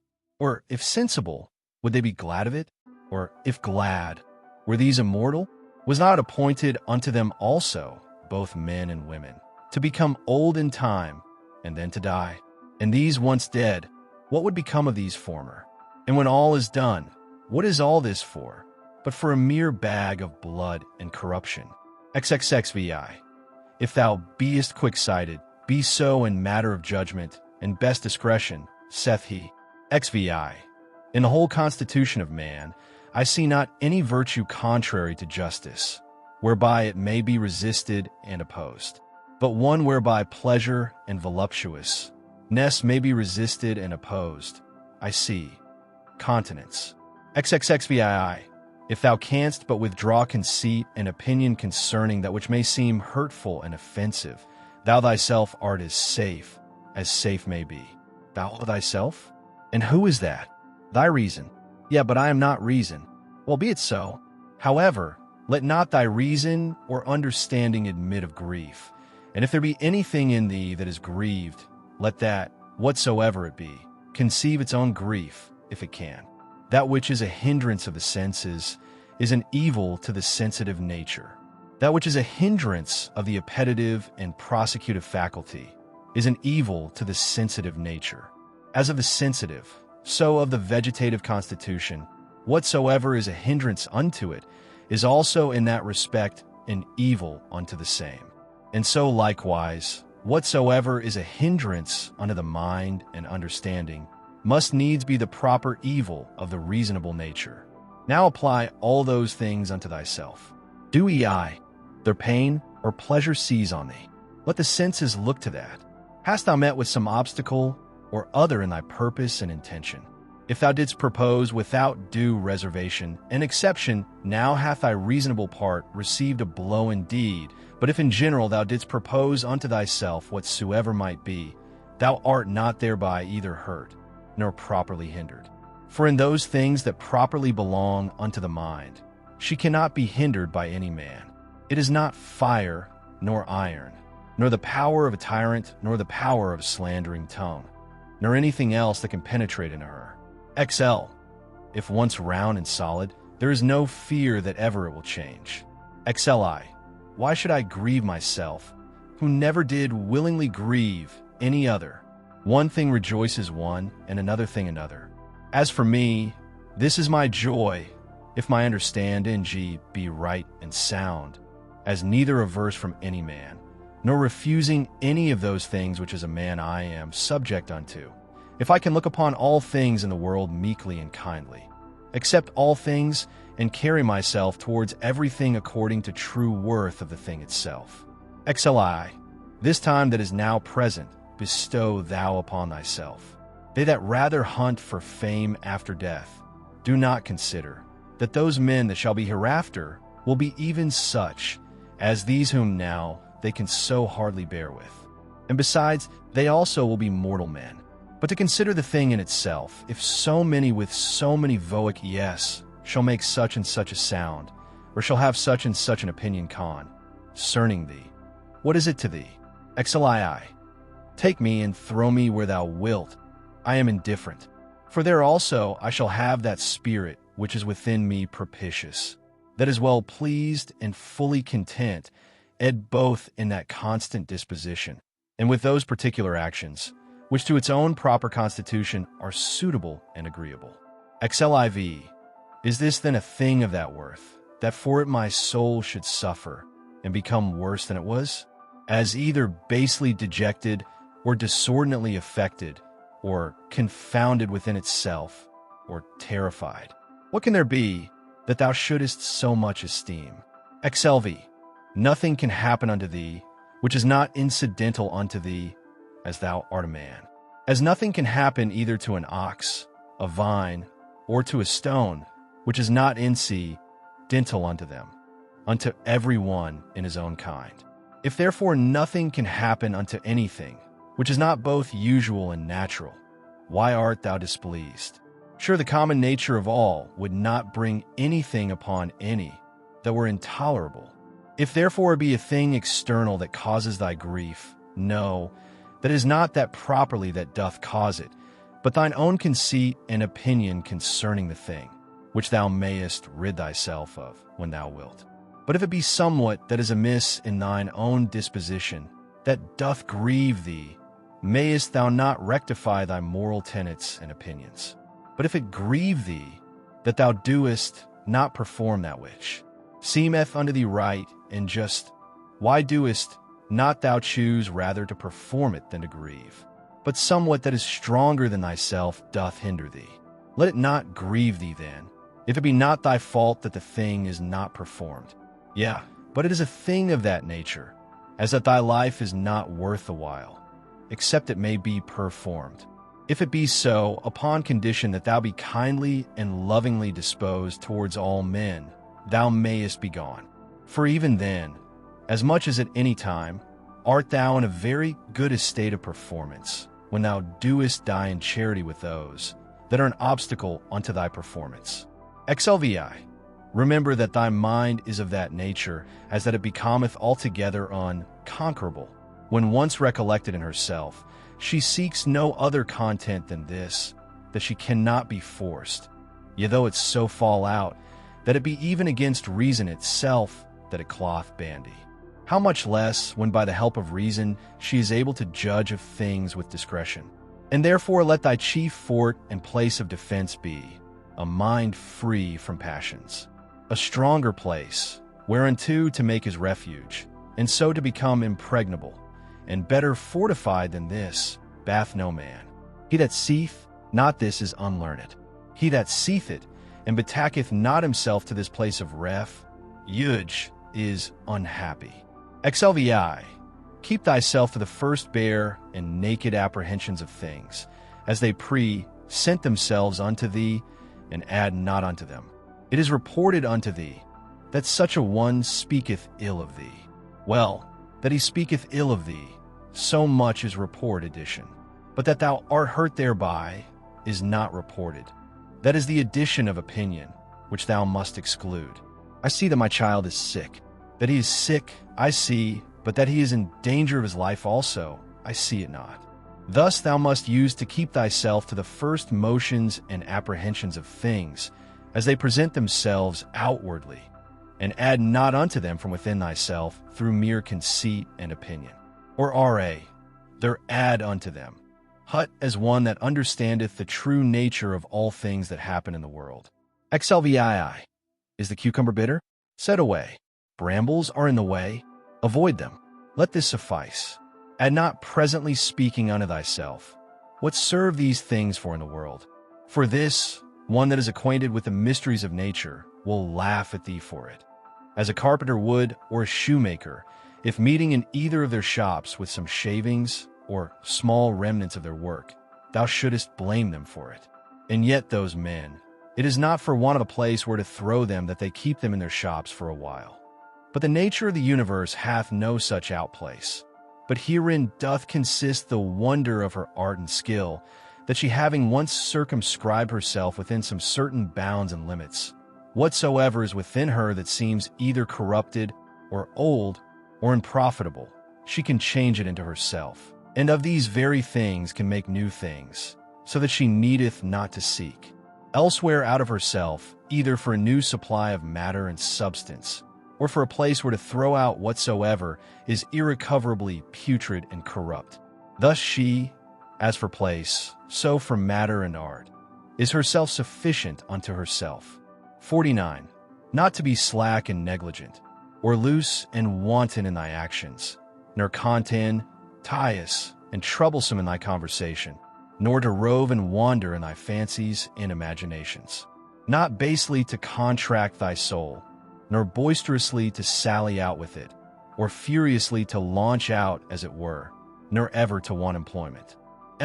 They kill me, they cut my flesh, they persecute my person with curses, What then?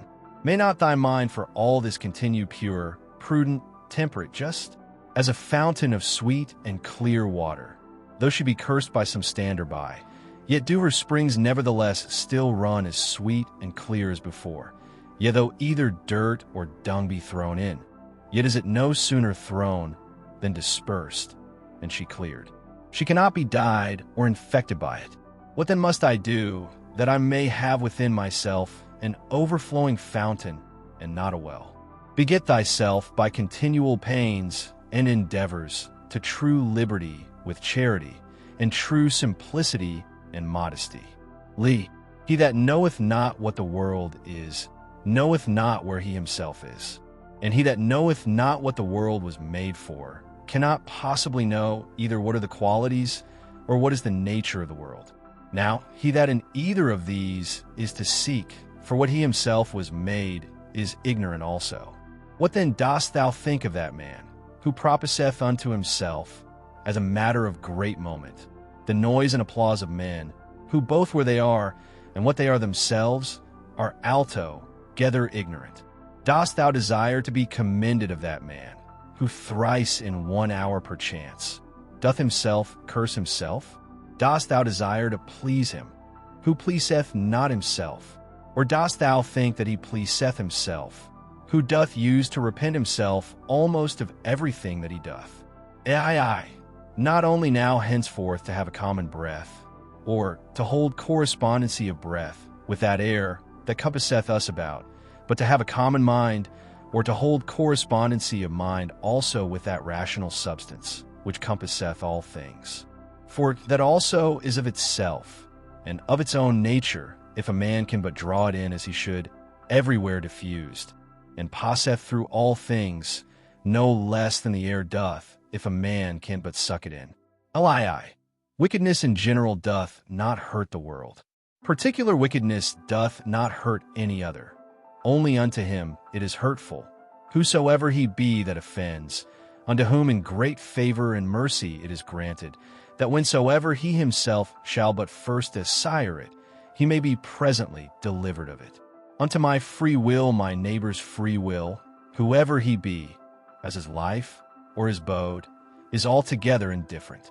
For though we are all made one for another, yet have our minds and understandings each of them their own proper and limited jurisdiction. For else another man's wickedness might be my evil which God would not have, that it might not be in another man's power to make me unhappy, which nothing now can do but mine own wickedness. Alive, the sun seemeth to be shed abroad, and indeed it is diffused, but not effused. For that diffusion of it is a tau sigma iota, or an extension. For therefore are the beams of it called alpha kappa tau nu epsilon, from the word epsilon kappa tau epsilon nu epsilon sigma theta alpha iota, to be stretched out and extended. Now what a sunbeam is, thou mayest know if thou observe the light of the sun, when through some narrow hole it pierceth into some room that is dark. For it is always in a direct line, and as by any solid body, that it meets with in the way that is not penetrable by air, it is divided and abrupt, and yet neither slides off or falls down, but stayeth there nevertheless. Such must the diffusion in the mind be, not an effusion, but an extension. What obstacles and impediments soever she meeteth within her way, she must not violently, and by way of an impetuous onset, light upon them. Neither must she fall down, but she must stand, and give light unto that which doth admit of it. For as for that which doth not, it is its own fault and loss, if it bereave itself of her light. He that feareth death, either feareth that he shall have no sense at all, or that his senses will not be the same. Whereas he should rather comfort himself, that either no sense at all, and so no sense of evil, or if any sense, then another life, and so no death properly. All men are made one for another. Either then teach them better, or bear with them. The motion of the mind is not as the motion of a dart. For the mind, when it is wary and cautelous, and by way of diligent circumspection turneth herself many ways, may then as well be said to go straight on to the object, as when it useth no such circumspection. to pierce and penetrate into the estate of every one's understanding that thou hast to do with, as also to make the estate of thine own open and penetrable to any other. The ninth book, he that is unjust is also impious. For the nature of the universe, having made all reasonable creatures one for another, to the end that they should do one another good, more or less according to the several persons and Cassians, but in no wise hurt one another. It is manifest that he that doth transgress against this her will is guilty of impiety towards the most ancient and venerable of all the deities. For the nature of the universe is the nature the common parent of all, and therefore piously to be observed of all things that are, and that which now is, to whatsoever first was, and gave it its being, hath relation of blood and kindred. She is also called truth, and is the first cause of all truths. He therefore that willingly and wittingly doth lie, is impious in that he doth receive, and so commit injustice. But he that against his will, in that he disagreeth from the nature of the universe, and in that striving with the nature of the world he doth in his particular violate the general order of the world. For he doth no better than strive and war against it, who contrary to his own nature applieth himself to that which is contrary to truth. For nature had before furnished him with instincts and opportunities sufficient for the attainment of it, which he having hitherto neglected, is not now able to discern that which is false from that which is true. He also that pursues after pleasures, as that which is truly good, and flies from pains, as that which is truly evil, is impious. For such a one must of necessity oftentimes accuse that common nature, as distributing many things both unto the evil and unto the good, not according to the deserts of either, as unto the bad oftentimes pleasures and the causes of pleasures, so unto the good pains and the occasions of pains. Again, he that feareth pains and crosses in this world, feareth some of those things which sometime or other must needs happen in the world, and that we have already showed to be impious. And he that pursueth ter pleasures will not spare to compass his desires, to do that which is unjust, and that is manifestly impious. Now those things which unto nature are equally indiffer, for she had not created both pain and pleasure, if both had not been unto her equally indifferent, they that will live according to nature must in those things, as being of the same mind and disposition that she is, be as equally indifferent. Whosoever therefore in either matter of pleasure and pain, death and life, honor and dishonor, which things nature in the administration of the world indifferently doth make use of, is not as indifferent, it is apparent that he is impious.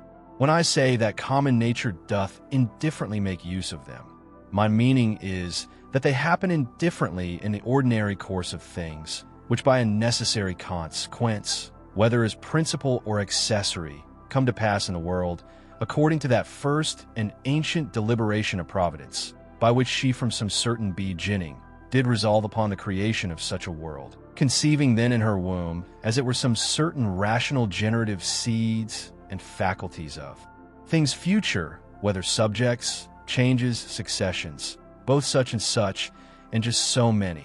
2.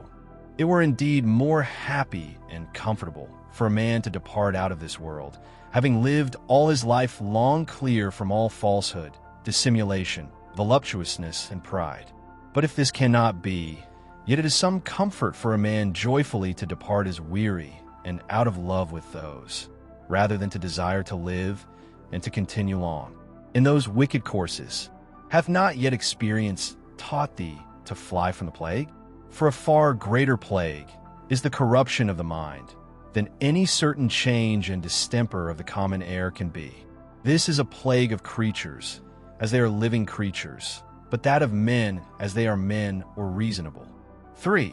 Thou must not in matter of death carry thyself scornfully, but as one that is well pleased with it, as being one of those things that nature hath appointed. For what thou dost conceive of these, of a boy to become a young man, to wax old, to grow, to ripen, to get teeth, or a beard, or gray hairs to beget, to bear, or to be delivered, or what other action soever it be, that is natural unto man according to the several seasons of his life. Such a thing is it also to he dissolved. It is therefore the part of a wise man, in matter of death, not in any wise to carry himself either violently or proudly, but patiently to wait for it, as one of nature's operations, that with the same mind as now thou dost expect, when that which yet is but an embryo in thy wife's belly shall come forth, thou mayst expect also when thy soul shall fall off from that outward coat or skin, wherein as a child in the belly it lieth, involved and shut up. But thou desirest a more popular, and though not so direct and philosophical, yet a very powerful and penetrative recipe against the fear of death. Nothing can make thee more willing to part with thy life, than if thou shalt consider both what the subjects themselves are that thou shalt part with, and what manner of disposition thou shalt no more have to do with. True it is that, offended with them, thou must not be by no means, but take care of them, and meekly bear with them however. This thou mayst remember, that whensoever it happens that thou depart, it shall not be from men that held the same opinions that thou dost. For that indeed, if it were so, is the only thing that might make thee averse from death, and willing to continue here, if it were thy hap to live with men that had obtained the same belief that thou hast. But now, what a toil it is for thee to live with men of different opinions, thou sayest, so that thou hast rather occasion to say, Hasten, I thee pray, O death, lest I also in time forget myself. For he that sinneth, sinneth unto himself. He that is unjust hurts himself, in that he makes himself worse than he was before. Not he only that committeth, but he also that omitteth something is oftentimes unjust. If my present apprehension of the object be right, and my present action sharita blee, and this, towards whatsoever doth proceed from God, be my present disposition, to be well pleased with it, it sufficeth. 6. To wipe away fancy, to use deliberation, to quench concupiscence, to keep the mind free to herself. 7. Of all unreasonable creatures, there is but one unreasonable soul, and of all that are reasonable, but one reasonable soul, divided betwixt them all. As of all earthly things there is but one earth, and but one light that we see by, and but one air that we breathe in, as many as either breathe or see. Now whatsoever partakes of some common thing, naturally affects and inclines unto that whereof it is part, being of one kind and nature with it. Whatsoever is earthly presseth downwards to the calm, on earth. Whatsoever is liquid would flow together, and whatsoever is airy would be together likewise, so that without some obstacle and some kind of violence they cannot well be kept asunder. Whatsoever is fiery doth not only by reason of the elementary fire tend upwards, but here also is so ready to join and to burn together, that whatsoever doth want sufficient moisture to make resistance, is easily set on fire. Whatsoever therefore is partaker of that reasonable common nature, naturally doth as much and more long after his own kind. For by how much in its own nature it excels all other things, by so much more is it desirous to be joined and united unto that which is of its own nature. As for unreasonable creatures then, they had not long been, but presently begun among them swarms and flocks and broods of young ones, and a kind of mutual love and affection. For though but unreasonable, yet a kind of soul these had, and therefore was that natural desire of union more strong and intense in them, as in creatures of a more excellent nature, than either in plants or stones or trees. But among reasonable creatures begun commonwealths, friendships, families, public meetings, and even in their wars, conventions, and trucks. Now among them that were yet of a more excellent nature, as the stars and plan, etc., though by their nature far distant one from another, yet even among them began some mutual correspondency and unity. So proper is it to excellency in a high degree to effect unity, as that even in things so far distant, it could operate unto a mutual sympathy. But now behold what is now come pass. Those creatures that are sonable are now the only creatures that have forgotten their natural affection and inclination of one towards another. Among them alone of all other things that are of one kind, there is not to be found a general disposition to flow together. But though they fly from nature, yet are they stopped in their course and apprehended. Do they what they can, nature doth prevail. And so shalt thou confess, if thou dost observe it. For sooner mayst thou find a thing earthly, where no earthly thing is, than find a man that naturally can live by himself alone. 8. Man, God, the world, every one their kind, bear some fruits. All things have their proper time to bear. Though by custom, the word itself is in a manner become proper unto the vine, and the like, yet is it so nevertheless, as we have said. As for reason, that beareth both common fruit for the use of others, and peculiar, which itself doth enjoy. Reason is of a diffusive nature. What itself is in itself, it begets in others, and so doth multiply. 9. Either teach them better if it be in thy power, or if it be not. Remember that for this use, to bear with them patiently, was mildness and goodness granted unto thee.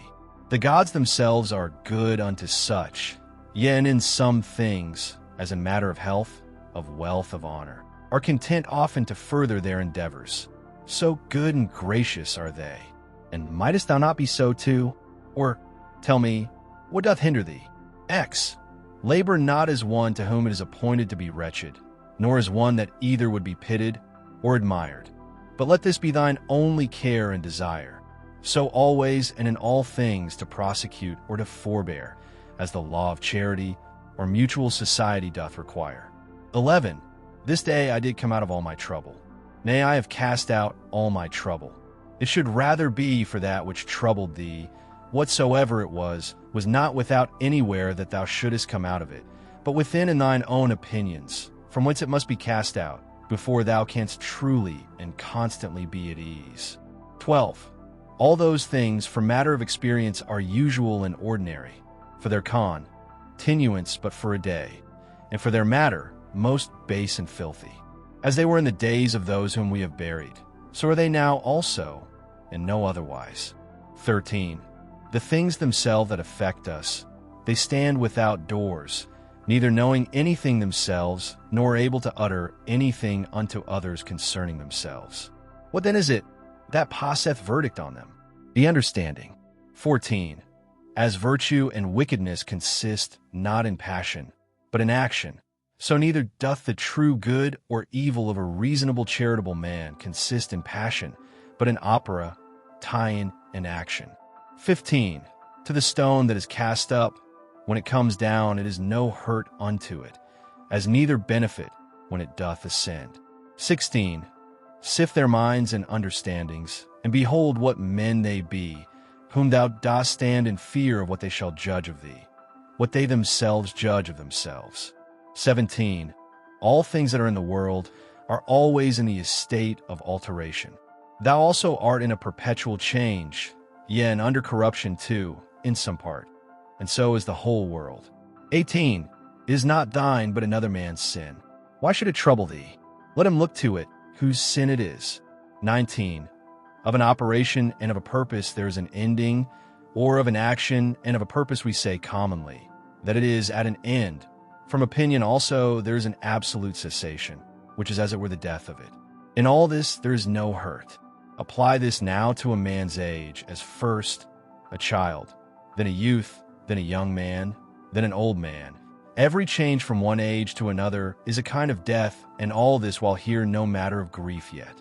Pass now unto that life first, that which thou livedst under thy grandfather, then under thy mother, then under thy father. And thus, when through the whole course of thy life hitherto thou hast found and observed many alterations, many changes, many kinds of endings and cessations, put this question to thyself: what matter of grief or sorrow dost thou find in any of these? Or what doest thou suffer through any of these? If in none of these, then neither in the ending and consummation of thy whole life, which is also but a cessation and change. XX, as occasion shall require, either to thine own understanding, or to that of the universe, or to his whom thou hast now to do with, let thy refuge be with all speed. To thine own, that it resolve upon nothing against justice. To that of the universe, that thou mayest remember part of whom thou art. Of his that thou mayest consider, whether in the estate of ignorance or of knowledge. And then also must thou call to mind that he is thy kinsman.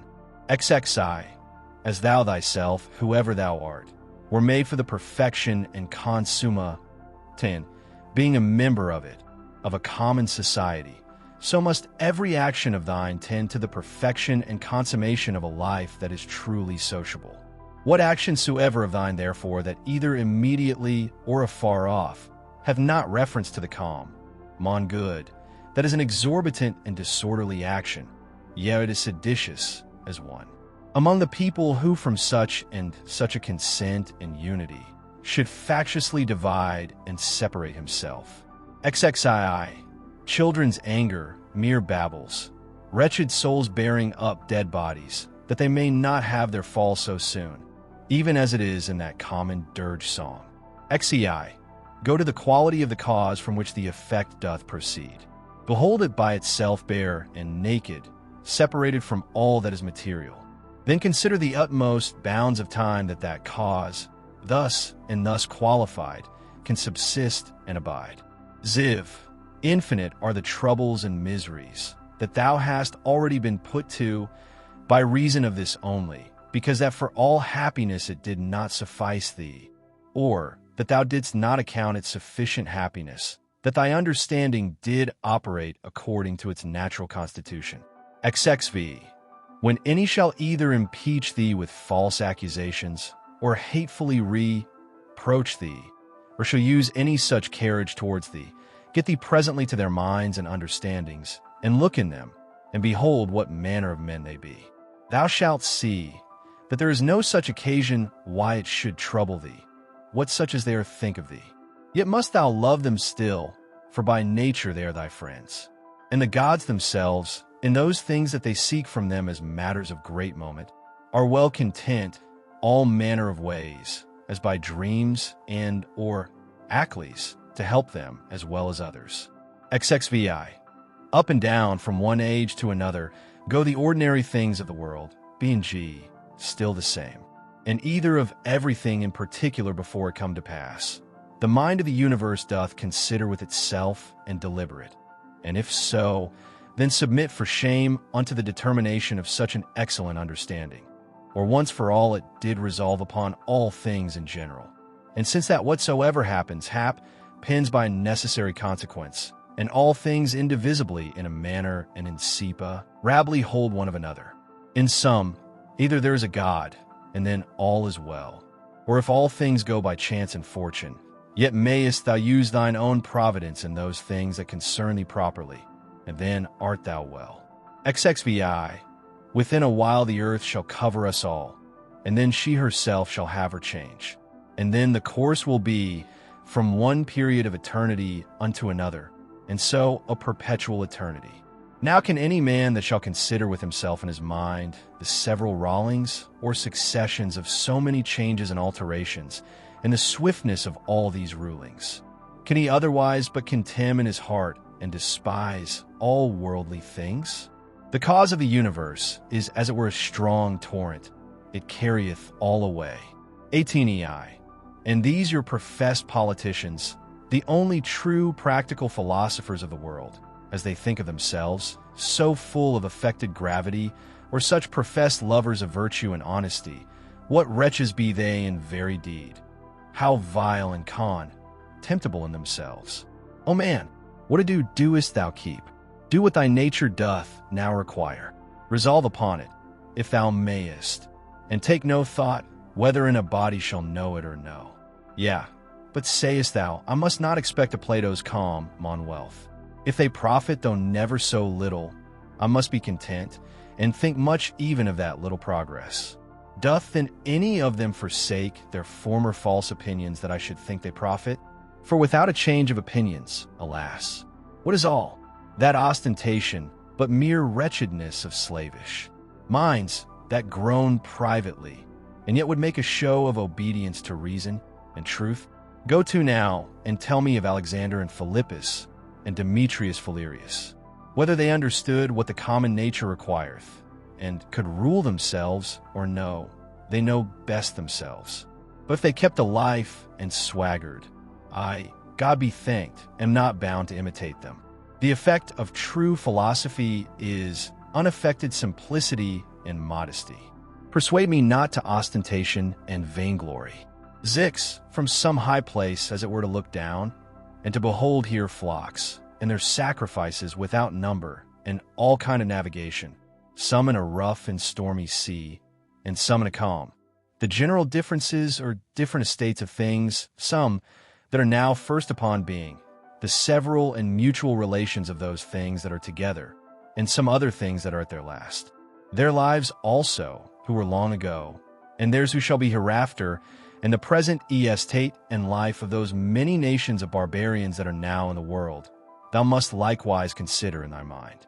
And how many there be, who never so much as heard of thy name, how many that will soon forget it, how many who, but even now, did commend thee, within a very little while perchance will speak ill of thee, so that neither fame, nor honor, nor anything else that this world doth afford, is worth the while.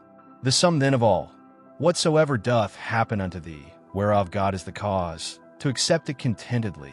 Whatsoever thou doest, whereof thou thyself art the cause, to do it justly, which will be, if both in thy resolution and in thy action thou have no further end, than to do good unto others, as being that, which by thy natural constitution, as a man, thou art bound unto. XXX. Many of those things that trouble and straiten thee, it is in thy power to cut off, as wholly depending from mere conceit and opinion, and then thou shalt have room enough.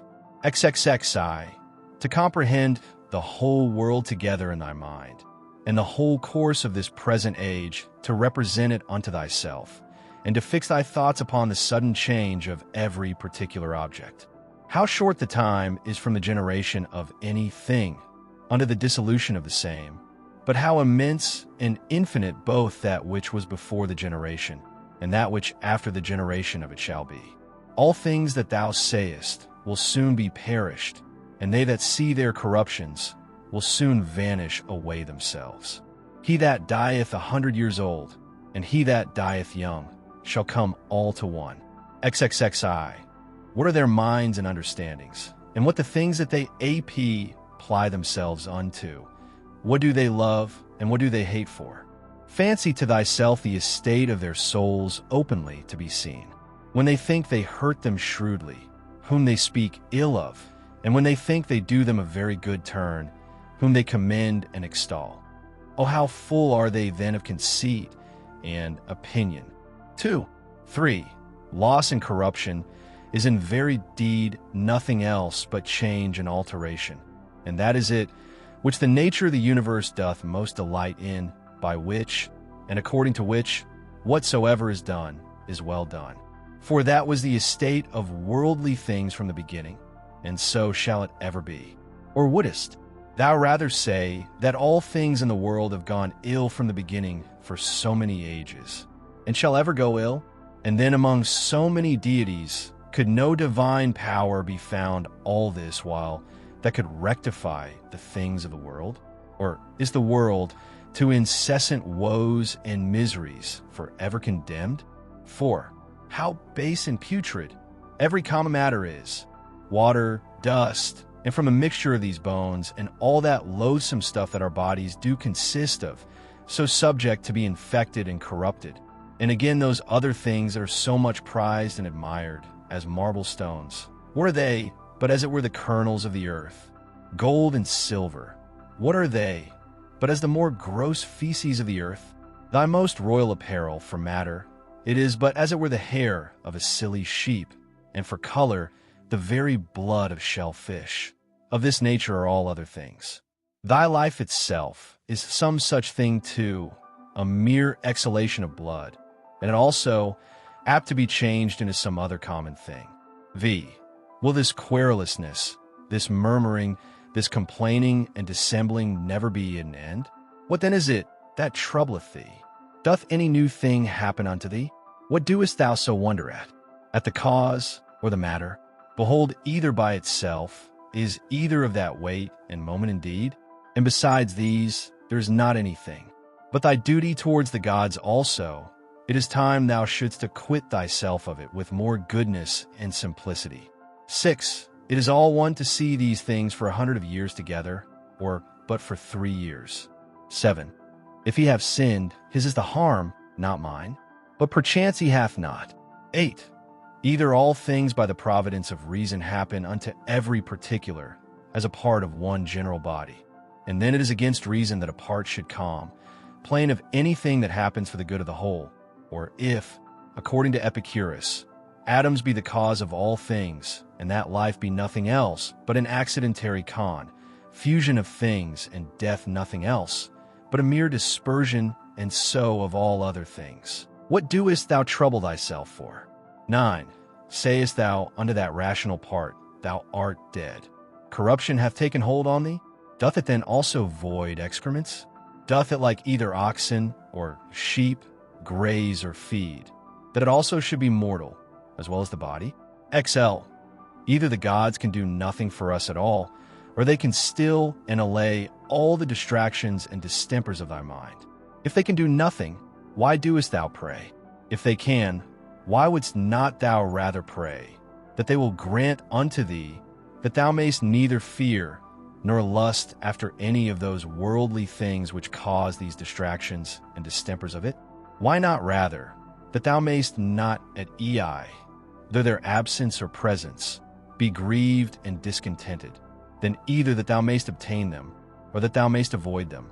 For certainly it must needs be, that if the gods can help us in anything, they may in this kind also. But thou wilt say, perchance, in those things the gods have given me my liberty, and it is in mine own power to do what I will. But if thou mayst use this liberty, rather to set thy mind at true liberty, than willfully with baseness and servility of mind to effect those things, which either to compass or to avoid is not in thy power, were it not thou better? And as for the gods, who hath told thee, that they may not help us up even in those things that they have put in our own power? Whether it be so or no, thou shalt soon perceive, if thou wilt but try thyself and pray. One prayeth that he may compass his desire to lie with such or such a one. Pray thou that thou mayst not lust to lie with her. Another how he may be rid of such a one. Pray thou that thou mayst so patient bear with him, as that thou have no such need to be rid of him. Another, that he may not lose his child. Pray thou that thou mayst not fear to lose him. To this end and purpose, let all thy prayer be, and see what will be the event. XLI. In my sickness, saith Epicurus of himself, my discourses were not concerned, ng the nature of my disease. Neither was that, to them that came to visit me, the subject of my talk, but in the consideration and contemplation of that, which was of a special weight and moment, was all my time bestowed and spent, and among others in this very thing, how my mind, by a natural and unavoidable sympathy, partaking in some sort with the present indisposition of my body, might nevertheless keep her self free from trouble, and in present possession of her own proper happiness. And there did I leave the ordering of my body to the physicians altogether to do with me what they would, as though I expected any great matter from them, or as though I thought a matter of such great consequence, by their means to recover my health. For my present estate, methought, liked me very well, and gave me good content. Whether therefore in sickness, if thou chance to sicken, or in what other kind of extremity soever, endeavor thou also to be in thy mind so affected, as he doth report of himself, not to depart from thy philosophy for anything that can befall thee, nor to give ear to the discourses of silly people and mere naturalists. XLI. It is common to all trades and professions to mind and intend that only which now they are about, and the instrument whereby they work. XLI. When at any time thou art offended with any one's impudency, put presently this question to thyself: what? Is it then possible that there should not be any impudent men in the world? Certainly it is not possible. Desire not then that which is impossible. For this one, thou must think. Whosoever he be is one of those impotent ones that the world cannot be without. So of the subtle and crafty, so of the perfidious, so of every one that offendeth, must thou ever be ready to reason with thyself. For whilst in general thou dost thus reason with thyself, that the kind of them must needs be in the world, thou wilt be the better able to use meekness towards every particular. This also thou shalt find of very good use upon every such occasion, presently to consider with thyself what proper virtue nature hath furnished man with against such a vice, or to encounter with a disposition vicious in this kind. As for example, against the unthankful, it hath given goodness and meekness as an antidote, and so against another vicious in another kind some other peculiar faculty. And generally, is it not in thy power to instruct him better that is in an error? For whosoever sinneth doth in that decline from his purposed end, and is certainly deceived. And again, what art thou the worse for his sin? For thou shalt not find that any one of these, against whom thou art incensed, hath in very deed done anything whereby thy mind, the only true subject of thy hurt and evil, can be made worse than it was. And what a matter of either grief or wonder is this, if he that is unlearned do the deeds of one that is unlearned? Should not thou rather blame thyself, who, when upon very good grounds of reason, thou mightst have thought it very probable that such a thing would by such a one be committed, didst not only not foresee it, but moreover dost wonder at it, that such a thing should be? But then especially when thou dost find fault with either an unthankful or a false man, must thou reflect upon thyself. For without all question, thou thyself art much in fault, if either of one that were of such a disposition, thou didst expect that he should be true unto thee, or when unto any thou didst a good turn, thou didst not there bound thy thoughts, as one that had obtained his end, nor didst not think that from the action itself thou hadst received a full reward of the good that thou hadst done. For what wouldst thou have more? Unto him that is a man, thou hast done a good turn. Doth not that suffice thee? What thy nature required, that hast thou done. Must thou be rewarded for it? As if either the eye for that it seeth, or the feet that they go, should require satisfaction.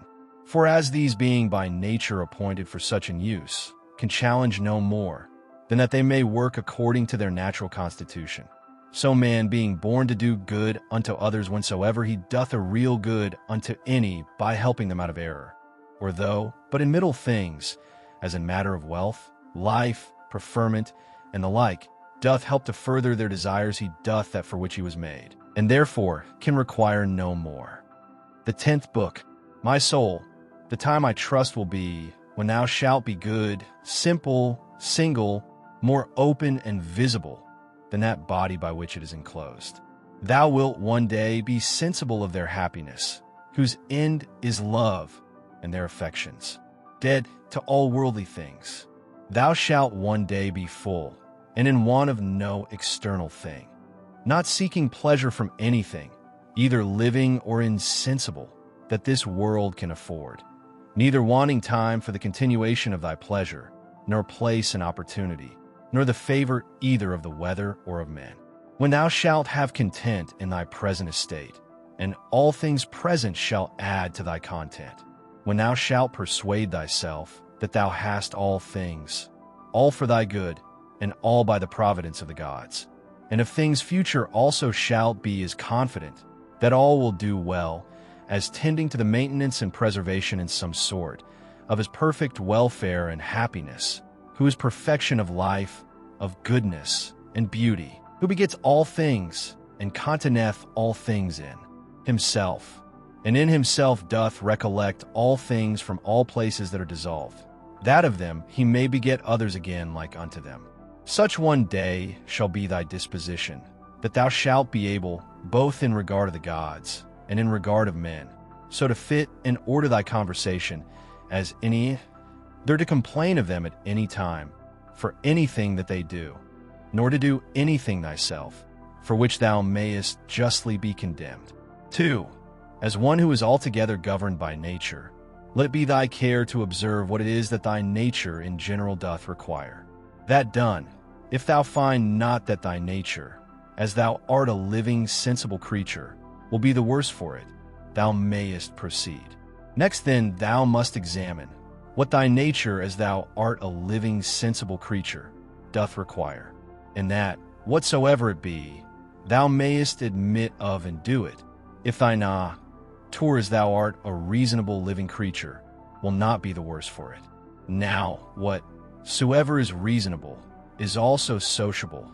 Keep thyself to these rules, and trouble not thyself about idle things. 3. Whatsoever doth happen unto thee, thou art naturally by thy natural constitution either able or not able to bear. If thou beest able, be not offended, but bear it accord, to thy natural constitution, or as nature hath enabled thee. If thou beest not able, be not offended, for it will soon make an end of thee, and itself, whatsoever it be, at the same time end with thee. But remember that whatsoever by the strength of opinion, grounded upon a certain apprehension of both true profit and duty, thou canst conceive tolerable, that thou art able to bear that by thy natural constitution. For him that offends, to teach with love and meekness, and to show him his error. But if thou canst not, then to blame thyself, or rather not thyself neither, if thy will and endeavors have not been wanting. Whatsoever it be that happens unto thee, it is that which from all time was appointed unto thee. For by the same coherence of causes, by which thy substance from all eternity was appointed to be, was also whatsoever should happen unto it, destinated and appointed. 6. Either with Epicurus, we must fondly imagine the atoms to be the cause of all things, or we must needs grant a nature. Let this then be thy first ground, that thou art part of that universe, which is governed by nature. Then secondly, that to those parts that are of the same kind and nature as thou art, thou hast relation of kindred. For of these, if I shall always be mindful, first as I am apart, I shall never be displeased with anything that falls to my particular share of the common chances of the world. For nothing that is behoveful unto the whole can be truly hurtful to that which is part of it. For this being the common privilege of all natures, that they contain nothing in themselves that is hurtful unto them, it cannot be that the nature of the universe, whose privilege beyond other particular natures is that she cannot against her will by any higher external cause be constrained, should beget anything and cherish it in her bosom that should tend to her own hurt and prejudice. As then I bear in mind that I am a part of such an universe, I shall not be displeased with anything that happens. And as I have relation of kindred to those parts that are the same kind and nature that I am, so I shall be careful to do nothing that is prejudicial to the community, but in all my deliberations shall they that are of my kind ever be, and the common good, that which all my intentions and resolutions shall drive unto, as that which is contrary unto it, I shall by all means endeavor to prevent and avoid. These things once so fixed and concluded, as thou wouldst think him a happy citizen, whose constant study and practice were for the good and benefit of his fellow citizens, and the carriage of the city such towards him, that he were well pleased with it. So must it needs be with thee, that thou shalt live a happy life. 7. All parts of the world, all things I mean that are contained within the whole world, must of necessity at some time or other come to corruption. Alteration, I should say, to speak truly and properly, but that I may be the better understood, I am content at this time to use that more common word. Now say I, if so be that this be both hurtful unto them, and yet unavoidable, would not, thinkest thou, the whole itself be in a sweet case, all the parts of it being subject to alteration, yea, and by their making itself fitted for corruption, as consisting of things different and contrary? And did nature then either of herself thus project and purpose the affliction and misery of her parts, and therefore of purpose so made them, not only that haply they might, but of necessity that they should fall into evil? Or did not she know what she did when she made them? For either of these two to say is equally absurd, but to let pass nature in general, and to reason of things particular according to their own particular natures, how absurd and ridiculous is it, first to say that all parts of the whole are, by their proper natural constitution, subject to alteration, and then when any such thing doth happen, as when one doth fall sick and dieth, to take on and wonder as though some strange thing had happened? Though this besides might move not so grievously to take on when any such thing doth happen, that whatsoever is dissolved, it is dissolved into those things whereof it was compounded. For redissolution is either a mere dispersion of the elements into those elements again whereof everything did consist, or a change of that which is more solid into earth, and of that which is pure and subtle or spiritual into air, so that by this means nothing is lost, but all resumed again into those rational generative seeds of the universe. And this universe, either after a certain period of time to lie consumed by fire, or by continual changes to be renewed, and so forever to endure. Now that solid and spiritual that we speak of, thou must not conceive it to be that very same, which at first was when thou wert born.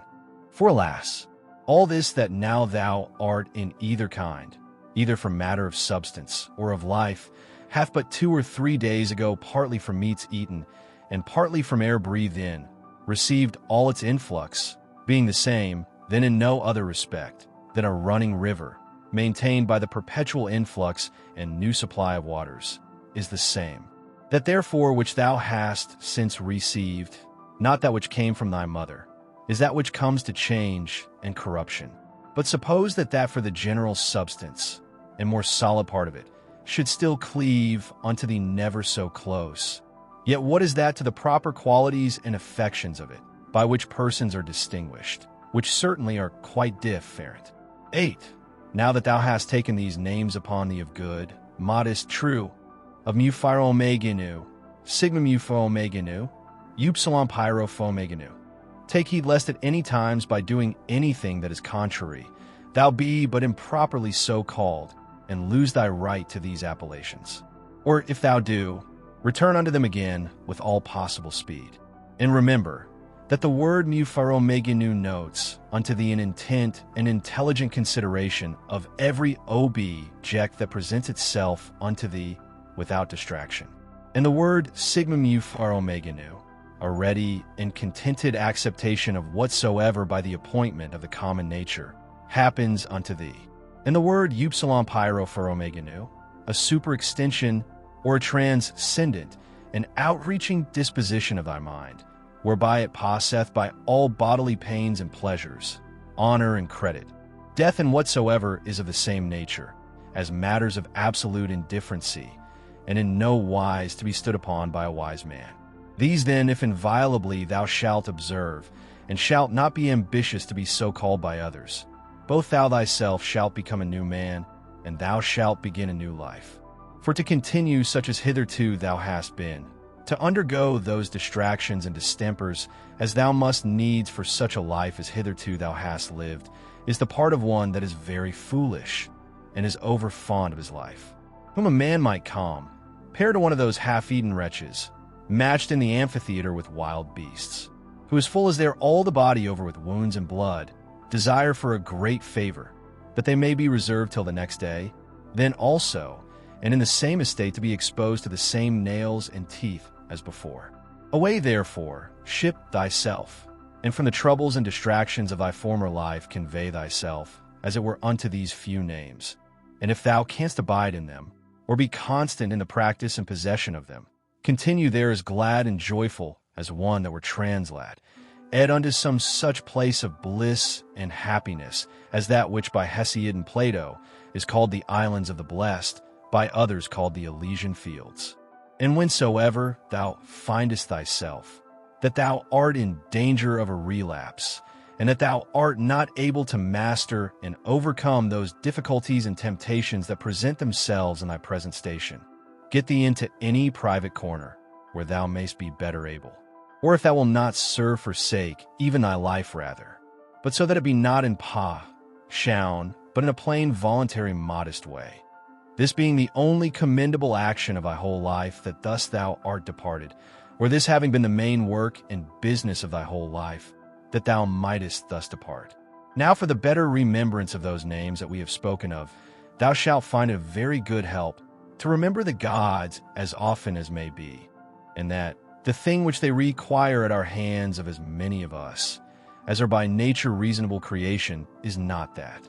With fair words and outward show of piety and devotion, we should flatter them, but that we should become like unto them, and that as all other natural creatures, the fig tree, for example, the dog, the bee, both do, all of them, and apply themselves unto that, which by their natural constitution is proper unto them. So man likewise should do that, which by his nature, as he is a man, belongs unto him. 9. Toys and fooleries at home, wars abroad, sometimes terror, sometimes torpor or stupid sloth. This is thy daily slavery. By little and little, if thou doest not better look to it, those sacred dogmata will be blotted out of thy mind. How many things be there, which when as a mere naturalist, thou hast barely considered of according to their nature, thou doest let pass without any further use. Whereas thou shouldst in all things so join action and contemplation, that thou mightest both at the same time attend all present occasions, to perform everything duly and carefully, and yet so in 10 the contemplative part too, that no part of that delight and pleasure, which the contemplative knowledge of everything according to its true nature doth of itself afford, might be lost. Or that the true and contemplative knowledge of everything according to its own nature, might of itself, action being subject to many lets and impediments, afford unto thee sufficient pleasure and happiness, not apparent indeed, but not concealed. And when shalt thou attain to the happiness of true simplicity and unaffected gravity? When shalt thou rejoice in the certain knowledge of every particular object according to its true nature, as what the matter and substance of it is, what use it is for in the world, how long it can subsist, what things it doth consist of, who they be that are capable of it, and who they that can give it, and take it away. X, as the spider, when it hath caught the fly that it hunted after, is not little proud, nor meanly conceited of herself, as he likewise that hath caught an hare, or hath taken a fish with his net, as another for the taking of a boar, and another of a bear. So may they be proud, and applaud themselves for their valiant acts against the Sarmati or northern nations lately defeated. For these also, these famous soldiers and warlike men, if thou dost look into their minds and opinions, what do they for the most part but hunt after prey? 11. To find out, and set to thyself some certain way and method of contemplation, whereby thou mayest clearly discern and represent unto thyself the mutual change of all things, the one into the other. Bear it in thy mind evermore, and see that thou be thoroughly well exercised in this particular. For there is not anything more effective, to beget true magnanimity. 12. He hath got loose from the bonds of his body, and perceiving that within a very little while he must of necessity bid the world farewell, and leave all these things behind him, he wholly applied himself, as to righteousness in all his actions, so to the common nature in all things that should happen unto him. And contenting himself with these two things, to do all things justly, and whatsoever God doth send to like well of it. What other shall either say or think of him, or shall do against him, he doth not so much as trouble his thoughts with it. To go on straight, whither right and reason directed him, and by so doing to follow God, was the only thing that he did mind, that is only business and occupation. 13. What use is there of suspicion at all? Or why should thoughts of mistrust and suspicion concerning that which is future trouble thy mind at all? What now is to be done, if thou mayest search and inquiry into that? What needs thou care for more? And if thou art well able to perceive it alone, let no man divert thee from it. But if alone thou doest not so well perceive it, suspend thine action, and take advice from best. And if there be anything else that doth hinder thee, go on with prudence and discretion, according to the present occasion and opportunity, still proposing that unto thyself, which thou doest conceive most right and just. For to hit that aright, and to speed in the prosecution of it, must needs be happiness, since it is that only which we can truly and properly be said to miss of or miscarry in. 14. What is that is slow and yet quick, merry and yet grave? He that in all things doth follow reason for his guide. 15. In the morning, as soon as thou art awaked, when thy judgment, before either thy affections or external object have wrought upon it, is yet most free and impartial, put this question to thyself, whether if that which is right and just be done, the doing of it by thyself, or by others when thou art not able thyself, be a thing material or no. For sure it is not.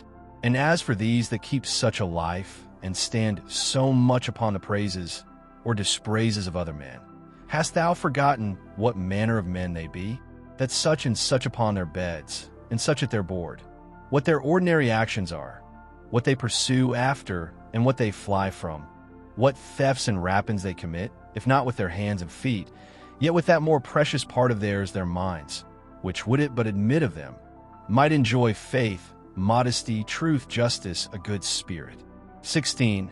Give what thou wilt, and take away what thou wilt, saith he that is well taught and truly modest, to him that gives and takes away. And it is not out of a stout and peremptory resolution that he saith it, but in mere love and humble submission. 17. So live as indifferent to the world and all worldly objects, as one who liveth by himself alone upon some desert hill. For whether here or there, if the whole world be but as one town, it matters not much for the place. Let them behold and see a man, that is a man indeed, living according to the true nature of man. If they cannot bear with me, let them kill me. For better were it to die, than so to live as they would have thee. 18. Make it not any longer a matter of dispute or discourse, what are the signs and proprieties of a good man, but really and actually to be such. 19. Ever to represent unto thyself, and to set before thee both the general age and time of the world, and the whole substance of it, and how all things particular in respect of these are for their substance, as one of the least seeds that is, and for their duration, as the turning of the pestle and the mortar once about. Then to fix thy mind upon every particular object of the world, and to conceive it, as it is indeed, as already being in the state of dissolution, and of change, tending to some kind of either putrefaction or dispersion, or whatsoever else it is, that is the death as it were of Eve, writhing in his own kind. XX. Consider them through all actions and occupations of their lives, as when they eat and when they sleep, when they are in the act of necessary exoneration, and when in the act of lust. Again, when they either are in their greatest exaltation, and in the middle of all their pomp and glory, or being angry and displeased, in great state and majesty, as from an higher place, they chide and rebuke. How base and slavish! But a little while ago, they were fain to be, that they might come to this, and within a very little while what will be their estate, when death hath once seized upon them. XXI. That is best for every one, that the common nature of all doth send unto every one, and then is it best when she doth send it. XXII. The earth, saith the poet, 36 doth often long after the rain. So is the glorious sky often as desirous to fall upon the earth, which argues a mutual kind of love between them. And so, say I, doth the world bear a certain affection of love to whatsoever shall come to pass with thine affections shall mine concur, O world. The same, and no other, shall the object of my longing be which is of thine. Now that the world doth love, it is true indeed, so is it as commonly said and acknowledged alleged, when is he, according to the Greek phrase, imitated by the Latins, of things that used to be, we say commonly, that they love to be .37. XEI. Either thou dost continue in this kind of life, and that is it, which so long thou hast been used unto, and therefore tolerable. Or thou doest retire, or leave the world, and that of thine own accord, and then thou hast thy mind. Or thy life is cut off, and then mayst. Thou rejoice that thou hast ended thy charge. One of these must needs be. Be therefore of good comfort. Ziv. Let it always appear and be manifest unto thee that solitariness and desert places, by many philosophers so much esteemed of and affected, are of themselves but thus and thus, and that all things are them to them that live in towns and converse with others, as they are the same nature everywhere to be seen and observed, to them that have retired themselves to the top of mountains and to desert havens, or what other desert and inhabited places soever. For anywhere thou wilt mayest thou quickly find and apply that to thyself, which Plato 38 saith of his philosopher in a place, as private and retired, saith he, as if he were shut up and enclosed about in some shepherd's lodge on the top of a hill. Thereby thyself to put these questions to thyself, or to enter in these considerations. What is my chief and principal part, which hath power over the rest? What is now the present estate of it, as I use it? And what is it that I employ it about? Is it now void of reason or no? Is it free, insipa, rated, or so affixed, so congealed and grown together, as it were, with the flesh, that it is swayed by the motions and inclinations of it? XXV, he that runs away from his master is a fugitive, but the law is every man's master. He therefore that forsakes the law is a fugitive.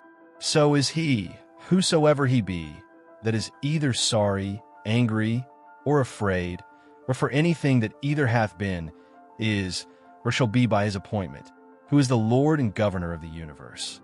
For he truly and properly is pneumaomicron, or the law, as the only pneumo or distributor and dispenser of all things that happen unto any one in his lifetime.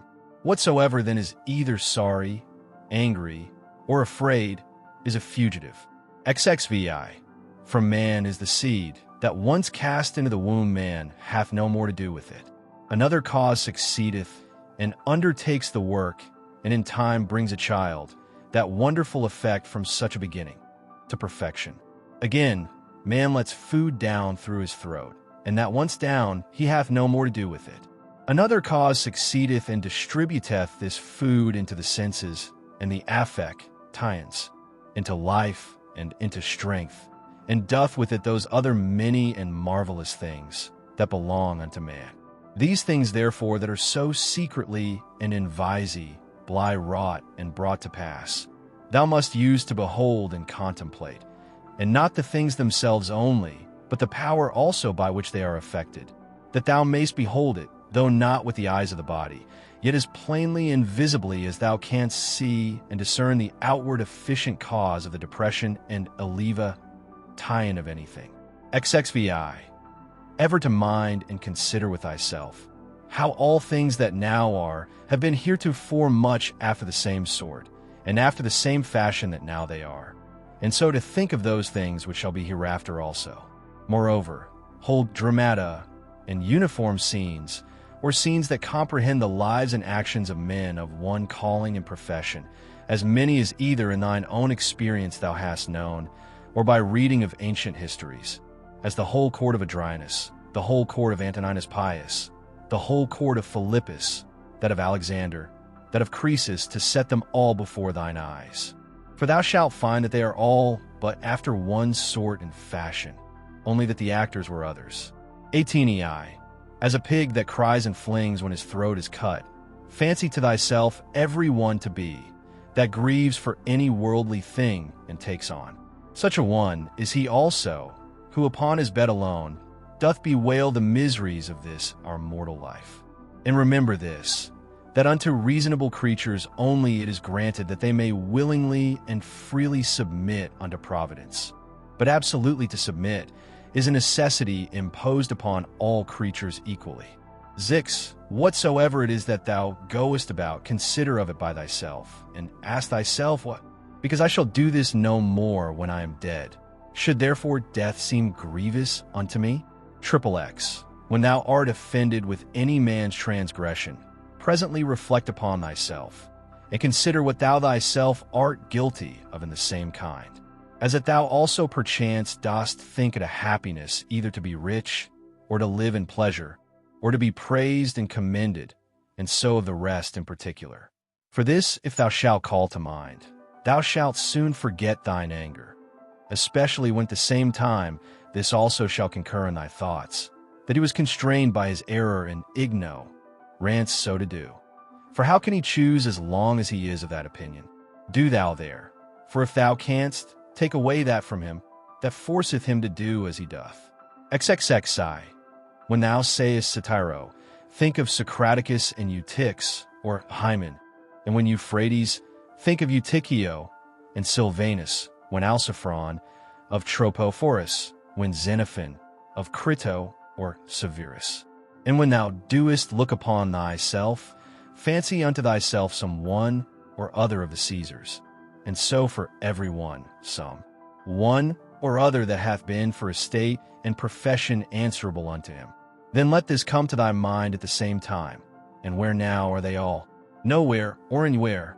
For so shalt thou at all time be able to perceive how all worldly things are but as the smoke that vanisheth away, or indeed mere nothing. Especially when thou shalt call to mind this also, that whatsoever is once changed shall never be again as long as the world endureth. And now then, how long shalt thou endure? And why doth it not suffice thee, if virtuously, and as becometh thee, thou mayest pass that portion of time, how little soever it be, that is allotted unto thee? XXXII. What a subject and what a course of life is it, that thou doest so much desire to be rid of? For all these things, what are they but fit objects for an understanding, that beholdeth everything according to its true nature, to exercise itself upon? Be patent, therefore, until that, as a strong stomach that turns all things into his own nature, and as a great fire that turneth in flame and light, whatsoever thou doest cast into it. Thou have made these things also familiar, and as it were natural unto thee. 33. Let not be in any man's power to say truly of thee, that thou art not truly simple, or sincere and open, or not good. Let him be deceived whosoever he be that shall have any such opinion of thee. For all this doth depend of thee. For who is it that should hinder thee from being either truly simple or good? Do thou only resolve rather not to live than not to be such. For indeed neither doth it stand with reason that he should live that is not such. What then is it that may upon this present Akka shall, according to best reason and discretion, either be said or done? For whatsoever it be, it is in thy power either to do it or to say it, and therefore seek not any pretenses as though thou wert hindered. Thou wilt never cease groaning and complain, ing, until such time as that. What pleasure is unto the voluptuous be unto thee, to do in everything that presents itself, whatsoever may be done conformably and agreeably to the proper constitution of man, or to man as he is a man. For thou must account that pleasure, whatsoever it be, that thou mayest do according to thine own nature. And to do this, every place will fit thee. Unto the cylindrous or roll, it is not granted to move everywhere according to its own proper motion, as in there unto the water, nor unto the fire, nor unto any other thing, that either is merely natural or natural and sensitive, but not rational. For many things there be that can hinder their operations. But of the mind and understanding this is the proper privy leg, that according to its own nature, and as it will itself, it can pass through every obstacle that it finds, and keep straight on forwards. Setting therefore before thine eyes this happiness and felicity of thy mind, whereby it is able to pass through all things, and is capable of all motions, whether as the fire upwards, or as the stone downwards, or as the cylindrous through that which is sloping. Content thyself with it, and seek not after any other thing. For all other kind of hindrances that are not hindrances of thy mind, either they are proper to the body, or merely proceed from the opinion, reason not making that resistance that it should, but basely and cowardly suffering itself to be foiled, and of themselves can neither wound, nor do any hurt at all. Else must he of necessity, whosoever he be that meets with any of them, become worse than he was before. For so is it in all other subjects, that is thought hurtful unto them, whereby they are made worse.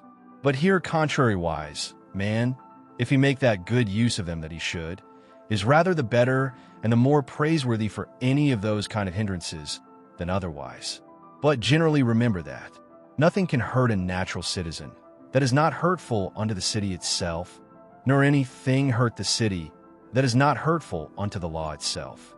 But none of these casual ties or external hindrances do hurt the law itself, or are contrary to that course of justice and equity by which public societies are maintained. Neither therefore do they hurt either city or citizen.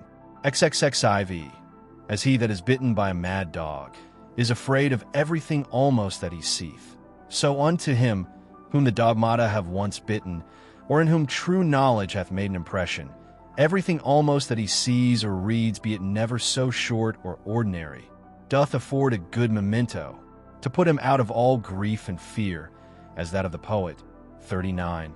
The winds blow upon the trees, and their leaves fall upon the ground. Then do the trees begin to bud again, and by the springtime they put forth new branches. So is the generation of men.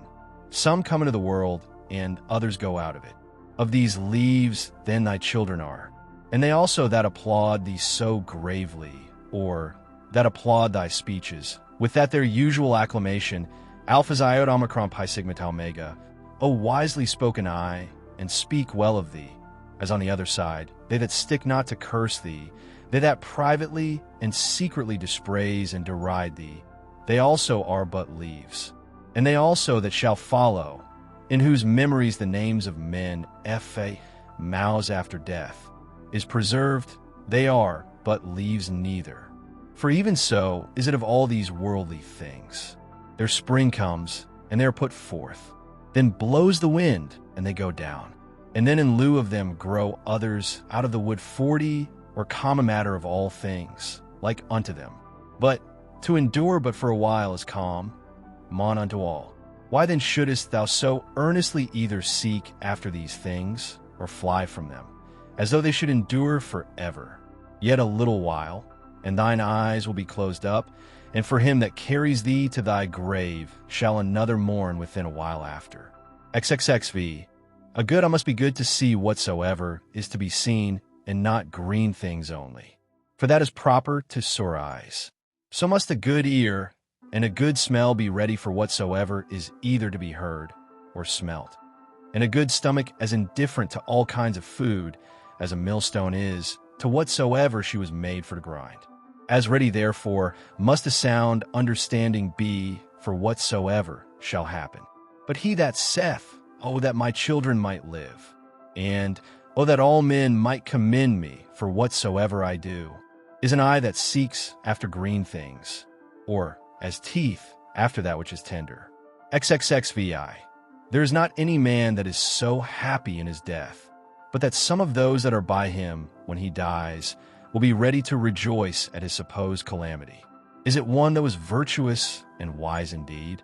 Will there not some one or other be found, who thus will say to himself, Well, now at last shall I be at rest from this pedagogue. He did not indeed otherwise trouble us much, but I know well enough that in his heart he did much condemn us. Thus will they speak of the virtuous. But as for us, alas, how many things be there, for which there be many that glad would be to be rid of us.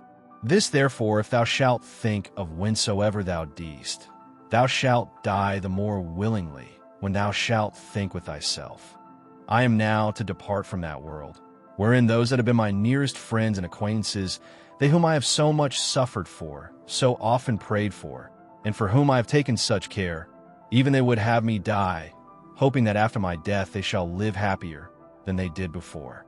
What then should any man desire to continue here any longer? Nevertheless, whensoever thou deest, thou must not be less kind and loving unto them for it.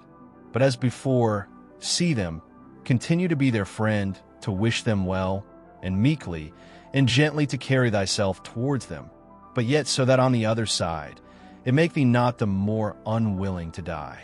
But as it fareth with them that die an easy, quick death, whose soul is soon separated from their bodies, so must thy separation from them be. To these had nature joined and annexed me. now she parts us. I am ready to depart, as from friends and kinsmen, but yet without ei, the reluctancy or compulsion. For this also is according to nature. XVI. Use thyself, as often as thou sayest any man do anything, presently, if it be possible, to say unto thyself, what is this man's end in this his action? But begin this course with thyself first of all, and diligently examine thyself concerning whatsoever thou doest. XXXVI. Remember that which sets a man at work and hath power over the affections to draw them either one way or the other way is not any external thing properly, but that which is hidden within every man's dogmata and opinions. That is rhetoric. 41. That is life. That, to speak true, is man himself. As for thy body, which is a vessel or a case, compasseth thee about, and the many and curious instruments that it hath annexed unto it, let them not trouble thy thoughts. For of themselves they are but as a carpenter's axe, but that they are born with us and naturally sticking unto us. But otherwise, without the inward cause that hath power to move them and to restrain them, those parts are of themselves of no more use unto us than the shuttle is of itself to the weaver, or the pen to the writer, or the whip to the coachman. The 11th Book. He natural properties and privileges of a reasonable soul are, that she seeth herself, that she can order and compose herself, that she makes herself as she will herself, that she reaps her own fruits whatsoever, whereas plants, trees, unreasonable creatures, what fruits soever, be it either fruit properly or analogically only, they bear them unto others and not to themselves. Again, whensoever and wheresoever, sooner or later, her life doth end, she hath her own end nevertheless. For it is not with her, as with dancers and players, who if they be interrupted in any part of their action, the whole action must needs be imperfect. But she in what part of time or action soever she be surprised, can make that which she bath in her hand whatsoever it be, complete and full, so that she may depart with that comfort. I have lived, neither want I anything of that which properly did belong unto me. Again, she compasseth the whole world, and penetrateth into the vanity, and mere outside, wanting substance and solidity of it, and stretcheth herself unto the infiniteness of eternity, and the revolution or restoration of all things after a ta'en period of time, to the same state and place as before, she fetcheth about, and doth comprehend in herself, and considers withal, and sees clearly this, that neither they that shall follow us shall see any new thing that we have not seen, nor they that went before anything more than we, but that he that is once come to 40, if he have any wit at all, can in a manner, for that they are all of one kind, see all things, both past and future. As proper is it, and natural to the soul of man, to love her neighbor, to be true and modest, and to regard nothing so much as herself, which is also the property of the law, whereby, by the way, it appears that sound reason and justice comes all to one, and therefore that justice is the chief thing, that reasonable creatures ought to propose unto themselves as their end. 2. A pleasant song or dance, the pancratius exercise, sports that thou art wont to be much taken with, thou shalt easily contemn. If the harmonious voice thou shalt divide into so many particular sounds whereof it doth consist, and of every one in particular shall ask thyself, whether this or that sound is it, that doth so conquer thee, for thou wilt be ashamed of it. And so for shame, if accordingly thou shalt consider it, every particular motion and posture by itself, and so for the wrestler's exercise too. Generally then, whatsoever it be, besides virtue, and those things that proceed from virtue that thou art subject to be much affected with, remember presently thus to divide it, and by this kind of division, in each particular to attain unto the contempt of the whole. This thou must transfer and apply to thy whole life also. 3.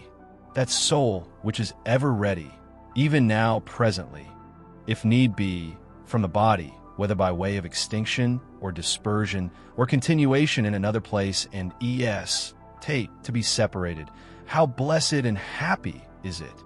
But this readiness of it, it must proceed, not from an obstinate and peremptory resolution of the mind, violently and passionately set upon opposition, as Christians are wont, but from a peculiar judge meant with discretion and gravity, so that others may be persuaded also and drawn to the like example, but without any noise and passionate exclamations. For, have I done anything charitably? Then am I benefited by it? See that this upon all occasions may present itself unto thy mind, and never cease to think of it. What is thy profession? To be good. And how should this be well brought to pass, but by certain theorems and doctrines, some concerning the nature of the universe, and some concerning the proper and particular constitution of man. The tragedies were at first brought in and instituted to put men in mind of worldly chances and casualties, that these things in the ordinary course of nature did so happen, that men that were much pleased and delighted by such accidents upon this stage would not by the same things in a greater stage be grieved and afflicted. For here you see what is the end of all such things, and that even they that cry out so mournfully to Cytheron 42 must bear them for all their cries and exclamations, as well as others. And in very truth many good things are spoken by these poets, as that, for example, is an excellent passage. But if so be that I and my 2 children be neglected by the gods, they have some reason even for that, and see. And again, it will but little avail thee to storm and rage against the things themselves, and see. Again, to reap one's life as a ripe ear of corn, and whatsoever else is to be found in them, that is of the same kind. After the tragedy, the ancient comedy was brought in, which had the liberty to inveigh against personal vices, being therefore through this her freedom and liberty of speech of very good use and effect, to restrain men from pride and arrogancy, to which end it was that Diogenes took also the same liberty. After these, what were either the middle or new comedy 43 admitted for, but merely, or for the most part at least, for the delight and pleasure of curious and excellent imitation. It will steal away, look to it, and see. Why, no man denies, but that these also have some good things whereof that may be one. But the whole drift and foundation of that kind of dramatical poetry, what is it else, but as we have said? 6. How clearly doth it appear unto thee, that no other course of thy life could fit a true philosopher's practice better than this very course, that thou art now already in? 7. A branch cut off from the continuity of that which was next unto it must needs be cut off from the whole tree.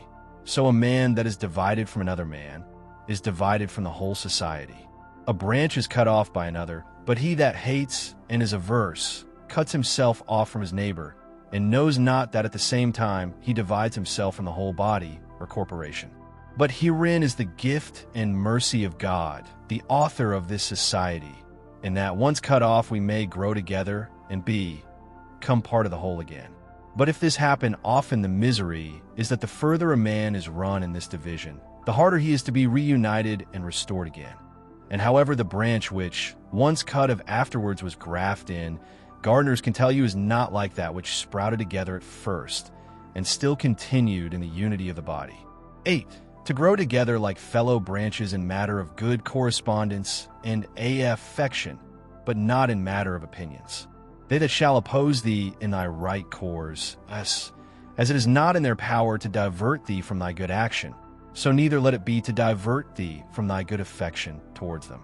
But be it thy care to keep thyself constant in both in a right judgment and action, and in true meekness towards them, that either shall do their endeavor to hinder thee, or at least will be displeased with thee for what thou hast done. For to fail in either in the one to give over for fear, or in the other to forsake thy natural affection towards him, who by nature is both thy friend and thy kinsman, is equally base, and much savoring of the disposition of a cowardly fugitive soldier. 9. It is not possible that any nature should be inferior unto art, since that all arts imitate nature. If this be so, that the most perfect and general nature of all natures should in her operation come short of the skill of arts, is most improbable. Now common is it to all arts, to make that which is worse for the better's sake. Much more than doth the common nature do the same. Hence is the first ground of justice. From justice all other virtues have their existence. For justice cannot be preserved if either we settle our minds and affections upon worldly things, or be apt to be deceived, or rash and inconstant. X. The things themselves which either to get or to avoid thou art put to so much trouble, come not unto thee themselves, but thou in a manner goest unto them. Let then thine own judgment and opinion concerning those things be at rest. And as for the things themselves, they stand still and quiet, without any noise or stir at all, and so shall all pursuing and flying cease. 11. Then is the soul as Empedocles doth liken it, like unto a sphere or globe, when she is all of one form and figure, when she neither greedily stretcheth out herself to anything, nor basely contracts herself, or lies flat and dejected, but shineth all with light, whereby she does see and behold the true nature, both that of the universe and her own in particular. 12. Will any contemn me? Let him look to that, upon what grounds he does it. My care shall be that I may never be found either doing or speaking anything that doth truly deserve contempt. Will any hate me? Let him look to that. I for my part will be kind and loving unto all, and even unto him that hates me, whomsoever he be, will I be ready to show his error, not by way of exprobation or ostentation of my patience, but ingenuously and meekly, such as was that famous Phocion, 44, if so be that he did not dissemble. For it is inwardly that these things must be, that the gods who look inwardly and not upon the outward appearance may behold a man truly free from all indignation and grief.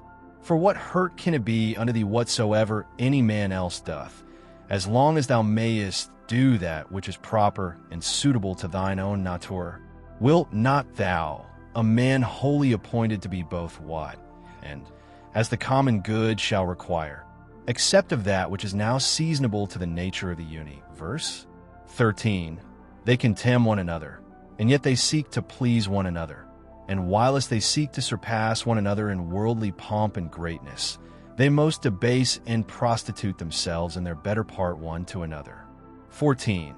How rotten and insincere is he that saith, I am resolved to carry myself hereafter towards you with all ingenuity and simplicity. O man, what doest thou mean? What needs this profession of thine? The thing itself will show it. It ought to be writ, 10 upon thy forehead. No sooner thy voice is heard, than thy countenance must be able to show what is in thy mind. Even as he that is loved knows presently by the looks of his sweetheart what is in her mind. Such must he be for all the world, that is truly simple and good, as he whose armholes are offensive, that whosoever stands by, as soon as ever he comes near him, may as it were smell him whether he will or no. But the affectation of simplicity is nowise laudable. There is nothing more shameful than perfidious friendship. Above all things, that must be avoided. However, true goodness, simplicity, and kindness cannot so be hidden, but that, as we have already said, in the very eyes and countenance they will show themselves. 15. To live happily is an inward power of the soul, when she is affected with indifferency towards those things that are by their nature indifferent. To be thus affected, she must consider all worldly objects both divided and whole, remembering withal that no object can of itself beget any opinion in us, neither can come to us, but stands without still and quiet, but that we ourselves beget, and as it were print in ourselves opinions concerning them.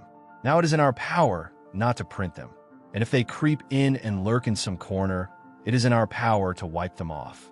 Remember, and moreover, that this care and circumspection of thine is to continue but for a while, and then thy life will be an end. And what should hinder, but that thou mayest do well with all these things? For if they be according to nature, rejoice in them, and let them be pleasing and acceptable unto thee. But if they be against nature, seek thou that which is according to thine own nature, and whether it be for thy credit or no, use all possible speed for the attainment of it. For no man ought to be blamed for seeking his own good and happiness. 16. Of everything thou must consider from whence it came, of what things it doth consist, and into what it will be changed. What will be the nature of it, or what it will be like unto when it is changed, and that it can suffer no hurt by this change. And as for other men's either foolishness or wickedness, that it may not trouble and grieve thee. First, generally thus, what reference have I unto these? And that we are all born for one another's good. Then more particularly after another consideration, as a ram is first in a flock of sheep, and a bull in a herd of cattle, so am I born to rule over them. Begin yet higher, even from this. If atoms be not the beginning of all things, than which to believe nothing can be more absurd, then must we needs grant that there is a nature that doth govern the universe. If such a nature, then are all worse things made for the better sake, and all better for one another's sake. Secondly, what manner of men they be, at board, and upon their beds, and so forth. But above all things, how they are forced by their opinions that they hold, to do what they do, and even those things that they do, with what pride and self-conceit they do them. Thirdly, that if they do these things rightly, thou hast no reason to be grieved. But if not rightly, it must needs be that they do them against their wills, and through mere ignorance. For as, according to Plato's opinion, no soul doth willingly err, so by consequent neither doth it anything otherwise than it ought, but against her will. Therefore are they grieved, whensoever they hear themselves charged, either of injustice, or unconscionableness, or covetousness, or in general, of any injurious kind of deal, ing, towards their neighbors. Fourthly, that thou thyself doest transgress in many things, and art even such another as they are.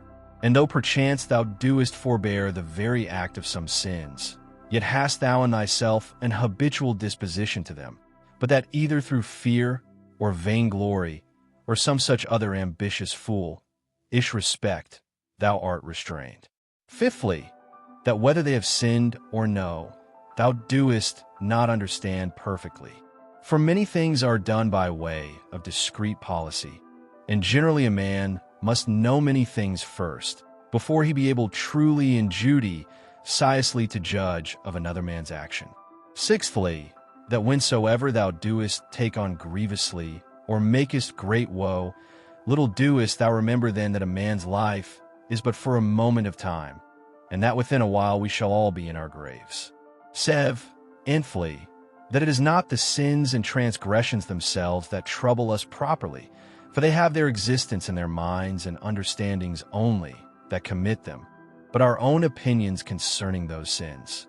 Remove then, and be content to part with that conceit of thine, that it is a grievous thing, and thou hast removed thine anger.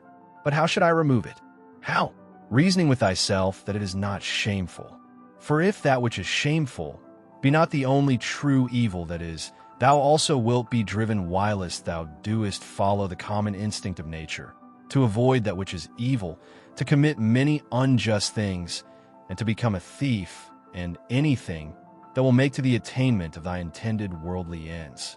Eighthly, how many things may and do oftentimes follow upon such fits of anger and grief, far more grievous in themselves than those very things which we are so grieved or angry for. Ninthly, that meekness is a thing unconquerable, if it be true and natural, and not affected or hypocritical. For how shall even the most fierce and malicious that thou shalt conceive be able to hold on against thee, if thou shalt still continue meek and loving unto him? And that even at that time, when he is about to do thee wrong, thou shalt be well disposed and in good temper, with all meekness to teach him, and to instruct him better. As for example, my son, we were not born for this, to hurt and annoy one another. It will be thy hurt, not mine, my son. And so to show him forcibly and fully that it is so in very deed, and that neither bees do it one to another, nor any other creatures are naturally sociable. But this thou must do, not scoffingly, not by way of exprobation, but tenderly, without any harshness of words. Neither must thou do it by way of exercise or ostentation, that they that are by and hear thee may admire thee, but so always that nobody be privy to it, but himself alone, yeah, though there be more present at the same time. These 9 particular heads, as so many gifts from the Muses, see that thou remember well, and begin one day, whilst thou art yet alive, to be a man indeed. But on the other side thou must take heed, as much to flatter them, as to be angry with them. For both are equally uncharitable, and equally hurtful. And in thy passions, take it presently to thy consideration, that to be angry is not the part of man, but that to be meek and gentle, as it savors of more humanity, so of more manhood. That in this there is strength in nerves, or vigor and fortitude, whereof anger and indignation is altogether void. For the nearer everything is unto unpassionateness, the nearer it is unto power. And as grief doth proceed from weakness, so doth anger. For both he that is angry and that grieveth, have received a wound, and cowardly have, as it were, yielded themselves unto their affections. If thou wilt have a 10th also, receive this 10th gift from Hercules the guide and leader of the Muses. That is a madman's part, to look that there should be no wicked men in the world, because it is impossible. Now for a man to brook well enough, that there should be wicked men in the world, but not to endure that any should transgress against himself, is against all equity, and indeed tyrannical. 17. For several dispositions or inclinations there be of the mind and understand, ng, which to be aware of, thou must carefully observe, and whensoever thou doest discover them, thou must rectify them, saying to thyself concerning every one of them, this imagination is not necessary. This is uncharitable. This thou shalt speak as another man's slave or instrument, than which nothing can be more senseless and absurd. For the 4th, thou shalt sharply check and upbraid thyself, for that thou doest suffer that more divine part in thee, to become subject and obnoxious to that more ignoble part of thy body, and the gross lusts and concupiscences thereof. 18. What portion soever, either of air or fire there be in thee, although by nature it tend upwards, submitting nevertheless to the ordinance of the universe, it abides here below in this mixed body. So whatsoever is in thee, either earthy or humid, half by nature it tend downwards, yet is it against its nature both raised upwards and standing or consistent. So obedient are even the elements themselves to the universe, abiding patiently wheresoever, though against their nature, they are placed until the sound, as it were, of their retreat and separation. Is it not a grievous thing, then, that thy reasonable part only should be disobedient, and should not endure to keep its place? Yea, though it be nothing enjoined that is contrary unto it, but that only which is according to its nature? For we cannot say of it when it is disobedient, as we say of the fire or air, that it tends upwards towards its proper element, for then goes it the quite contrary way. For the motion of the mind to any injustice, or incontinency, or to sorrow, or to fear, is nothing else but a separation from nature. Also when the mind is grieved for anything that has happened by the divine providence, then doth it likewise forsake its own place. For it was ordained unto holiness and godliness, which specially consist in an humble submission to God and his providence in all things, as well as unto justice. These also being part of those duties, which is naturally sociable, we are bound unto, and without which we cannot happy converse one with another. Yea, and the very ground and fountain indeed of all just actions. 19. He that hath not one and the selfsame general end always as long as he liveth, cannot possibly be one and the selfsame man always. But this will not suffice, except thou add also what ought to be this general end. For as the general conceit and apprehension of all those things which upon no certain ground are by the greater part of men deemed good, cannot be uniform and agreeable, but that only which is limit and restrained by some certain proprieties and conditions, as of community, that nothing be conceived good, which is not commonly and publicly good.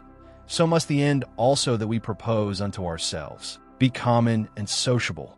For he that doth direct all his own private motions and purposes to that end, all his actions will be agreeable and uniform, and by that means will be still the same man. XX. Remember the fable of the country mouse and the city mouse, and the great fright and terror that this was put into. XXI. Socrates was wont to call the common conceits and opinions of men, the mon bugbears of the world, the proper terror of silly children. XXI. The Lacedaemonians at their public spectacles were wont to appoint seats and forms for their strangers in the shadow. They themselves were content to sit anywhere. XEI. What Socrates answered unto Perdiccas, why he did not come unto him, lest of all deaths I should die the worst kind of death, said he, that is not able to requite the good that hath been done unto me. Ziv. In the ancient mystical letters of the Ephesians, there was an item that a man should always have in his mind some one or other of the ancient worthies. XXV. The Pythagoreans were wont betimes in the morning the first thing they did, to look up unto the heavens, to put themselves in mind of them who constantly and invariably did perform their task, as also to put themselves in mind of orderliness, or good order, and of purity, and of naked simplicity. For no star or planet hath any cover before it. XXVI. How Socrates looked when he was fain to gird himself with a skin, Xanthippe his wife having taken away his clothes and carried them abroad with her, and what he said to his fellows and friends, who were ashamed, and out of respect to him, did retire themselves when they saw him thus decked. XXVI. In matter of writing or reading, thou must needs be taught before thou can do either, much more in matter of life. For thou art born a mere slave to thy senses and brutish affections, destitute without teaching of all true knowledge and sound reason. 18EI. My heart smiled within me. They will accuse even virtue herself, with hate, noose, and opprobrious words. 45. Zix. As they that long after figs in winter when they cannot be had, so are they that long after children before they be granted them. XXX. As often as a father kisseth his child, he should say secretly with himself, said Epictetus, tomorrow perchance shall he die. 46. But these words be ominous. No words ominous, said he, that signify anything that is natural. In very truth, indeed, not more ominous than this, to cut down grapes when they are ripe. 47. Green grapes, ripe grapes, dried grapes, or raisins. So many changes and mutations of one thing, not into that which was not absolutely, but rather so many several changes. And mutations, not into that which hath no being at all, but into that which is not yet in being. XXXI. Of the free will there is no thief or robber, out of Epictetus. Whose is this owl? So, that we should find a certain art and method of assenting, and that we should always observe with great care and heed the inclinations of our minds, that they may always be with their due restraint and reservation, always charitable, and according to the true worth of every present object. And as for earnest longing, that we should altogether avoid it, and to use averseness in those things only that wholly depend of our own wills. It is not about ordinary petty matters, believe it, that all our strife and contention is, but whether with the vulgar we should be mad, or by the help of philosophy wise and sober, said he. XXXI. Socrates said, what will you have? The souls of reasonable or unreasonable creatures. Of reasonable, but what?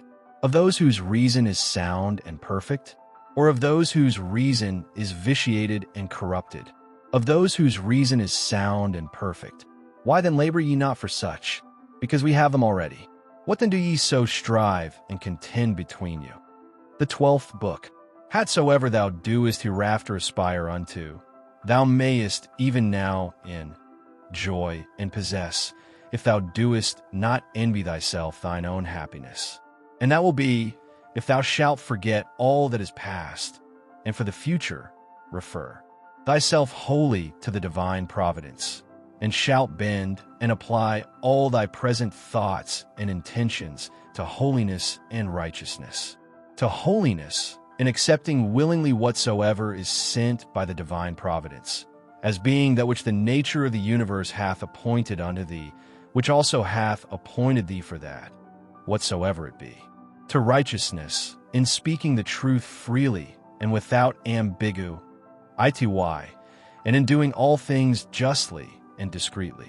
Now in this good course, let not aught or men's either wickedness or opinion or voice hinder thee. No, nor the sense of this thy pampered mass of flesh. For let that which suffers look to itself.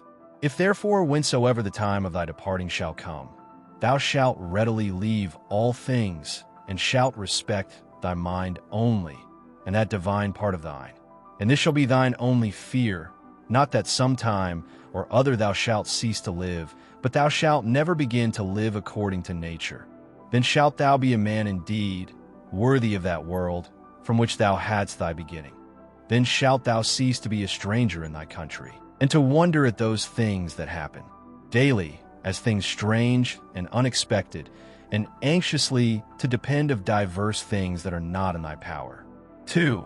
God beholds our minds and understandings, bare and naked from these material vessels, and outsides and all earthly dross. For with his simple and pure understanding, he pierceth into our inmost and purest parts, which from his, as it were by a water pipe and channel, first flowed and issued. This if thou also shalt use to do, thou shalt rid thyself of that manifold luggage, wherewith thou art round about encumbered. For he that does regard neither his body, nor his clothing, nor his dwell, nor any such external furniture, must needs gain unto himself great rest and ease. 3 things there be in all, which thou doest consist of, thy body, thy life, and thy mind.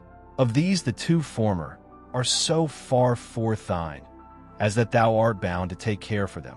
But the 3rd alone is that which is properly thine.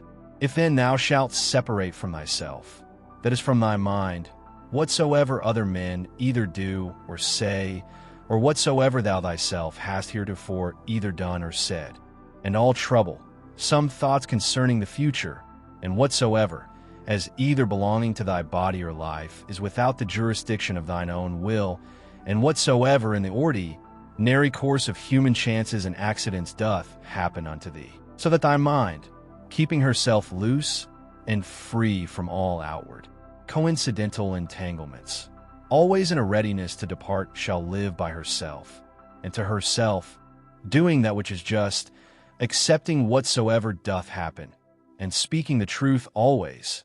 If I say, thou shalt separate from thy mind, whatsoever by sympathy might adhere unto it, and all time both past and future, and shalt make thyself in all points and respects, like unto Empedocles' allegorical sphere, all round and circular, and see, and shalt think of no longer life than that which is, now present. Then shalt thou be truly able to pass the remainder of thy days without troubles and distractions, nobly and generously disposed, and in good favor and correspondency with that spirit which is within thee. 3.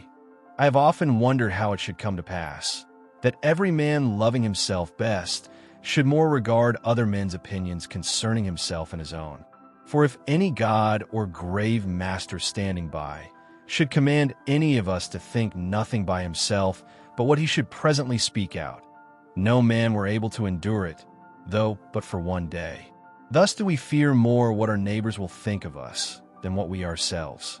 For how come it to pass that the gods, having ordered all other things so well and so lovingly, should be overseen in this one only thing, that whereas then happen some very good men that have made many covenants as it were with God, and by many holy actions and outward services contracted a kind of familiarity with him, that these men, when once they are dead, should never be restored to life, but be extinct forever. But this thou mayest be sure of, that this, if it be so indeed, would never have been so ordered by the gods, had it been fit otherwise.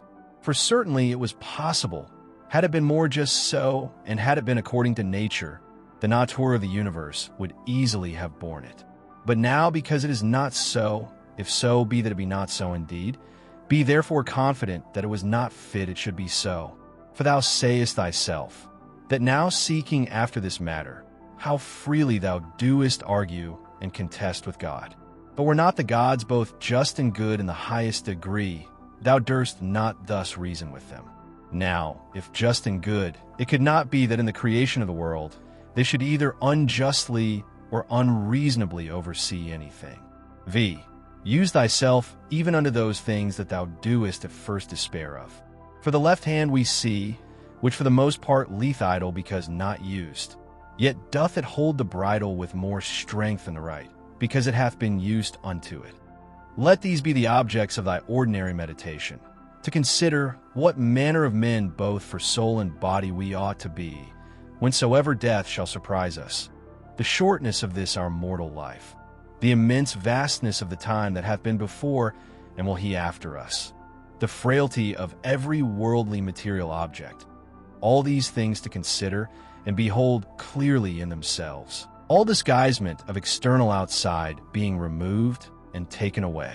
Again, to consider the efficient causes of all things, the proper ends and references of all actions, what pain is in itself, what pleasure, what death, what fame or honor, how every man is the true and proper ground of his own rest and tranquility, and that no man can truly be hindered by any other, that all is but conceit and opinion. As for the use of thy dogmata, thou must carry thyself in the practice of them, rather like unto a pancratiast, or one that at the same time both fights and wrestles with hands and feet, than a gladiator. For this, if he lose his sword that he fights with, he is gone, whereas the other hath still his hand free, which he may easily turn and manage at his will. 7. All worldly things thou must behold and consider, dividing them into matter, form, and reference, or their proper end. 8. How happy is man in this his power that hath been granted unto him, that he needs not do anything but what God shall approve, and that he may embrace contentedly whatsoever God doth send unto him. 9. Whatsoever doth happen in the ordinary course and consequence of natural events, neither the gods, for it is not possible, that they either wittingly or unwittingly should do anything amiss, nor men, for it is through ignorance, and therefore against their wills that they do anything amiss. Must he accused? None then must be accused. X. How ridiculous and strange is he that wonders at anything that happens in this life, in the ordinary course of nature. 11.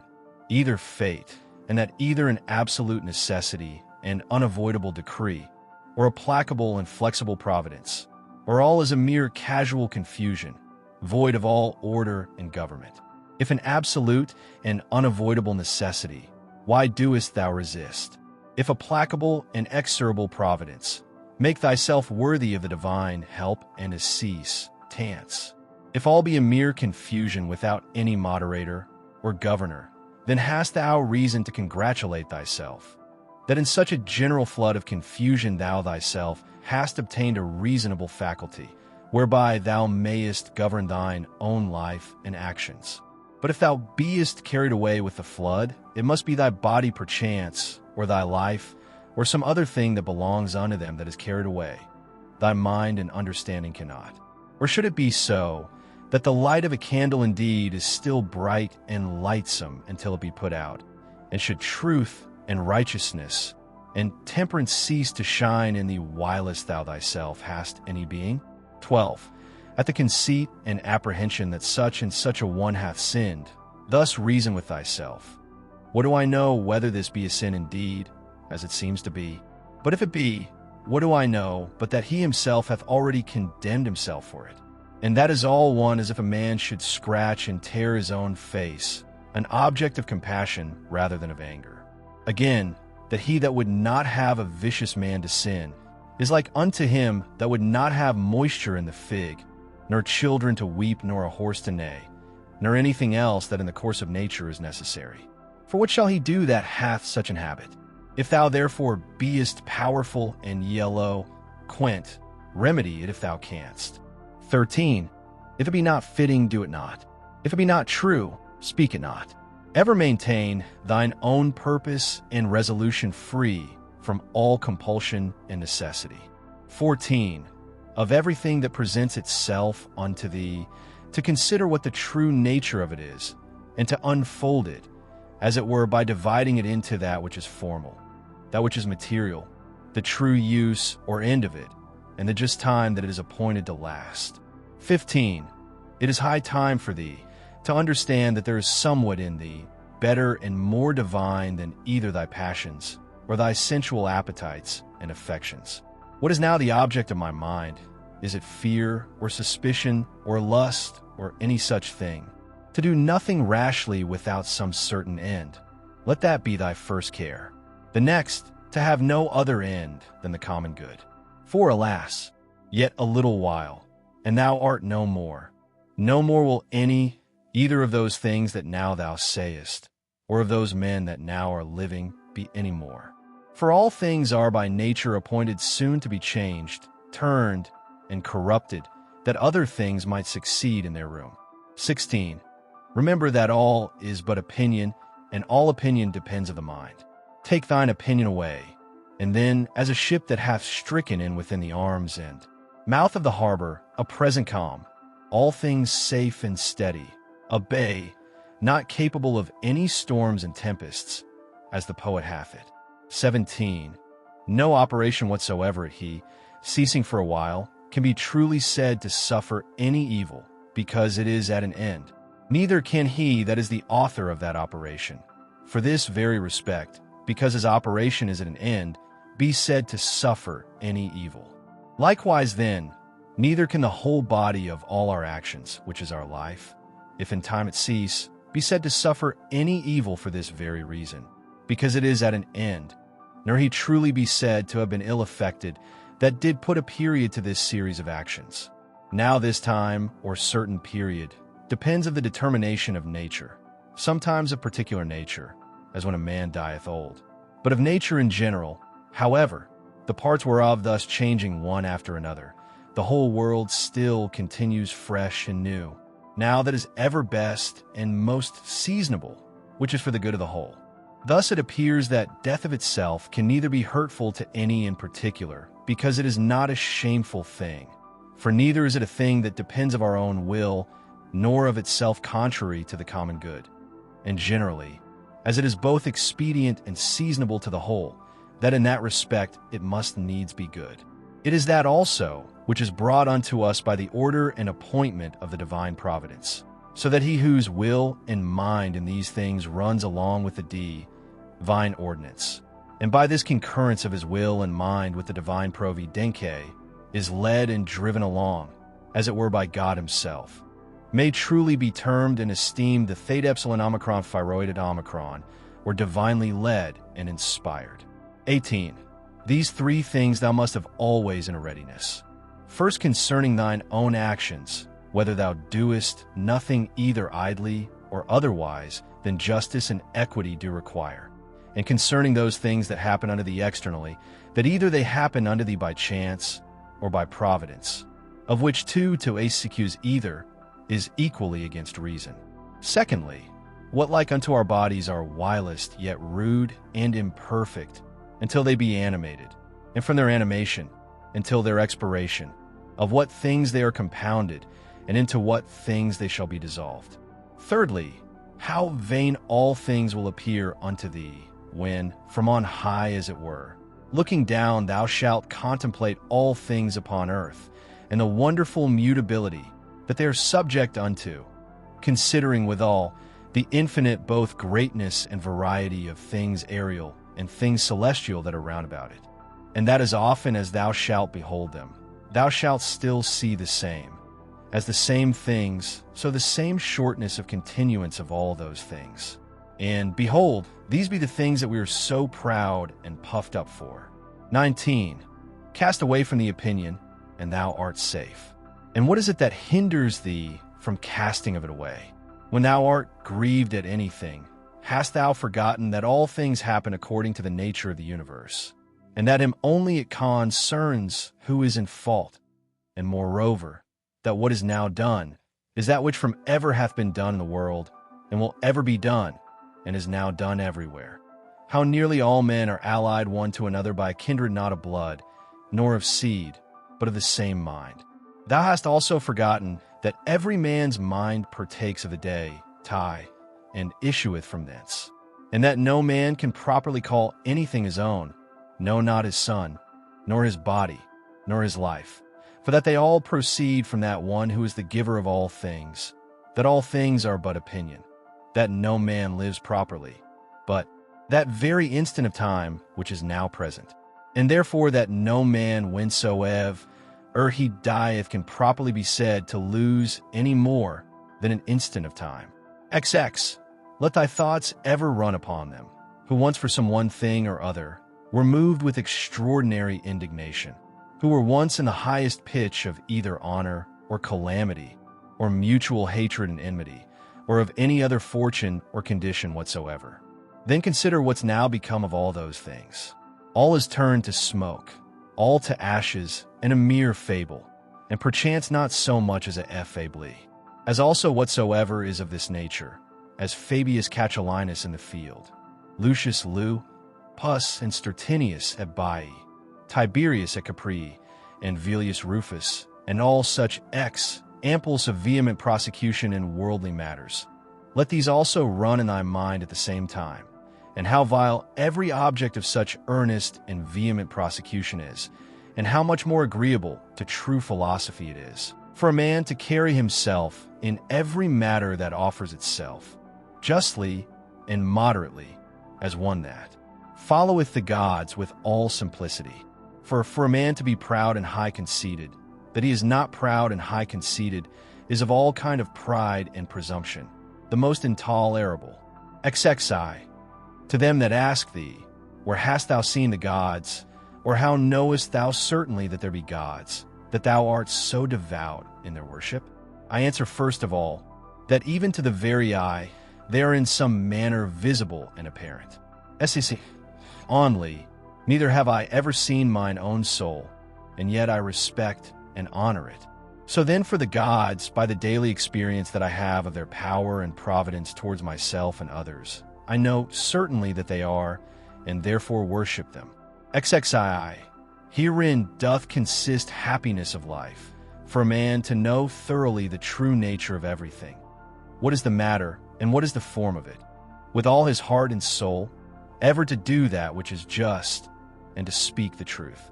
What then remaineth but to enjoy thy life in a course and coherence of good actions, one upon another immediately succeeding, and never interrupted, though for never so little a while. XEI. There is but one light of the sun, though it be intercepted by walls and mountains and other thousand objects. There is but one common substance of the whole world, though it be concluded and restrained in its several different bodies, in number infinite. There is but one common soul, though divided into innumerable particular essences and natures. So is there but one common intellectual soul, though it seem to be divided.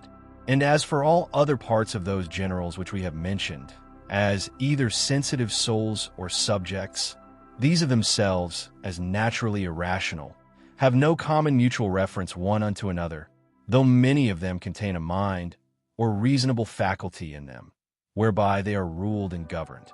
But of every reasonable mind, this the particular nature, that it hath reference to whatsoever is of her own kind, and desireth to be united.